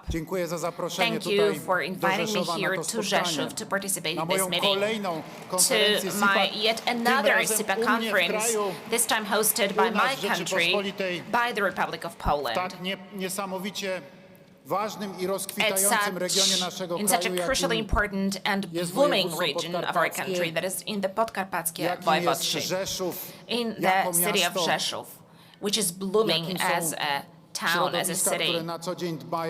We have got circles here who care for the development of this region on a daily basis. Ladies and gentlemen, I'm delighted that this meeting is happening right here, that this American conference of conservatives, which has arrived in Poland to meet with us, and which I hope will be a patron of the meetings of conservatives in Poland, of conservatives also in Central Europe, over the coming years, is meeting in this region precisely, right here, and at this precise venue. This place is crucially important for Polish-American relations and also for the relations between the United States and Central Europe. This importance is quite particular. This Congress Hall, this Congress Center, this exhibition hall, Zen Arena in Rzeszów, in Jasionka, is a place in which recently U.S. Army soldiers were accommodated, who stood guard over Poland, who stood guard over what is happening in Ukraine, who stood guard over our security. At a time in which Ukraine was attacked by the Russian aggressor. They came here. That was so exceptionally important, so exceptionally symbolic, that there were so many of them, that they had to be accommodated in this very facility and in neighboring facilities in order to be stationed here, in order to stand guard over our broadly understood security and over the action of receiving in Poland of millions of Ukrainian war refugees who back then were crossing our border while fleeing from Russian bombs, Russian missiles, in a nutshell, fleeing death and rape at the hands of Russian Putin's men. We are building this alliance with the United States in deep conviction that we are doing the duty of Polish authorities, that by doing so we are securing the security and peaceful development of Poland, but we are doing this also in order to provide peace and security to Europe. I keep stressing this point, that over the last 100 years or more, it is fair to say, and for sure since the First World War, the guarantor who has been securing peace in Europe has been the United States of America. It is the United States of America who helped finish the First World War.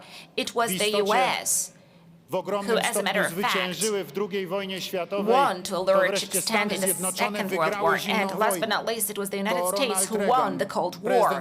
It was Ronald Reagan, the President of the United States, representative of the Republican Party, and his tough, decisive, extremely intelligent and smart policy led to the fall of the Soviet Union, which was a giant on clay legs. So he fought consistently the evil empire without firing a single shot. He was also forging wise alliances. He was also able to cooperate in a wise way also with our Holy Father, John Paul II, and all those actions led to the final victory. Hence, I have no doubt that, to a large extent, our freedom, our true freedom, our sovereignty and independence, which we are having, which we have had since 1989, we owe to a large extent also to the United States of America. Today, the United States is the biggest guarantor of security, and there is no doubt about that whatsoever. We are seeing this, we have been seeing this also over the last couple of years. That is why I repeat calmly and consistently, especially vis-à-vis a lot of weaknesses which Western Europe has demonstrated, especially over the last 10 years, especially weakness vis-à-vis Russia. I'm speaking about the failure of the Normandy format. I'm referring to the failure of the Minsk agreements. I'm also saying that when Russia annexed Crimea in this rude way, when it actually entered Lugansk and Donetsk, when, as a matter of fact, the war in Ukraine started back in 2014, that very Western Europe still tried to pretend that nothing had happened, that it was no aggression at all. It was not called an aggression only, and I'm sure that it was quite unexpected for them. Only the action of Putin in February 2022, that was a full-scale front-line aggression against Ukraine. That could not be called in Western Europe a special operation as Putin wanted to have it. It had to be called by its name. It had to be called a war. Because the societies, the people would not allow business as usual being conducted. And that is what big business wanted in many countries of Western Europe. We are and have been participating in the support for Ukraine right from the start. We have been tough and decisive in our actions. Some people even say that the fact that Ukraine survived the most difficult time happened thanks to Poland to a large extent, thanks to the position also of Polish authorities, thanks to my presence together with the Lithuanian president on the 23rd of February, just hours before Russian aggression in Kiev.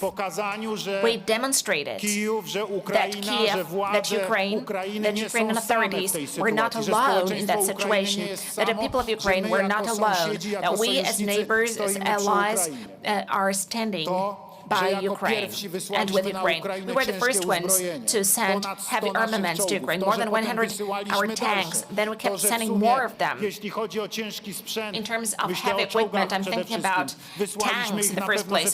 We sent them biggest number of tanks out of all European countries, and I have no doubts about that whatsoever. We have been supporting, we are supporting Ukraine. We believe it is our strategic goal. It is also an element of our allied responsibility.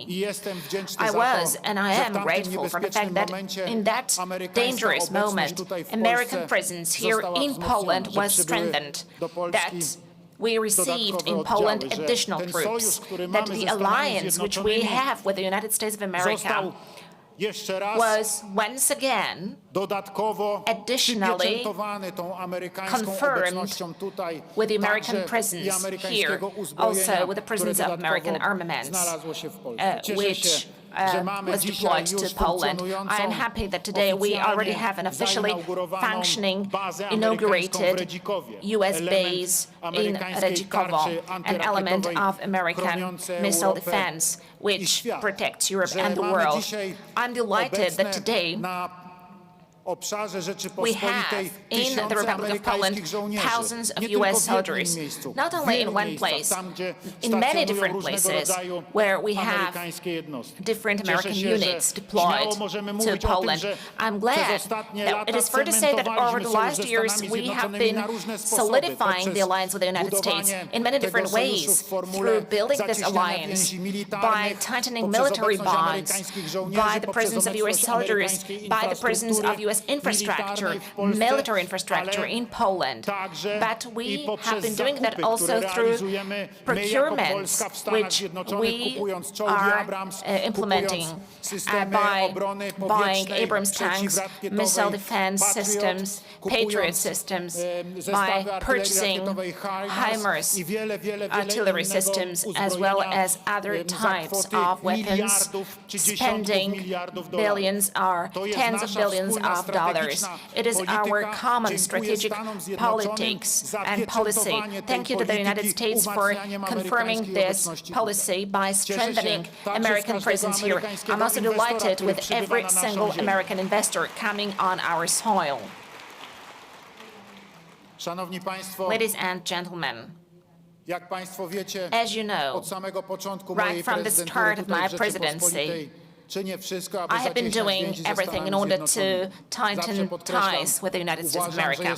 I always stress, I believe this is a duty of every president of the Republic of Poland. That is why I attended Cpac conference, not only at the invitation of the authorities of the conference, of the President and President Donald Trump in Washington recently, but I'm also attending this event here in Poland, in Rzeszów. This is yet another Cpac, and I'm grateful to the American guests led by Madam Secretary, and I'm grateful to Mr. President.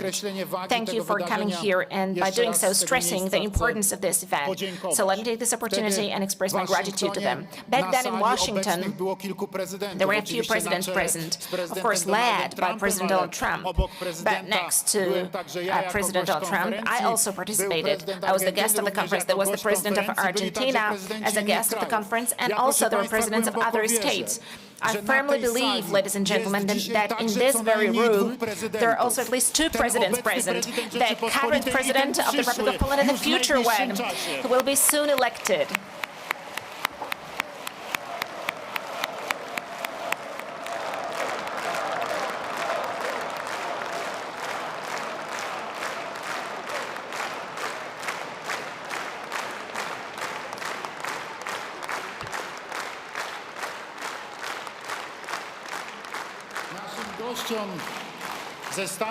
To our guests from the United States, nobody needs to explain what it means, an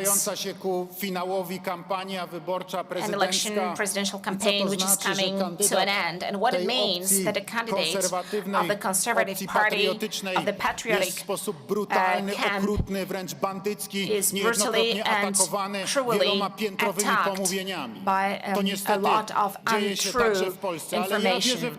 This is happening in Poland as well, unfortunately, but I firmly believe that despite of everything which we are saying, exactly the fact that Polish people do not agree to such treatment, to such behavior, to such men's lies in the media will bear fruits in the upcoming presidential elections, in which Poles will choose honesty and frankness rather than cynicism, and which I mentioned on many occasions before.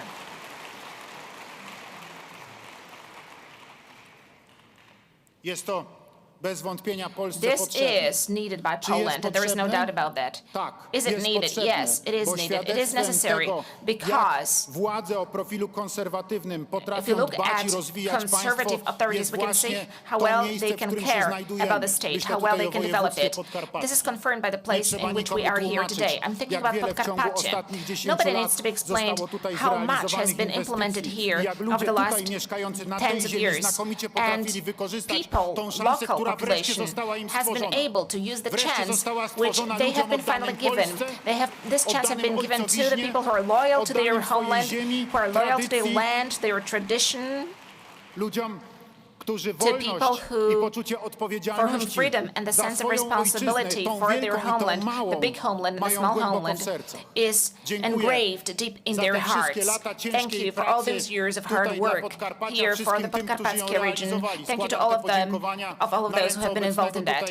And we've got with us here today Mr. Marshal Ortyl, and I would like to thank him also for his involvement and effort. Thank you for all the important events which this place has hosted.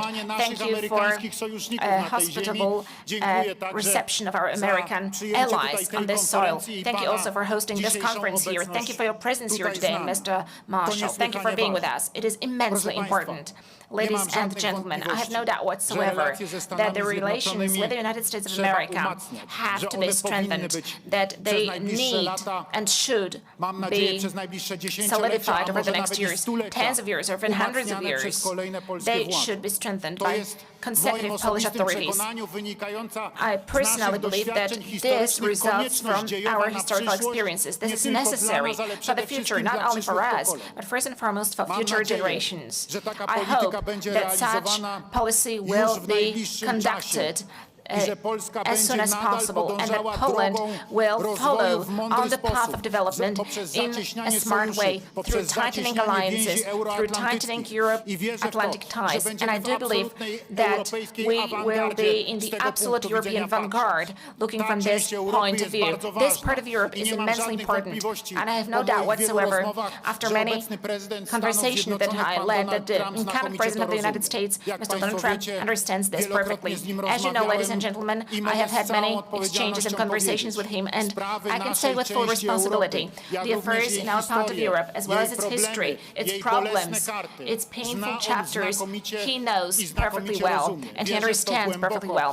I do believe very firmly that this is precisely the president with whom we will be able to conduct wise policy, as it has been so far, not only the policy of strengthening the Polish-US alliance, but first and foremost of strengthening the security in this part of Europe through cooperation with the United States across many different fields, through military cooperation, through economic cooperation, investment cooperation, through energy cooperation.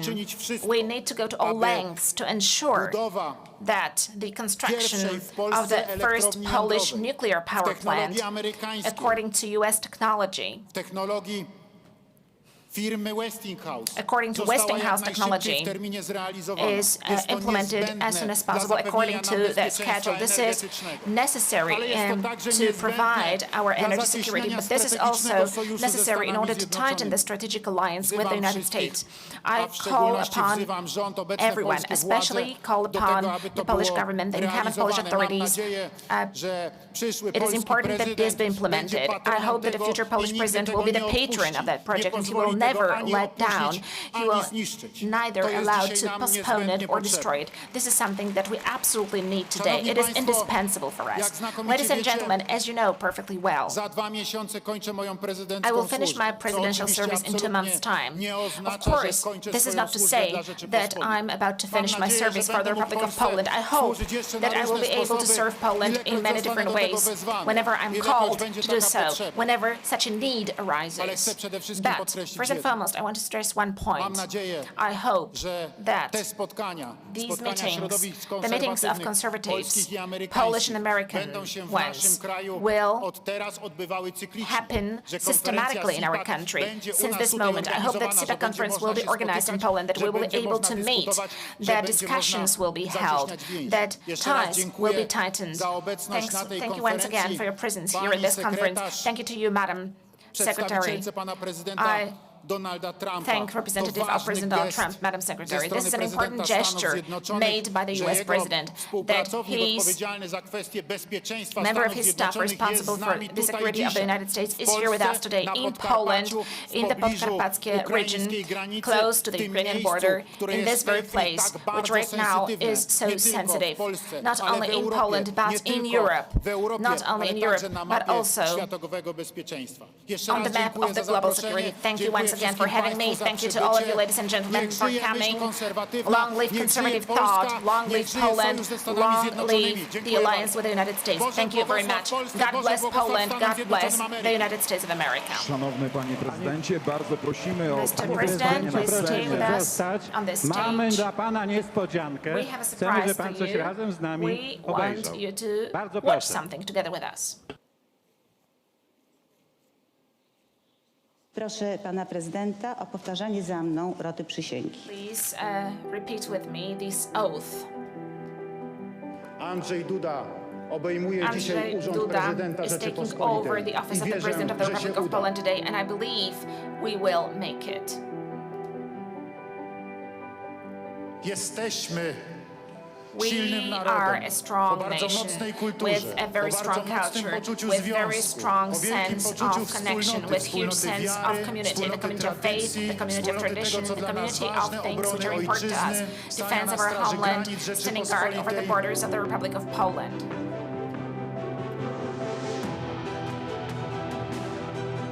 To jest właśnie This is precisely a true transatlantic partnership.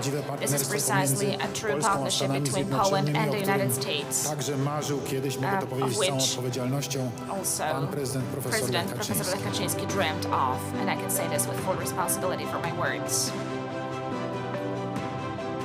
Jestem przekonany, I am że pod convinced biało-czerwonym that sztandarem under jest this miejsce dla każdego white z and red nas, flag there is a place niezależnie for od jego everyone, poglądów, irrespective bo of w their każdym wierzy views, w to głęboko, because jest I believe miłość do that ojczyzny. everyone loves their homeland. Chcemy, żeby Polska We była want państwem Poland to be stabilnym. a stable Chcemy, żeby Polska country. była We want państwem Poland dobrze to be rozwiniętym, a ale przede well-developed wszystkim country. właśnie But in chcemy, the first żeby place, Polska we była want państwem, które jest Poland to bezpieczne i be w a którym state which is obywatel czuje się safe and bezpiecznie. secure, where people feel safe and secure. Bardzo dziękuję. Thank you very much. Jest teraz czas na pamiątki. Now it's time for small gifts and souvenirs. Matthew, do you want? To taka pamiątka, żeby coś zostało po naszym Cpacu dla pana prezydenta z podpisami wszystkich, którzy ten Cpac organizowali.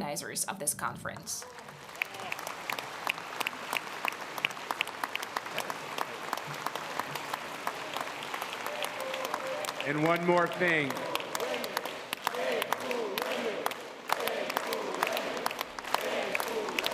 Thank you. Thank you.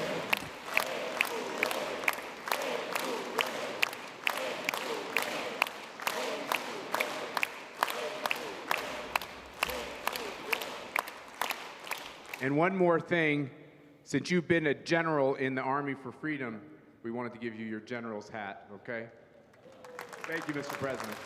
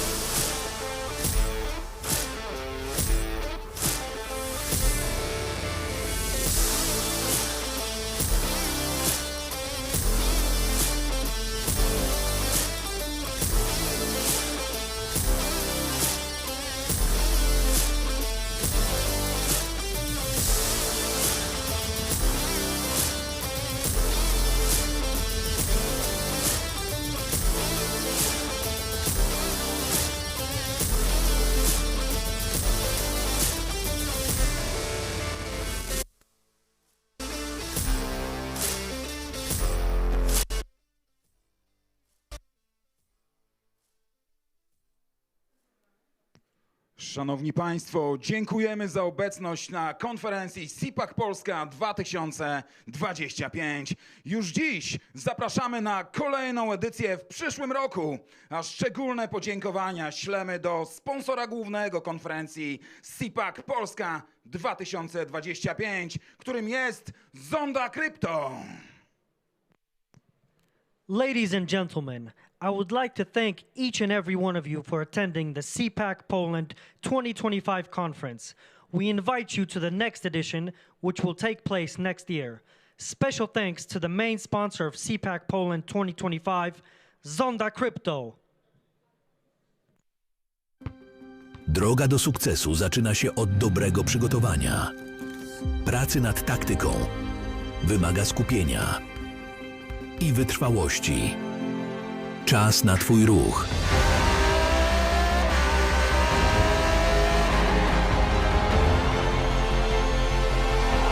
Dołącz do Republiki Kryptowalutowej.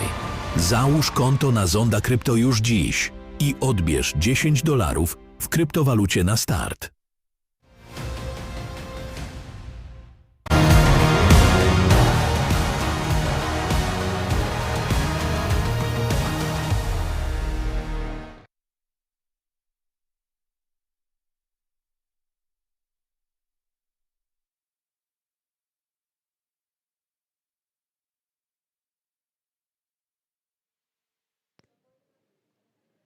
Szanowni Państwo, bardzo prosimy o opuszczanie sali. Do zobaczenia w przyszłym roku. Będziemy też wdzięczni za zwracanie zestawów do tłumaczeń w punkcie, w którym zostały odebrane. Dziękujemy Państwu. Do zobaczenia.